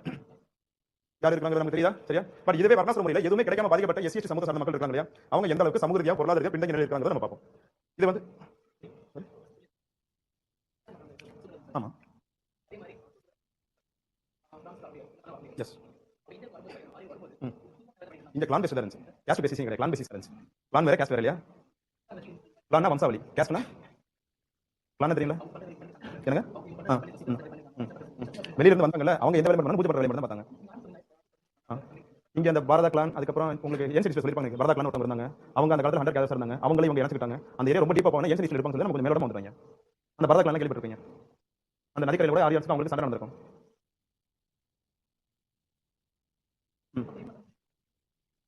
இவங்க ஆரம்ப காலகட்டத்தில் விவசாயம் செஞ்சாங்க. இவங்க ஆரம்ப காலத்துல வேலை செய்யும்போது அங்க இருக்கக்கூடிய அந்த பாரதா கிளான் இருந்தாங்க இல்லையா? நார்த் இந்தியால பாரதா கிளான் ஒருத்தவங்க இருந்தாங்க. அவங்களை இவங்களுக்கு கீழே கொண்டு வந்து இவங்க உயர்ந்த இடத்துக்கு போக ஆரம்பிச்சாங்க. மத்த எல்லாரும் இந்த வேலை செய்ய வச்சு எஸ் செய்ய வச்சாங்க. எஸ் அதான் உண்மை. யாரு சரி இவங்க சொல்றீங்களா? டாமினன்ட் கேஸ்ட் சொல்றீங்களா? எஸ். ஆனா அவங்க அங்க இருந்து வந்திருக்காங்கன்னா இங்க இருக்கிறவங்க கிட்ட அதிகம் செலுத்துங்க இருக்கா, தன்னை உயர்வா காமிக்கணும் இல்லையா? அதான் நடந்துருக்கீங்க. இதெல்லாம் நான் சொல்ல முடியாதுங்க. சரியா? வேற யாருக்கு டவுட் இருக்கா? நீங்க சொல்றது சரிதான். ஆனா ஏன் ஹிஸ்டரியில ரொம்ப டீப்பா இந்த ஹிஸ்டரி UPSC ஹிஸ்டரி ஆப்ஷனல் படிக்கிறாங்க இல்லையா? அவங்க படிக்கக்கூடிய ஏரியா. சோ நமக்கு இந்த ஏரியா போதும். இப்போ ஓகேவா? இப்போ ஓகேவா? நிறைய பேட்டர்ஸ் இங்க நடந்துருக்கும். அந்த பாரதா கிளான் எப்படி இவங்க கீழே கொண்டு வந்தாங்க உண்மையா ஏன் ஹிஸ்டரியில ரொம்ப டீடைலா இருக்கும். அவ்வளவு டீடைல் நமக்கு தேவையில்லை. என்ன சொல்ல போனா நம்ம TNPSC எக்ஸாம்ல ஏன் ஹிஸ்டரியில கேட்கறது 2 क्वेश्चन தான். சரி அவ்வளவு டீப்பா போகலாம். சரி ஓகே. இந்த கிரைம்ஸ் இந்தியா ரிப்போர்ட் வந்து NCRB டேட்டா ரிலீஸ் பண்ணிருக்கிறது 2021 ரிலீஸ் பண்ணாங்க. National crime record bureau. Schedule cost gangs கூடிய குற்றங்கள், ஷெட்யூல் ட்ரைப் கேங்ஸ் கூடிய குற்றங்கள். இந்த 2 குற்றத்தை பத்தி பேசினாங்க. 2020 மட்டும் ஒவ்வொரு 10 நிமிஷத்துக்கு ஒரு குற்றம் SC காஸ்ட் கேங்ஸ்டா இந்தியால நடந்திருக்கு. அந்த குற்றம் வந்து எப்படி இருக்கலாம்? கொலையா இருக்கலாம், மர்டரா இருக்கலாம், கை கால வெட்டுறது, முட்டிலேஷனா இருக்கலாம், இல்லைன்னா அவங்க விவசாயம் அக்ரிகல்ச்சர் லேண்டை அழிக்கிறதா இருக்கலாம், இல்லைன்னா அவங்க தங்கியிருக்கக்கூடிய வீட்டை இடிக்கிறதா இருக்கலாம். இந்த மாதிரி ஏதோ ஒரு அடிப்படையில் ஒவ்வொரு 10 நிமிஷத்துக்கு ஒரு கிரைம் நடந்தது. சரியா? எந்த மாநிலத்தில் அதிகமாக நடந்ததுன்னு சொல்லி பார்த்தோம் அப்படின்னா இந்தியாவுடைய சொர்க்க பூமி புண்ணிய பூமி சொல்லக்கூடிய உத்தரப்பிரதேச மாநிலத்தில் நடந்தது. நான் சொல்றது அக்கார்டிங் டு தேசபக்தர்கள். சரியா? புனித தலம் சொல்றாங்கல்ல. சரி, ஓகே. நெக்ஸ்ட் எத்தனை சதவீதம் இன்க்ரீஸ் ஆகும் சொல்லி 2020 கம்பேர் பண்ணும்போது 2021 ஷெட்யூல் காஸ்ட் கம்யூனிட்டி எக்ஸ்ட்ரா நடக்கக்கூடிய குற்றங்கள் 1.2% அதிகமாக இருக்கு இந்தியாவில். உண்மையிலேயே ஒரு நாடு ஒரு சமூக ரீதியாக பொருளாதார ரீதியாக முன்னேறுது, சமமான நிலைக்கு வரணும்னு நினைக்கிறாங்கன்னா இப்படிப்பட்ட குற்றங்கள் இன்க்ரீஸ் ஆகுமா டிக்ரீஸ் ஆகுமா? குறையணும். ஆனா இந்தியாவில் இன்க்ரீஸ் ட்ரெண்ட் இருக்கு. ஷெட்யூல் காஸ்ட் இருக்கக்கூடிய பெண்களுக்கு எதிராக நடக்கக்கூடிய கற்பழிப்புன்னு சொல்லி பார்த்தோம் அப்படின்னா 7.6% அதிகரிச்சிருக்கு. அதே மாதிரி ஷெட்யூல் ட்ரைப்னு வரப்போ 6.4% இன்க்ரீஸ் ஆயிருக்கு 2020 கம்பேர் பண்ணும்போது. எந்த மாநிலத்தில் ஷெட்யூல் ட்ரைப் எகென்ஸ்ட் குற்றங்கள் அதிகமாக நடக்குதுன்னா மத்திய பிரதேஷ். ஏன்னா இந்தியாவிலேயே ஷெட்யூல் ட்ரைப் பாப்புலேஷன் அதிகமாக இருக்கக்கூடிய மாநிலம் வந்து மத்திய பிரதேசம். இவன் 2023 ஒரு மிகப்பெரிய பிரச்சனை உள்ளது. அங்க இருக்கக்கூடிய சோசியல் டாமினேட் காஸ்ட் சார்ந்த ஒரு நபர் அந்த பகுதியில் இருக்கக்கூடிய ஆதிப்பாளர்கள் சமூக சார்ந்தவர் மேல யூரினேட் பண்ணார். எஸ், எல்லாரும் பார்த்து நினைக்கிறேன், நியூஸ்ல கூட வந்துச்சு. அப்போ சக மனிதனை எப்படி தான் பார்க்கறாங்கன்னா தாழ்த்தப்பட்ட வகுப்புல இருந்து வந்திருக்கவங்க மேல நம்ம எந்த ஒரு வன்முறை கட்டவிழ்த்தாலும் அவங்க அதை எதிர்க்க கூடுங்கிற ஒரு மனநிலை இருக்கு இல்லையா? நெக்ஸ்ட் ஷெட்யூல் ட்ரைப் இருக்கக்கூடிய பெண்களுக்கு எதிரான கற்பழிப்புன்னு சொல்லி பார்த்தா 15% அதிகரிச்சு 2020 கம்பேர் பண்ணும்போது 2021. நெக்ஸ்ட் கவு ஜெர்னலிசம் பசு பாதுகாப்பு நடக்கும். கேஸ்ட் பேசிஸ்ல பார்த்தோம் அப்படின்னா எஸ்சி சமூகம் பாதிக்கப்பட்டிருக்காங்க. ரிலிஜன் பேசிஸ்ல பார்த்தோம் அப்படின்னா இஸ்லாம் கம்யூனிட்டி சார்ந்தவங்க பாதிக்கப்பட்டிருக்காங்க. அதே என்ன பசு பாதுகாப்பு கவு ஜெர்னலிசம் என்ன? ஃபர்ஸ்ட் விஜிலன்டிசம் என்ன? விஜிலாண்டின்னு சொல்லுவாங்க. விஜிலாண்டிசம் அப்படின்னா என்ன? ஒரு குறிப்பிட்ட ஒரு சமூகத்தில் இருக்கக்கூடிய ஃப்ரிஞ்ச் எலமெண்ட்ஸ் சொல்லுவாங்க இல்லையா? அந்த ஃப்ரிஞ்ச் எலமெண்ட்ஸ் சட்டத்தை தன்னோட கையில் எடுத்துக்கிட்டு ஒரு நாட்டில் நடக்கக்கூடிய நிர்வாகத்துக்கு எதிராக செயல்படுறது, நிர்வாகத்துக்கு அப்பாற்பட்டு செயல்படுறது, அதான் சொல்லுவாங்க விஜிலன்டிசம் சொல்லுவாங்க. இப்போ கவு ஜெர்னலிசம் என்னன்னா, இப்போ இந்தியாவில் பார்த்தோம் அப்படின்னா எனக்கு தெரிஞ்சு 2014 முன்னாடி வரைக்கும் கவு ஜெர்னலிசத்தை பெருசா கேள்விப்பட்டதே கூட கிடையாது. ஆனா 2014 அப்புறம் அடிக்கடி நியூஸ்ல பார்க்க முடியுதா? ஈவன் இங்க சொர்க்க பூமி புண்ணிய பூமியில என்ன நடந்தது? ஒரு ஷெட்யூல் காஸ்ட் கம்யூனிட்டி சார்ந்த ஒரு நபர் மாடுகள் வாங்கிட்டு அவரோட சொந்த நிலத்தில் வளர்க்கறதுக்காக அவரோட ஊருக்கு வேன்ல ஏற்றி கொண்டு போயிருக்காரு. அந்த பகுதியில் இருக்கக்கூடிய இந்த தேசபக்தர்கள் என்ன பண்ணிருக்காங்க, இந்த மாடுகள் இறைச்சிக்காக கொண்டு போறாரு அப்படின்னு சொல்லிட்டு வழிமறிச்சு அவர் அடிச்சு கொலை பண்ணாங்க. Because is from schedule cost. Next அதே சொர்க்க பூமியில தான் இஸ்லாம் கம்யூனிட்டி சார்ந்த ஒரு ஃபேமிலில மாட்டு இறைச்சி சமைச்சு சாப்பிடுறாங்க ஒரு குற்றச்சாட்டு வந்துச்சு, அலிகேஷன் வந்துச்சு. அது உண்மை நினைச்சிட்டு தேசபக்தர்கள் ஒட்டுமொத்த வீட்லயும் போய் ஃபுல்லா சலிச்சிருக்காங்க. ஒரு மாட்டு கூட உங்களுக்கு கிடைக்கல. பட் இருந்தாலும் நீங்க மாட்டு சாப்பிடக்கூடிய சமூகம் தான் சொல்லி ஒட்டுமொத்த ஃபேமிலியை மர்டர் பண்ணாங்க. அப்போ பசு பாதுகாப்புங்கிற பேர்ல யாரோ ஒரு குறிப்பிட்ட சோசியல் டாமினேட் காஸ்ட் வந்து இந்த கடவுளை வணங்குறாங்கிற ஒரே காரணத்துக்காக மற்ற சமூக சார்ந்தவங்க என்ன பண்ண மாட்டேங்கிறாங்க, அது பக்கத்துல கூட போட மாட்டேங்கிறாங்களா? ரிலிஜன் பேசிஸ்ல பார்த்தோம் அப்படின்னா இஸ்லாம் கம்யூனிட்டி சார்ந்தவங்க பாதிப்பு உள்ளாங்க. பட் இதுல காஸ்ட் பேசிஸ்ல பார்த்தோம் அப்படின்னா எஸ்சி சமூக சார்ந்தவங்க என்ன பண்றாங்க, பாதிப்பு உள்ளாங்களா? சரியா? இதுவும் இந்த வர்ணாசிரம முறை கோட்பாடுபடி செயல்படக்கூடிய ஒரு சமூகத்துல தான் நடக்கும். நெக்ஸ்ட் இந்த எஸ்சி சமூகம் எந்த அளவுக்கு பொருளாதார ரீதியாக பாதிக்கப்பட்டிருக்காங்கன்னு சொல்லி பார்த்தா சச்சர் கமிட்டி ரிப்போர்ட் 2005 நமக்கு இருக்கக்கூடிய பெஸ்ட் எவிடன்ஸ் ரிப்போர்ட் 2005 காங்கிரஸ் ஆட்சி காலத்துல வந்துச்சு. இந்த ரிப்போர்ட் என்ன சொல்லிருக்காங்க, இந்தியாவில் இருக்கக்கூடிய ஒட்டுமொத்த ஷெட்யூல் காஸ்ட் கமிட்டி நம்ம எடுத்துக்கிட்டோம், அதுல 70% ஆஃப் ஷெட்யூல் காஸ்ட் கமிட்டிக்கு சொந்த நிலம் ஓன் லேண்ட் கிடையாது. இப்போ ஓன் லேண்ட் இருந்துச்சு அப்படின்னா அதுல அவங்க விவசாயம் செஞ்சு தங்களோட வாழ்வாதாரத்தை மேம்படுத்திக்க முடியும். அப்படி இல்ல வேற ஏதாவது தொழில் செஞ்ச அந்த நிலத்தில் தொழில் செஞ்சு அவங்க வாழ்வாதாரத்தை மேம்படுத்திக்க முடியும். ஆனா சொந்த நிலம் இல்லாம போறதுனால இந்த எஸ்சி சமூக சார்ந்த மோஸ்ட்லி என்ன மாதிரி வேலைக்கு போறாங்கன்னா விவசாயத்துல கூலிகளா போறாங்க, இல்ல ஒப்பந்த தொழிலாளர்களா போறாங்க, கான்ட்ராக்ட் லேபர்ஸா போறாங்க. சோ இதுல இருந்து வரக்கூடிய வருமானம் மிக குறைவா இருக்கிறதுனால அன்றாட தேவைகளை பூர்த்தி செய்யக்கூட முடியாத ஒரு சூழலை இவங்க பொருளாதார ரீதியாக பின்தங்கி நிலையில் இருக்காங்க அப்படிங்கிற ஒரு உண்மையை சச்சர் கமிட்டி ரிப்போர்ட் சொல்லிருக்காங்க. அப்ப இந்த வர்ணாசிரம முறை செயல்பாட்டுக்கு வந்ததுனால எப்படி ஒரு சமூகம் மோஸ்ட் டாமினேட் ஆயிருக்காங்க சோசியல் எகனாமிக்கலி, அதே நேரத்தில் ஒரு இந்த வர்ணாசிரம பெரிய அளவில் பாதிக்கப்பட்ட சமூகம் சொல்லி பார்க்கக்கூடிய தாழ்த்தப்பட்ட சமூகம் எந்த அளவுக்கு சமூக ரீதியாக பொருளாதார ரீதியாக பின்தங்கி நிலையில் இருக்காங்க அப்படிங்கிற உண்மை புரியுதா நமக்கு? சரியா? சோ வர்ணாசிரம முறை எந்த அளவுக்கு சிறப்பாக நம்ம சமூகத்தில் செயல்பட்டு இருக்கிறது இதுல புரியுதா நமக்கு? புரியுதா? சரியா? நெக்ஸ்ட் இது எல்லாமே நம்ம சோசியல் பேசிஸ்ல பார்த்தோம். நெக்ஸ்ட் ஜெண்டர் பேசிஸ்ல இப்ப பெண்கள் அப்படின்னு எடுத்துக்கிட்டோம்னா ஒரு பெண் குழந்தை உருவாகக்கூடிய காலகட்டத்தில இருந்து வயதாகி இறந்து போகக்கூடிய காலகட்டம் வரைக்கும் ஒட்டுமொத்த லைஃப் சைக்கிள் பெண்களுக்கு பல சிக்கல்கள் இருக்கா? ஃபார் எக்ஸாம்பிள் இப்போ பிறப்பு பெர்த் எடுத்துக்கிறோம். நம்ம இதுக்கு முன்னாடி ஃபீமேல் இன்ஃபென்ட் ஃபீமேல் ஃபிட்ஸ் கேள்விப்பட்டிருக்கோம். எப்பயாவது மேல் இன்ஃபென்ட் மேல் ஃபிட்ஸ் கேள்விப்பட்டிருக்கோமா? ஈவன் ஹிட்லர் கூட நடக்கிறது கிடையாது. சரியா? அப்போ first female infant female fits என்ன ரெண்டு பேருக்கு வித்தியாசம் என்ன? ஃபீமேல் இன்ஃபென்ட் என்ன குழந்தை பிறந்ததுக்கு அப்புறம் கொலை பண்றது, ஃபீமேல் ஃபிட்ஸ் என்ன கருவா உருவாகும் போதே பெண் குழந்தை தெரியும் கொலை பண்றது, அபார்ஷன் பண்றது. சரியா? அப்போ பெண் குழந்தை இது ஏன் நடக்குது? இந்த ஃபீமேல் இன்ஃபென்ட் ஃபீமேல் ஃபிட்ஸ் நம்ம சமூகத்துல ஏன் நடந்திருக்கு? ஏன்னா நம்ம சன் மெட்டா ப்ரிஃபர் சொசைட்டியா இருக்கோம். ஆண் குழந்தைகள் வந்து சமூகம் இன்னும் விரும்புதா? தமிழ்நாட்டோட ஸ்டோரியா வேற. நீங்க தமிழ்நாடு விட்டுருங்க, தமிழ்நாடு எங்கேயோ மாறி வந்து நிக்குது. தமிழ்நாடு சொல்ல முடியாது, நான் ஒட்டுமொத்த இந்தியாவுக்கு பேசுறேன். சரியா? இப்போ சன் மெட்டா ப்ரிஃபரன்ஸ் என்ன? ஒரு ஹஸ்பண்ட் வைஃப் இருப்பாங்க, அவங்களுக்கு வந்து ஒரு ஆண் குழந்தை வேணும் முடிவு பண்ணிடுவாங்க. ஏன்னா நம்ம சமூகம் வந்து அடுத்து என்னுடைய வாரிசு ஆண் குழந்தைங்க தான் மாதிரியான ஒரு மனநிலை இருக்காங்க இல்லையா? ஆண் குழந்தை வேணும் முடிவு பண்ணிடுவாங்க. அந்த ஆண் குழந்தை கிடைக்கிற வரைக்கும் எத்தனை பெண் குழந்தைங்க வேணாலும் பெற்றுவாங்க. ஃபார் எக்ஸாம்பிள் 10வது ஒரு ஆண் குழந்தை பிறக்கிறான்னு வச்சுக்கோங்க. இதுக்கு முன்னாடி 9 பெண் குழந்தைகள் இருந்திருப்பாங்க இல்லையா? அந்த 9 பெண் குழந்தைகள் எப்படிப்பட்ட குழந்தைகள்? Unwanted child. அந்த பேரண்ட்ஸ் பொறுத்த வரைக்கும் அவங்க தேவையான குழந்தை யாரு? அந்த மேல் சைல்டு 10வது குழந்தை. அப்ப இதுக்கு முன்னாடி 9 பெண் குழந்தை பிறந்திருந்தா they are all unwanted child. இந்த மாதிரி எத்தனை பெண் குழந்தை பிறந்தாலும் எனக்கு கவலை கிடையாது, எனக்கு ஆண் குழந்தை வேணுங்கிற அடிப்படையில் ஆண் குழந்தை பெற்றுக்கிறாங்க. அதுக்கு முன்னாடி எத்தனை பெண் குழந்தைகள் வேணாலும் பிறவி கொடுக்குறாங்க இல்லையா? இந்த ஒரு சோசியல் ஆட்டிட்யூட் மனநிலை என்ன சொல்றாங்க? சன் மெட்டா ப்ரிஃபரன்ஸ் சொல்றாங்க. சரியா? சோ அப்போ இந்த மாதிரி 10வது ஒரு ஆண் குழந்தை பிறக்கிறாங்க, ஒட்டுமொத்த குடும்பத்தோட கவனம் யார் மேல தான் இருக்கும்? அந்த பையன் மேல தான் இருக்கும். அவனுக்கு ப்ராப்பர் ஹெல்த் கிடைக்கும், ப்ராப்பர் எஜுகேஷன் கிடைக்கும், எல்லா குடும்பத்துக்கும் கிடைக்கும். ஆனா இந்த 9 பெண் குழந்தைகள் ஏதாவது அந்த குடும்பம் கிடைக்கிறாங்களா? நோ. அப்போ ஒட்டுமொத்த பெண் குழந்தைகளுக்கு இங்க பிரச்சனைகள் உருவாகுதா? ஒருவேளை இந்த பெண் குழந்தை பிறந்து வந்தாலும் படிக்கிற காலகட்டத்தில் இன்னும் இந்த ஜெண்டர் பேசிஸ்ல ஒரு வேலை பார்க்க முடியும். வித் ரெஸ்பெக்ட் லிட்ரேசி ரேட் நம்ம எடுத்துக்கிட்டோம் அப்படின்னா தமிழ்நாட்டில் வுமன் லிட்ரேசி ரேட் எவ்வளவு இருக்குது? மென் லிட்ரேசி ரேட் எவ்வளவு இருக்குது? மேல் லிட்ரேசி ரேட் வந்து 82.14, ஃபீமேல் லிட்ரேசி ரேட் வந்து 76.44. சரியா? அப்ப இங்க ஒரு வித்தியாசம் இருக்கா? ஆண்களுக்கு அதிகமான கல்வி கிடைக்குது, பெண்களுக்கு குறைவாக கிடைக்குது. இன்னும் நம்ம சமூகத்துல இன்னும் ரொம்ப வெளிப்படையா சொல்றத பார்க்க முடியும். ஏன் இவ்வளவு பணம் செலவு பண்ணி பெண் குழந்தையை படிக்க வைக்கிற? எப்படியும் திருமணம் ஆகி வேற இடத்துக்கு போகக்கூடிய பெண் தானே, எதுக்கு அவ்வளவு செலவு பண்ணி படிக்க வைக்கிற அப்படின்னு கேட்கற சமூகம் கேட்கறாங்க. சோ அப்ப ஒட்டுமொத்த எஜுகேஷன்ல பெண்கள் பாதிக்கப்படுறாங்க. இதனால என்ன ஆகுது அப்படின்னா மொத்த சேர்க்கை விதம் குறையும். ஒருவேளை படிச்சு முடிச்சு வேலைக்கு வந்தாங்கன்னா வேலைக்கு வரதுல பல சிக்கல்கள் உருவாகுது. பாலியல் ரீதியான சிக்கல்கள் அதிகமாக இருக்குதா? அதே நேரத்தில் salary பேமெண்ட்ல ஆண்களுக்கு அதிகமான salary, பெண்களுக்கு குறைவான salary கொடுக்குறாங்க. ப்ரொமோஷன்ஸ் நம்ம எடுத்துக்கிட்டோம் அப்படின்னா certain level வரைக்கும் தான் women க்கு ப்ரொமோஷன் கிடைக்குது. ஆண்களுக்கு ஒரு ஆர்கனைசேஷன் எடுத்துக்கிட்டோம் அப்படின்னா உச்சபட்ச பொசிஷன் இருக்கு, அது வரைக்கும் ப்ரமோஷன் கிடைக்கும். ஆனா பெண்களுக்கு ஒரு குறிப்பிட்ட இடத்துக்கு மேல ப்ரமோஷன் கிடைக்க மாட்டேங்குதா? அதான் கேஸ் சீலிங் எஃபெக்ட்னு சொல்றாங்க. ஒரு குறிப்பிட்ட இடத்துக்கு மேல பெண்களுக்கு ஒரு முன்னேற்றம் கிடைக்க மாட்டேங்குது. ஒருவேளை இதெல்லாம் தாண்டி மேரேஜ் வந்தா இங்க அடுத்த பிரச்சனை என்ன உருவாகுது? டவுரி. இந்த டவுரி வந்து 2010க்கு முன்னாடி ஒரு முனை கத்தியா இருந்துச்சு. இந்த ஒரு முனை கத்தினால பெரிய அளவில் பாதிக்கப்பட்டது யாரா? பெண்கள். இப்பவும் பாதிக்கப்படக்கூடிய பெண்கள் தான், அது மாற்று கருத்து இல்ல. ஆனா 2010க்கு அப்புறம் இது இருமுனை கத்தியா மாறிடுச்சு. ஆண்களும் பாதிக்கப்பட ஆரம்பிச்சிருக்காங்க.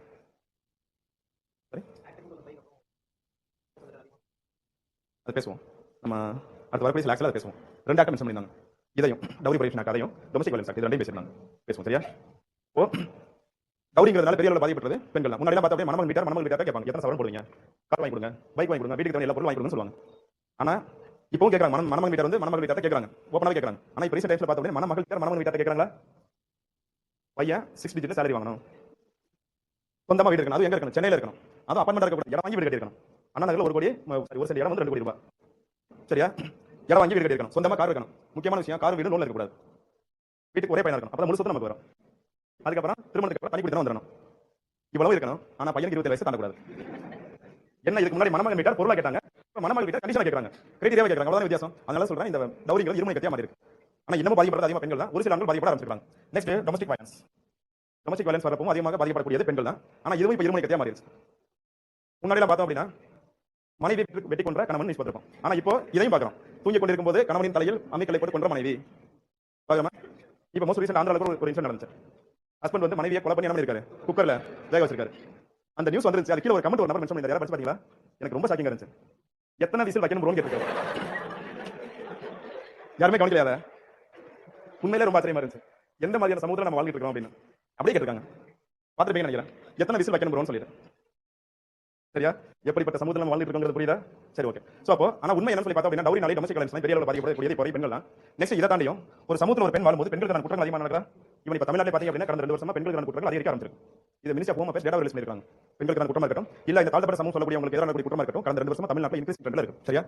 இப்போ பெண்களுக்கான குற்றங்கள் ஏன் சமூகத்துல அதிகமா நடக்குது? நம்ம முன்னாடியே சொன்னோம், யார் மேல் டாமினன்ட் சொசைட்டின்னு சொன்னோம். இது ஒரு சோஷியல் ஆட்டிட்யூட். எந்த மாதிரி ஒரு மனநிலை? பெண்களோட ஆண்கள் வந்து வலிமையானவர்கள். சோ நம்மளுடைய வலிமையை ரொம்ப எளிதாக பெண்கள் மேல திணிக்க முடியுங்கிற ஒரு அந்த மனநிலை இருக்கிறதுனால பெண்களுக்கான குற்றங்கள் அதிகமா இருக்கு. நெக்ஸ்ட் வயசான காலத்துல ஓல்ட் ஏஜ். ஒன்னு பிள்ளைகள் சார்ந்து வாழ வேண்டியிருக்கு. சரியா? அப்படி இல்லனா ஆதரவற்ற பெண்களா மாறுறாங்க. அதனால தான் ஒட்டுமொத்த லைஃப் சைக்கிள் எடுத்துக்கிட்டோம்னா பெண்கள் வந்து பிறப்புல இருந்து இறப்பு வரைக்கும் ஒட்டுமொத்த வாழ்க்கை சுழற்சி லைஃப் சைக்கிள் அப்படின்னு சொல்லி பார்த்தோம்னா பெரிய அளவுல பாதிக்கப்பட்டிருக்காங்க. இதுவே நம்ம டேட்டா பத்தி பார்த்தோம் அப்படின்னா வித் ரெஸ்பெக்ட் எஜுகேஷன் அட்டைன்மென்ட் சொல்லி பார்க்கறப்போ இந்தியால 100 பெண்கள் இருக்காங்க, அதுல 28 பெண்கள் தான் உயர்கல்விக்கு போறதுக்கான வாய்ப்புகள் கிடைச்சிருக்கு. ஆனா தமிழ்நாட்டில் 47 பெண்கள் உயர்கல்விக்கு போறாங்க. பட் இதுவே எகனாமிக் பார்ட்டிசிபேஷன் ஆப்பர்ச்சுனிட்டி, பொருளாதார பங்கேற்பு இல்ல பொருளாதாரம் சார்ந்த வாய்ப்பு நம்ம எடுத்துக்கிறோம். இதுல அதிகமாக யாருக்கு கிடைக்கும்னு சொல்லி பார்த்தோம் அப்படின்னா ஆண்களுக்கு அதிகமாக கிடைக்குது, பெண்களுக்கு கிடைக்குது. இப்போ இந்தியா எடுத்துக்கிட்டா 100 பெண்கள் இருக்காங்க, வெறும் 37 பெண்களுக்கு மட்டும் தான் இந்த பொருளாதார சார்ந்த வாய்ப்புகள் கிடைக்குது. ஆனா தமிழ்நாட்டுக்கு எடுத்து போனோம் அப்படின்னா 64% பெண்களுக்கு இந்த பொருளாதார சார்ந்த வாய்ப்புகள் கிடைச்சிருக்கு. ஃபார் எக்ஸாம்பிள், இப்போ வேலைக்கு போகக்கூடிய ஒரு ஃபேமிலி இருக்காங்க, அந்த ஃபேமிலில ஹஸ்பண்ட் அதிகமாக வேலைக்கு போறாங்களா, வைஃப் அதிகமாக வேலைக்கு போறாங்களா? சார் டொமஸ்டிக் லேபர் ஒன்று இருக்கு சார், அது அன்பெய்டு ஒர்க் நீங்க சொல்றீங்க, எனக்கு கேக்குது. சரியா? பட் பொதுவாக இந்த சமூக கண்ணோட்டம் எப்படி இருக்குன்னு பேசுறேன். இப்போ பெண்களை பொறுத்த வரைக்கும் வேலைக்கு போய் ஒரு சேலரி ரிசீவ் பண்ணா வேலை பார்க்கறதா இந்த சொசைட்டி கன்சிடர் பண்ணுதா? வீட்ல காலையில தூங்கி எந்திரிக்கலாம், தூங்க போறது வரைக்கும் எல்லா வேலையும் வீட்ல வேலை பார்க்கறாங்க. அதை வந்து அன்பெய்டு ஒர்க் இந்த சொசைட்டி கன்சிடர் பண்ணுதா? ஆக்சுவலா அன்பெய்டு ஒர்க் கூட பரவாயில்ல, ஒர்க்கே கன்சிடர் பண்ண மாட்டேங்கிறாங்க சமூகத்துல. அப்ப இங்கே ஒரு பிரச்சனை உருவாத ஜெண்டர் பேசிஸ்ல. இன்னொன்னு பேசுவோம். இங்க இருக்கக்கூடிய எல்லாரும் ஜூன் 15 நடக்க போய் குரூப் எழுதுறீங்க, எல்லாரும் கிளியர் பண்ணணும் எனக்கு ஆசை. ஒரு எக்ஸாம்பிள் சொல்றேன். இங்க இருக்கக்கூடிய ஒரு பையனும் இங்க இருக்கக்கூடிய ஒரு பொண்ணும் குரூப் எக்ஸாம் கிளியர் பண்றீங்க, ரெண்டு பேரும் கவுன்சிலிங் போறீங்க. ரெண்டு பேருக்குமே இந்த ரெண்டு ஆப்ஷன் வருது. டிஎஸ்பி எடுத்துக்கலாம், assistant director of public society. இந்த ரெண்டு போஸ்ட் ரெண்டு பேரும் எடுத்துக்கலாம். அந்த ஆணவருக்கு அதே ஆப்ஷன் அவைலபிளா இருக்கு, அந்த பெண்ணுக்கும் அதே ஆப்ஷன் அவைலபிளா இருக்கு. இப்போ அந்த உங்களுடைய ஆண் நண்பர் வீட்ல போய் சொல்றாரு, இந்த ரெண்டு போஸ்ட்ல எதை வேணாலும் எடுத்துக்கலாம், எந்த போஸ்ட் எடுக்கணும்னு சொல்லி கேட்டா இந்த சொசைட்டியோ இல்ல ஃபேமிலி என்ன சொல்றாங்க? டிஎஸ்பி எடுத்துக்கணும்னு சொல்றாங்க. பட் இதுவே பெண்கள் போய் சொல்லும்போது இந்த சமூகமோ இல்ல ஃபேமிலி என்ன சொல்றாங்க? அசிஸ்டன்ட் டைரக்டர் எடுத்துக்கணும்னு சொல்றாங்களா? என்ன சொல்லுவாங்க? அது காரணம் போலீஸ் வேலை ரொம்ப கஷ்டமான வேலை, பெண்களால பார்க்க முடியாது அப்படின்னு சொல்லி. இவன் டீச்சர்ஸே பாருங்க, நர்ஸ்லாம் பாருங்க, எல்லாமே மோஸ்ட்லி உமன் தான் இருப்பாங்க. பட் அதுவே கொஞ்சம் ஹார்ட் ஜாப் நம்ம எடுத்துக்கிட்டோம்னா மென் தான் அதிகமாக பார்க்க முடியும். அப்போ ஜெண்டர் பேசிஸ்ல ஒரு டிபேட் உருவாக்கி வச்சிருக்காங்க. எகனாமிக் பார்ட்டிசிபேஷன் வரப்போ நெக்ஸ்ட் பொலிட்டிக்கல் எம்பவர்மென்ட் நம்ம எடுத்துக்கிட்டோம் அப்படின்னா இப்போ இருக்கிற எத்தனை லோக்சபா இப்போ இருக்கிறது?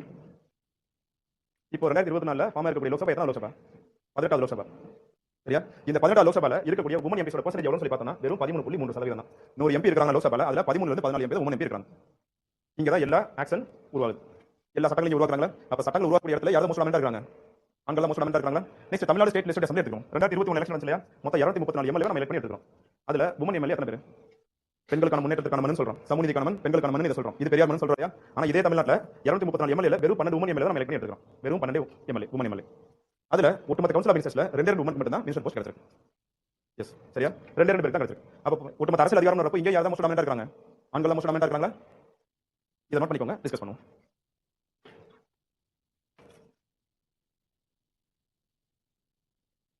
ரம்யா, ரிசோர்சஸ்னா பொலிட்டிக்கல் ரிசோர்ஸ் இருக்கு, எகனாமிக் ரிசோர்ஸ் இருக்கு, சோஷியல் ரிசோர்ஸ் இருக்கு. சரிங்களா? எக்கனாமிக் ரிசோர்சஸ் வரப்போ பொருளாதார ரீதியா எல்லாருக்கும் வளங்களை பகிர்ந்தளிக்கிறதுக்கு வெல்ஃபேர் ஸ்கீம்ஸ் தமிழ்நாடு கவர்மெண்ட் செயல்படுறாங்க. பொலிட்டிக்கல் ரிசோர்சஸ் வரப்போ அதெல்லாம் பண்றாங்க, சீட்ஸ் செட் பண்றாங்க. அதே மாதிரி தான் சமூக வளங்கள் வரப்போ எஜுகேஷன் பப்ளிக் எம்ப்ளாய்மெண்ட்லையும் சீட்ஸ் செட் பண்றாங்க. அதான் நம்ம ரிசோர்சஸ் சொன்னோம், வளங்கள் சொன்னோம்.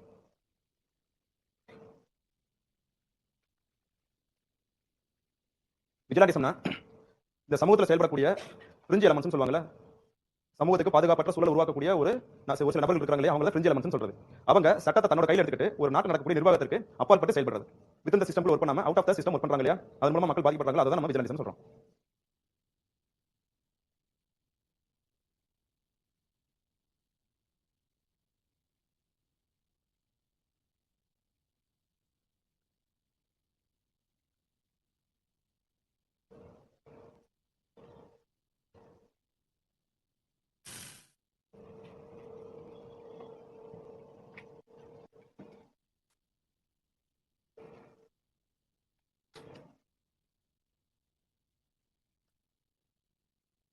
பண்ணியாச்சா?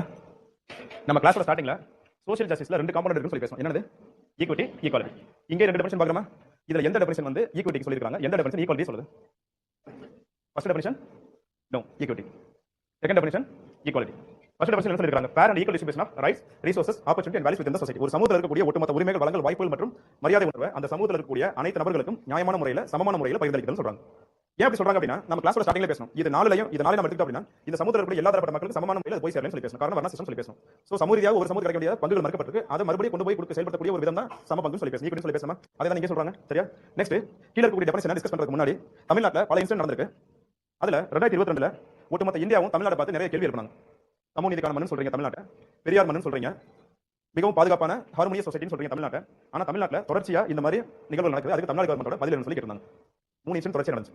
யாரெல்லாம் இருக்கக்கூடிய புதுக்கோட்டை மாவட்டத்தில் இருக்கீங்க? புதுக்கோட்டை டிஸ்ட்ரிக்ட் பொறுத்ததானா? சரி, ஓகே. புதுக்கோட்டை மாவட்டத்தில் இப்போ ரீசெண்டாக கூட மறுபடியும் அது பொலிட்டிகல் இஷ்யூ மாறிட்டு இருக்கு. 3 இன்சிடென்ட் நடந்துச்சு. ஃபர்ஸ்ட் இஷ்யூ வேங்கவேல் கிராமத்தில் நடந்த ஒரு மிகப்பெரிய அவலம். ரெண்டாவது இரட்டை கொலை முறை, 2 டம்ளர் சிஸ்டம் சொல்றது. மூணாவது கோவில் நிலவு போராட்டம். மொத்தம் 3 அடுக்கடுக்கா நடந்துச்சுங்க. பல இடங்கள் நடந்திருக்கு. பட் ஒரே மாவட்டத்தில் தொடர்ச்சியா அடுத்தடுத்து ஒரு 3 இன்சிடென்ட் நடந்துச்சு. அது புதுக்கோட்டையில தான் 2020 நடந்துச்சு. வேங்கவேல் இன்சிடென்ட் நம்ம கேள்விப்பட்டிருக்கோம்ல, அங்க என்ன நடந்துச்சு வேங்கவேல் கிராமத்தில்?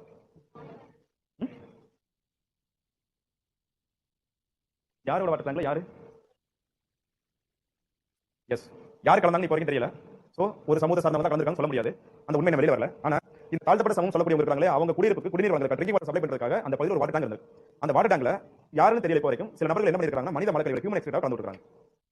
இந்த இன்சிடென்ட் நடந்துச்சு. இப்போ வரைக்கும் அதை தீராத ஒரு அரசியல் சார்ந்த பிரச்சனையாவே போயிட்டு இருக்கு. இன்னும் முடிவுக்கு வரல. இன்னும் அந்த கல்பிரேட் யாருங்கிறத கண்டுபிடிக்கல. அந்த ஒட்டுமொத்த வேங்கவேல் கிராமம் வந்து ஒரு மிகப்பெரிய பூகம்பரமா கிடந்துச்சு. அதை விசாரிக்கிறதுக்காக தமிழ்நாடு கவர்மெண்ட் வந்து எம் சத்யநாராயணன் தலைமையில் ஒரு கமிட்டி அப்பாயின்ட் பண்ணாங்க. எம் சத்யநாராயணன் ஒரு மெட்ராஸ் ஹைகோர்ட்ல ஜட்ஜா இருந்து ரிட்டையர்ட் ஆன ஒரு நபர் சிங்கிள் மெம்பர் கமிட்டி அப்பாயின்ட் பண்ணாங்க. ஒரு நபர் கமிட்டி அப்பாயின்ட் பண்ணாங்க. அவர் வந்து வேங்கவேல் கிராமத்தில் இருக்கக்கூடிய பகுதியில் இருக்கக்கூடிய மக்கள் ஒரு 23 பேருக்கு டிஎன்ஏ டெஸ்ட் எடுக்கணும் ரிப்போர்ட் சப்மிட் பண்ணாரு தமிழ்நாடு கவர்மெண்ட். 23 பேருக்கு டிஎன்ஏ ரிப்போர்ட் எடுத்தாங்க. யாரோட டிஎன்ஏவும் அதுல மேட்ச் ஆகல. இப்போ இன்னமும் யாரையும் கண்டுபிடிக்க முடியல. யாரு அந்த தவறு செஞ்சாங்க கண்டுபிடிக்க முடியல. இது நடந்துச்சு. அதுக்கப்புறம் இரட்டை கொலை முறை நடந்துச்சு. 2 டம்ளர் சிஸ்டம்னா என்ன? இரட்டை கொலை முறை என்னது? எஸ், இப்போ அது எல்லா இடத்துலயும் பார்க்க முடியும். ஃபார் எக்ஸாம்பிள் அண்ணா நகர்ல நம்ம ஸ்டே பண்ணிருக்கோம். இந்த அண்ணா நகர்ல இரட்டை கொலை முறை ஃபாலோ ஆயிருக்கு. யாரும் பாத்தீங்களா? நம்ம வீடு வாடகை தேடி வந்திருப்போம்ல, வீட்டு முன்னாடி போர்டு எழுதிருக்கும். என்னன்னா only Brahmins allowed, no Muslims allowed. பாத்துக்கோமா யாராவது? நாங்க பாத்துக்கோம், நிறைய போர்டு பாத்துக்கோம். இதுவும் என்னதான்? இரட்டை கொலை முறை தான். என்னன்னா ஒரு சமூக சார்ந்தவங்களுக்கு மட்டும் வாடகைக்கு கொடுப்பேன்னு சொல்றது, ஒரு சமூக சார்ந்தவங்க கொடுக்க மாட்டேன்னு சொல்றது. சோ ஏதோ ஒரு அடிப்படையில் சமூகத்தின் அடிப்படையில் ஏதோ ஒரு அடிப்படையில் ஏற்ற இறக்கத்தோடு மக்கள் வழி நடத்துறாங்க இல்லையா, அதுக்கு பேர் இரட்டை கொலை முறைன்னு சொல்றது. ஃபார் எக்ஸாம்பிள் டீ கடை நடத்திட்டோம்னா அதிக வர்க்கத்தை சார்ந்த ஒரு நபர் வந்தாருன்னா அவருக்கு கண்ணாடி கிளாஸ்ல ஒரு ஹை குவாலிட்டியை போட்டு கொடுக்குறது. பட் இதுவே தாழ்த்தப்பட்ட சமூக சார்ந்த ஒரு நபர் அந்த கடைக்கு வராங்க, அவங்களுக்கு தனியா பேப்பர் கப்போ இல்ல பிளாஸ்டிக் கப்போ வச்சு அதுல இஷ்டத்துக்கு ஒரு டீ போட்டு கொடுக்குறது. கடைக்குள்ள நுழைய விட மாட்டாங்க. இந்த மாதிரி எங்கெல்லாம் செயல்பாடு இருக்கு அதை இரட்டை கொலை முறைன்னு சொல்றது. இப்போ ரீசெண்டா ஒரு டிஸ்ட்ரிக்ட்ல தமிழ்நாடு நடந்துச்சு. அந்த ஹோட்டலோட ஓனர் ஹோட்டல் ரிசப்ஷன்ல பில்லிங்ல அவதான் உட்கார்ந்து போதும் ஹோட்டலுக்கு யார் சாப்பிட வந்தாலும் நீங்க என்ன ஆளுங்க கேட்டு உள்ள போறோம், ஓபனா கேட்பான். என்ன ஆளுங்கன்னு சொல்லும்போது தன்னுடைய சமூகத்துக்கு இணையானவங்க இல்ல தன்னுடைய சமூகத்துக்கு மேற்பட்ட நிலையில் இருக்கக்கூடிய சமூகம் தெரிஞ்சா ஹோட்டலுக்கு அலோ பண்ணுவாங்க. தாழ்த்தப்பட்ட சமூகம் தெரிய வந்துச்சு அப்படின்னா ஹோட்டலுக்கு அலோ பண்ண மாட்டாங்க, அனுப்பிச்சு விட்டுறாங்க. இந்த மாதிரி ஒரு ஹோட்டல்ல இரட்டை கொலை முறை ஃபாலோ பண்றாங்க. அந்த டிஸ்ட்ரிக்ட்ல இருக்கக்கூடிய கலெக்டருக்கு தெரிய வந்திருக்கு. அவர் நார்மலா ஒரு நார்மல் பர்சன் சாப்பிட போற மாதிரி போயிருக்காரு. அவர்கிட்ட இதே கேள்வி கேட்கிறார் ஹோட்டல் ஓனர், நீங்க என்ன ஆளுங்க அப்படின்னு சொல்லிட்டு. இப்படி தான் எல்லாத்தையும் கேட்கலாம் அப்படின்னு இருக்காரு. இவர் கேட்கிறாரு கலெக்டர், ஆமா எல்லாத்தையும் கேட்டு உள்ள அனுப்புங்க அப்படின்னு சொல்லிருக்காரு. நான் யாரும் தெரியுமான்னு கேட்கிறாரு. நீங்க யாரா இருந்தா எனக்கு என்ன ஆளுன்னு சொன்னா உள்ள அனுப்புன்னு சொல்லிருக்காரு.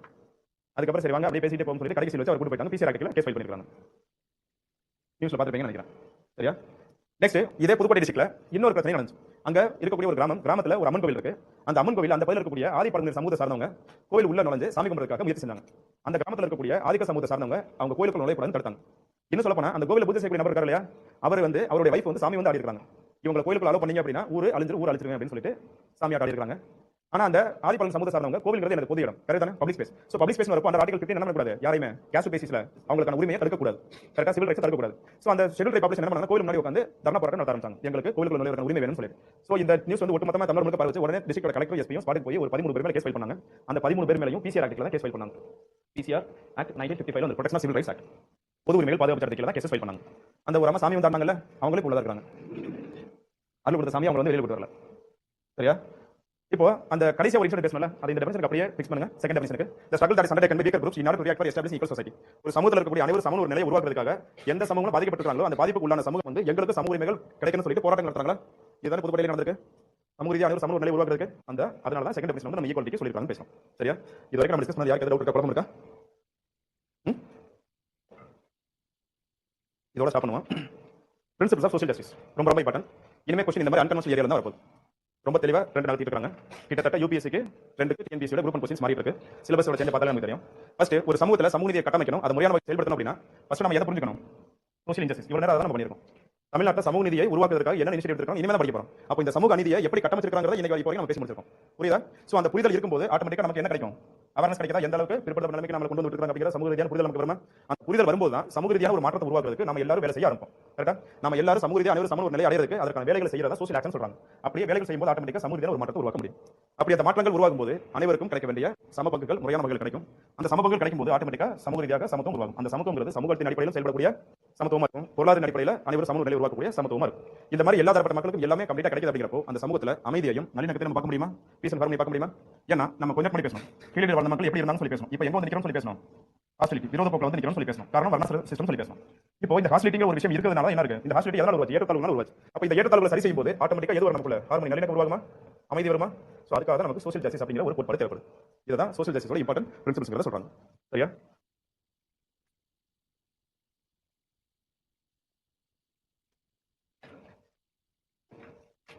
இன்னும் முடியலையே.